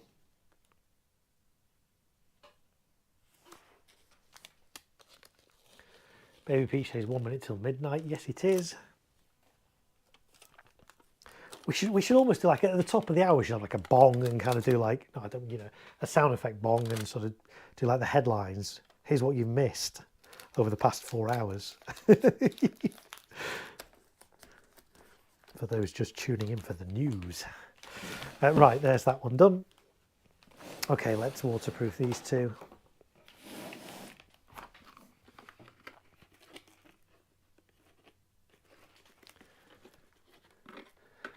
Harry says, love your content on here and on the UKF. Oh, thank you so much, Harry. I really do appreciate that. Thank you. I like to try and entertain and educate in equal amounts. I think we did come up with a word for that, didn't we, on the last stream? Did we? Was it edutainment or something? It's educational, it's entertaining, it's edutainment. Smash the two words together. There we go. I've not done that long enough. Never mind, because the other piece that goes the other way will cover it. So sides in, top down. Sides in, top down. Let's do a piece going the other way. There we are, Baby Peach is giving me the owly bong. Bulletproof Mum says, well, we were not professionals, just knowledgeable enthusiasts using what we had. It worked. Last grass cut until the spring. Most of the rubbish up in the viewers. Well, yeah, absolutely. Oh, Candy Mum's here. Marco, she says hello. Cynthia, Candy Mum is here. Welcome in. So yeah, we should probably just do a quick kind of, for those just tuning in at the top of the hour, breaking news. Yeah, Marco was like, yeah, we've just passed the 4-hour mark, people. Yeah, I'm not going to be going all night. As much as it would be fun to do, my 2-year-old wakes up at like 5 o'clock in the morning, so I kind of need to get some sleep. But hey, we're going to do these at least, and then we'll see where we're up to. So yeah, those of you who are just tuning in, welcome. Those of you who are watching the replay, you got this far into the replay, really? 4 hours? Wow, that's commitment. Thank you. So special thanks to you if you're watching this on the replay and you've made it to the 4-hour mark. That's impressive. If you've not been here for the whole stream, you have missed some. You have missed some great content. I even ate some cheesecake earlier on the stream. Wow. And we've talked about billy goats. We've talked about paper straws. Well, I can't even remember half the stuff we've talked about, but hey, it's been a lot of fun. So yeah, if you're just joining me, this is a cake prep stream, nothing to do with cooking or baking.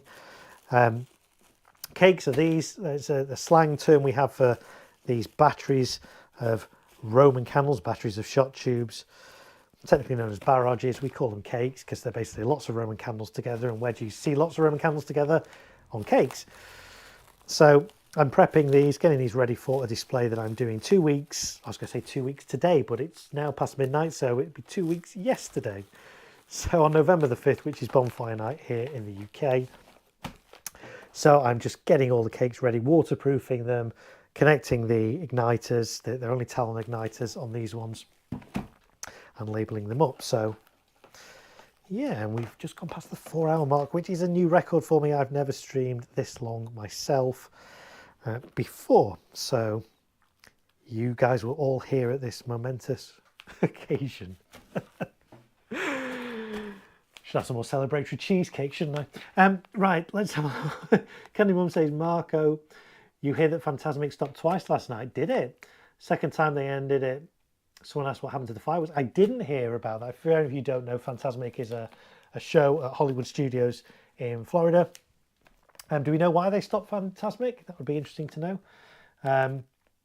Bulletproof Mum says, Marco, you're a star. My kids are well past that stage. I couldn't have done it then. Hope Mrs. Marco gets some hours in for her stuff too. What was the PayPal link? You've more than earned it. Well, that's very kind of you. You know, I do this for free. I don't do this because I want money. There is a PayPal link. Did I put it in the description of this video? Let me have a look. I can't even remember if I did or not. Let's have a little look. It's in there. I think it's like paypal.me. You know what? This is embarrassing, isn't it? I don't even know. Let's have a little look. Let me see if I put it in the description. Yeah, the link is in the description. It's paypal.me/the Great Marko, but it's not expected. It's appreciated, of course it is. I don't do this for money, but if you want to, PayPal is there if you want to. But I say I don't really kind of actively publish that on the streams because I'm not doing this for the money. I'm doing this because I enjoy it. I love chatting with you guys, love hanging out with you guys. So, but yeah, there is a PayPal link in the description if you want to. It's paypal.me/the Great Marko. So there we go. Canny Mum says, someone said first time Aladdin missed his mark, not sure second time. Yeah, so yeah, I mean, they do sometimes stop shows, don't they? For various reasons, so. Right, that was Wolf done, apart from I need to label it, so let's find which one Wolf's going into. Wolf is going into I3. I3.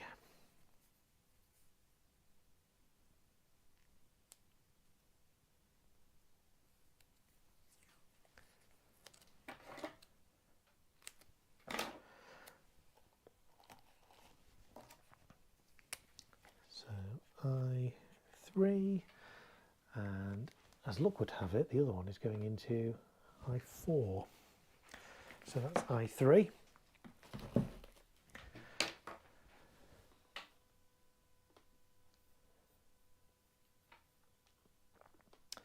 And let's do the other one. We need some cling film for that.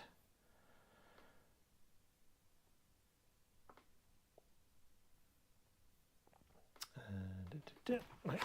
Oh, where's chat gone? There it is.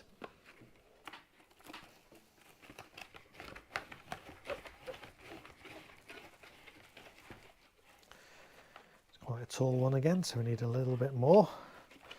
Make sure we get it all the way round this time. So just if you're just tuning in, this is cling film or sarin wrap or whatever it's called in your neck of the woods, your part of the world. And I'm doing this to waterproof the fireworks, both to stop rain going on them, but also any ground moisture. I don't want to be absorbed either. So fold the bottom up, fold the sides in, finally fold the top down. Same on this side, so bottoms up, sides in, and top down, and then we'll do another layer this way. Does your wife have any interest in fireworks? She enjoys watching them. I think I've kind of got her into that. She has no interest in like this. She would find this boring watching me do this. She has no interest in the setup of them and the design of them. So she just likes watching fireworks, you know. So yes, she likes fireworks. She enjoys fireworks, but that's about the extent of it. My daughter likes fireworks as well, which is good.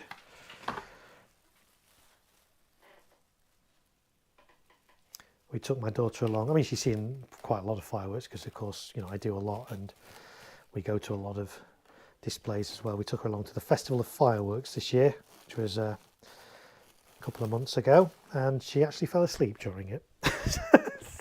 My daughter, that is, not my wife, just to clarify that. So yeah, she can sleep through big firework displays.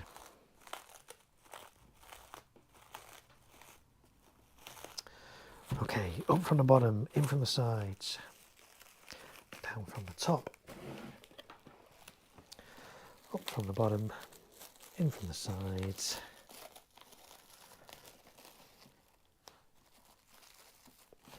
down from the top.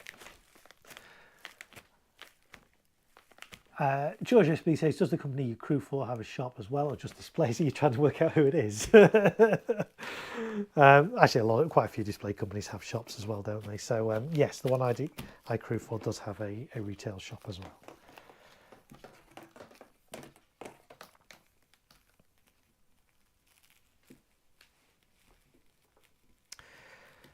well. Right, this was going to be I4.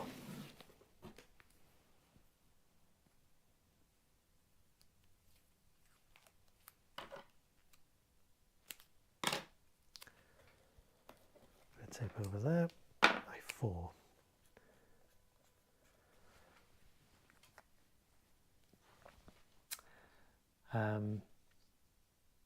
Bulletproof, Mum says, to be honest, we're all curious. Yes, I'm sure you are.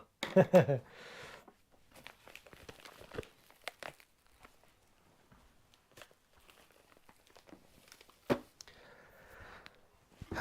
that one as well. George says, yeah, mine has a shop too, with a wink and a crying, laughing face. But fair play, keeping it quiet. It's more of a case of actually the company I crew for do have social media clauses that basically they don't. I can't take photos or videos of any of the setup that I do for them or any of the shows. I can't post about it on social media, and that's fine. You know, that's their policy. That's fine. They're entitled to do that. So that's why I don't talk about the company that I crew for. And I hope you guys can appreciate that too. Right. What do you reckon? What time is it? It's 10 past midnight. Should we do? What do you reckon? Should we do one more? What do you reckon? We've gone past 4 hours. Should we do one more? God, let's do one more. Let's do one more, and then we might call it a day. Oh, got another Yorgie one here. This is Phenomen. It's a low noise. It says it's a silent firework. I really don't like the term silent firework because there is no such thing as a silent firework. There's low noise fireworks, but you're never going to get fireworks that are completely silent. So this is a low noise firework. It's not a silent one. Low noise. There was a range as well. Was it classic? Somebody brought out a range of fireworks called no noise fireworks as well. It's like, oh, it just irritates me. Because even if the effects themselves in the sky are low noise, there's still going to be volume when the shots eject from the tube. So low noise, yes. Silent, no noise, no. So yeah, let's do this one. So this is, again, I haven't fired this one before. So 49 shots.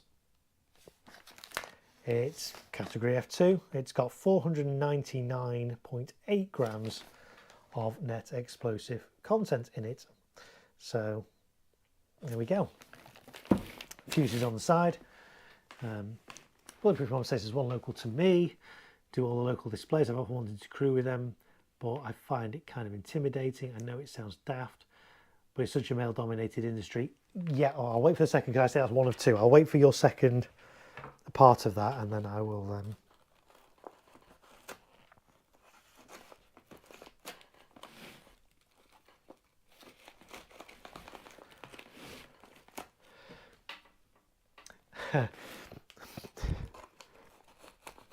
yeah, so yeah, Bulletproof Mom saying there's a local company, display company local to her, and she would love to fire for them, crew for them, but she finds it a bit intimidating because it's quite a male-dominated industry. And you're right, it sadly is. There are some women in the industry. There are, you know, women that crew for companies. The company that I crew for, again, I'm not going to mention them, I know of one member of the crew who's female and the rest are male. That might not be how it is. I might not have met all the firers, all the crew. That's just how it is. And again, I'm not, you know, they're not, that's just the way it is. I'm not saying that they are excluding women at all. Of course they're not. But in general, yes, the industry is male dominated, and that is a shame, but I wouldn't let that hold you back, because, you know, I've worked, I mean, aside from fireworks, I work in the event industry. I do lighting and sound and all those kind of things, and that can be quite male dominated as well. But I have worked with female technicians, sound engineers, lighting engineers, all those kind of things, and they're great. They really are hardworking and knowledgeable, and, you know, just as good as their male counterparts. And so the same thing should be true in the firework industry. So I don't let that stop you from getting involved. If you really want to get involved in your local firework display company, drop them a message, see if they're taking people on. They usually do. Most are usually crying out for help and stuff, and, you know, that's a good way to get experience. And you know, from your messages and in forums and things, like, you are already quite experienced. Okay, you might not have the qualification to be a person of specialist knowledge, but, you know, get that industry experience. It's worth it. And again, you're not tied into any contracts. If you approach your local firework company and they let you do some shows and you find that it is too male dominated and you don't enjoy it, well, just, leave. You're not contracted to be there for X number of years or X number of shows or anything. So, but give it a try if that's what you want to do. Bulletproof Mum says, yeah, I know there's others like me, but a minority. Yeah, and it's a shame because, we need people that are enthusiastic about fireworks, that care about fireworks, that want to get involved. And it would be a shame if they are held back just because they're female. So, give it a go. What have you got to lose? Okay, yeah, you might find it's male dominated, but actually you might really enjoy it. You might learn a lot. It might open more doors for you. So who knows? George says we have a few ladies at our company and they love it. It's lovely to see you girls want to get involved. You should go for it. Yeah, absolutely, totally. Candy Mum says life's too short. Keep reaching for your dreams. Yes, I know all that. Knowing and doing though, all different things. Yeah, no, I do get that. I do understand that. Baby Peach says hashtag 4 hours. Bulletproof Mum says thanks guys, it's appreciated. Yeah, I know it's easy to say, oh, just go out and do it, and I know that's easy said than done. It is nerve-wracking. When the company that I crew for, when I first kind of went for it wasn't an interview, it was like an informal kind of chat. Yeah, it is intimidating. Yeah, and I get that. But it's worth it. If you love fireworks, if you're passionate about fireworks, if you want to go to, that next level, take that next step from just being like an enthusiastic kind of amateur to actually doing it professionally. You're not going to make a living out of it. Cards on the table, let's be honest. There are very few people in the firework industry, in the professional display industry, that make a living out of it. And most people are freelance crew that are, just paid per event. And, the events it can be quite seasonal. You do get events throughout the year as well, weddings and things like that, but it's not regular income. You struggle as a firer, or a senior firer or whatever, or a crew, to make a living out of it.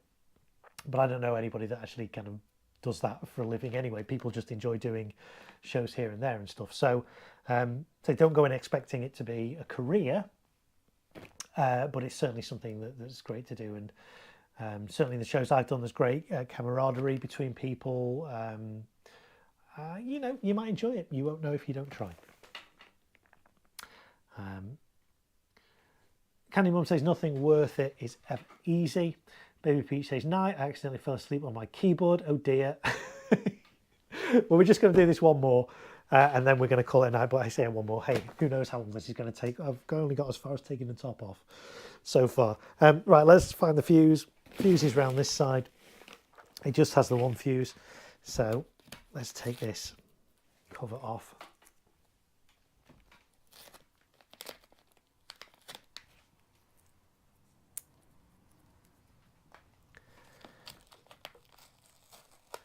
Let's go like that.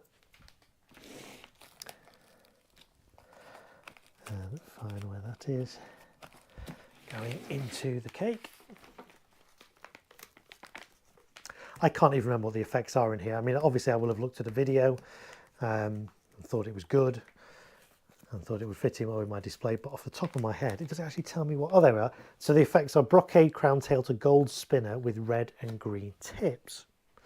So that's a bit unusual. I mean, brocade crown, yeah, brocade crowns are brocade crowns. To gold spinner, that's quite unusual because normally tabbillions tend to be silver. So gold is interesting with red and green tips. So, yeah. This is Phenomen. I think it's new from Yogi this year as well. It's not one I've come across before. I haven't fired it before, so I've obviously seen various video of it, but that's the extent of it. So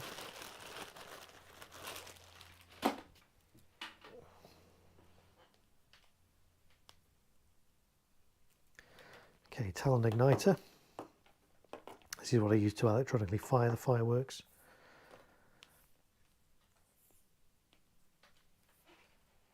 If you're hand lighting, you can kind of skip this step, obviously.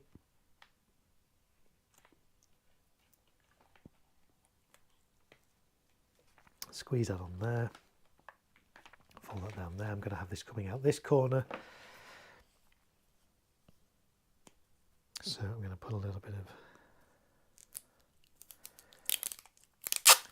tape just to hold the wire in place so it can come out of this corner nicely. Bend the surplus fuse over. Say I don't cut it off, because then you can't really use the firework again if it fails to ignite for whatever reason. If its fuse is still intact, you can use it again. If you've chopped the majority of the fuse off, you can't really use it again.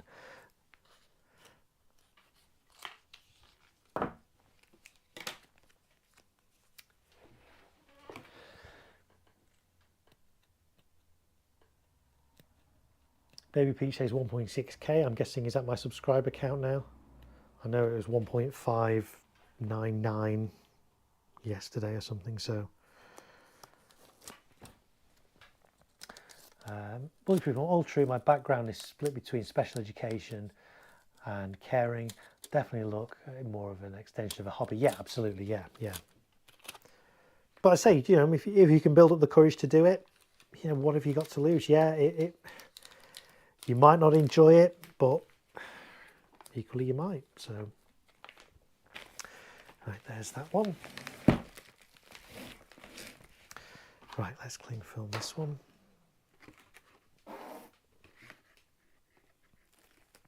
So yeah, so these are, say this one's 25mm, and I know I said earlier I've got 15 meter spectators. That's 15 meters to the front of my display. The back of the display, this is probably 20, 21 odd meters. So I'm comfortable firing these at that distance. I mean, technically the guidance on it is it 8 meters on this one or 15? Either way, I've got more than that.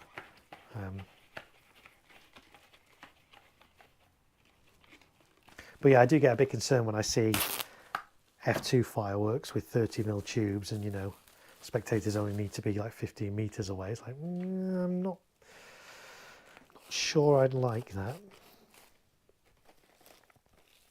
And again, for those, you know, who don't know what we're talking about, the bigger the diameter of the tube, obviously the more powerful the effect, the more of the effect there is as well. So if you've got a small bore cake, like a 20mm or this 40mm kind of weird thing, there's a lot less powder, there's a lot less power in that. The effect's not going to go as high, potentially. There. This over here. Again, I didn't do that one long enough either, did I? Never mind, we'll get that on the next go around.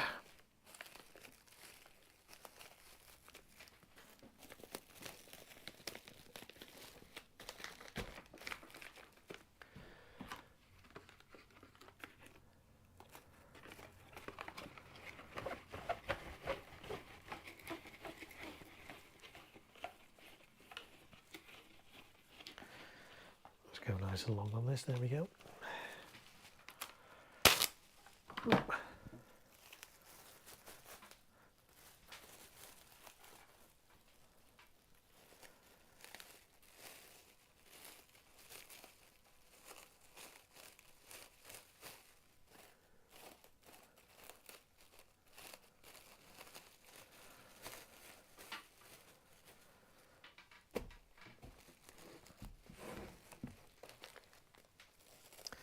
My igniter wire out of the way. That's good.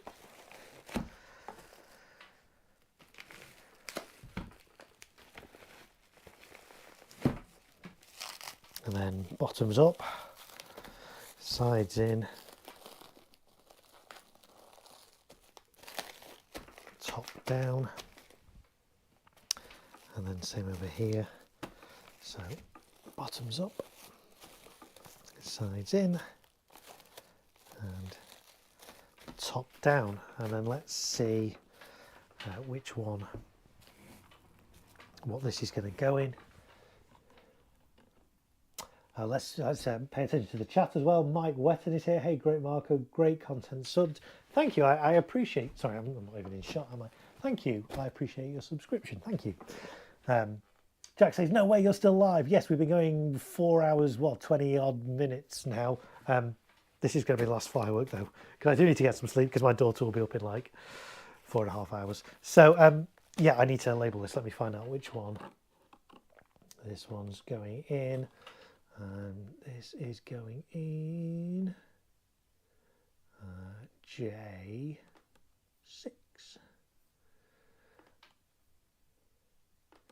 J6. Okay, let's put a label on that one.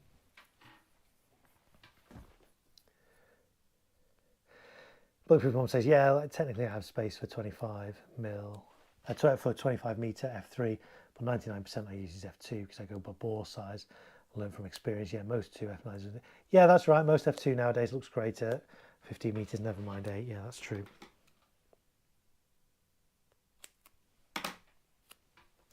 And I've completely forgotten. It's that time of night what number I just said. It was J something or other.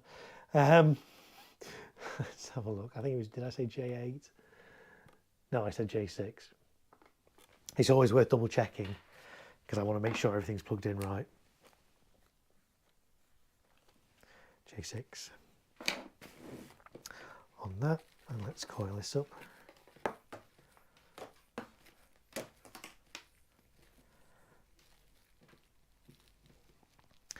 Like so. So was anyone keeping a tally on how many cakes we managed to do in 4 hours, 25 minutes? 1, 2, 3, 4, 5, 6, 7, 8, 9, 10, 11, 12, 13. We got 14 cakes done. Oh, there we go. Right. Woo. Let's have a look what everybody's saying. In fact, I can move. Let's move this over here. Then I'm not having to lean over. No, in fact, I can't do that because then I can't see you guys here. I'll put this back over here. Jack says I like 30 mil bore cakes. Yeah, well, 30 mil bore, of course, is the maximum size you can get in consumer firework cakes over here. Bulletproof Mum only real fire average fountain small wheels at 8 meters. Yeah, and that's those fountain tables that I was building the other day. Most of the stuff on there is, in fact, some of the stuff on there is category F1, so it's just 1 meter.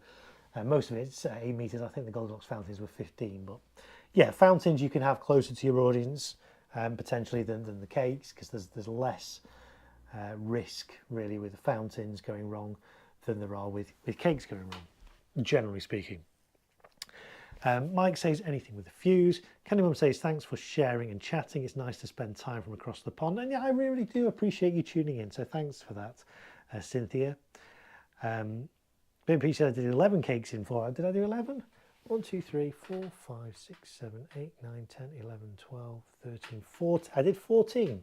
Maybe you fell asleep through a couple of them. I don't know. It was a big blur, wasn't it, really, the last 4.5 hours. Bulletproof Mum says, I used to have good sized field at Scout Hut, but I don't have that now, so I work with what I have. Yeah, and that's what you got to do.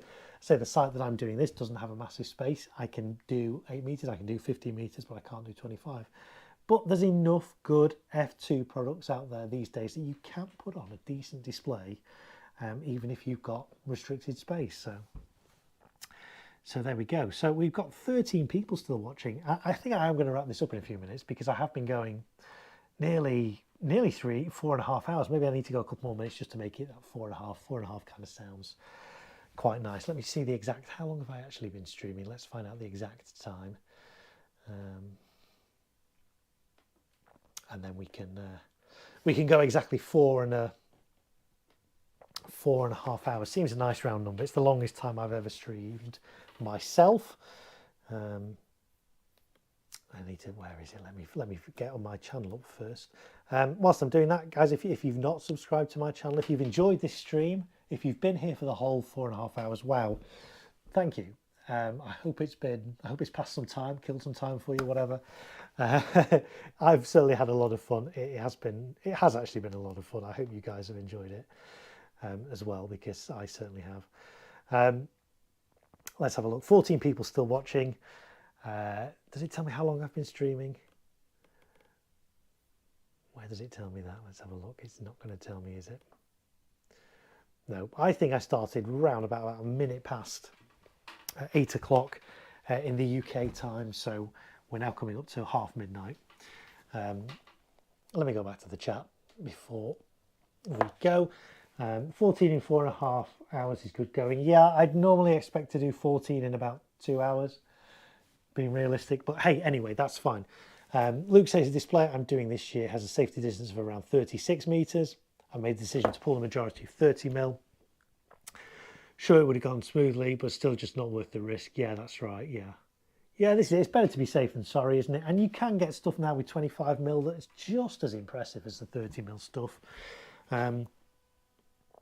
Bulletproof Mum says some on stage an intervention. Us parents need to sleep. Yeah, we are going to be ending in a minute or two. Let's have a look. So. Yeah, Jack Glay says to Luke, a raft is the answer to your safety distance, small safety distance, yes. Pyro Bundy says, cheers Mark, it's been fun and informative. Glad I found your channel recently.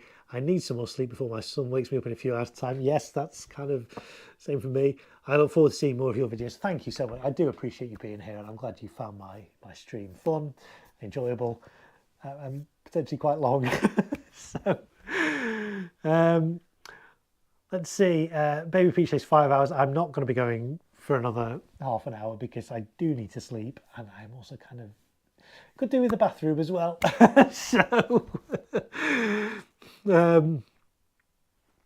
Luke says to Jack, if you're reading my post on the forum, yeah, and I just thank you everybody that's come here from the forums. I don't advertise these streams on the forums because you know I don't sort of self-promote in that way over on the forums, but I do appreciate you guys coming over and checking me out and hanging out with me for a little bit on YouTube this evening. It's been fun. I don't know why I'm still doing this Jonesy camera angle. I could probably raise this up now that we finished down here, but it's kind of fun, isn't it?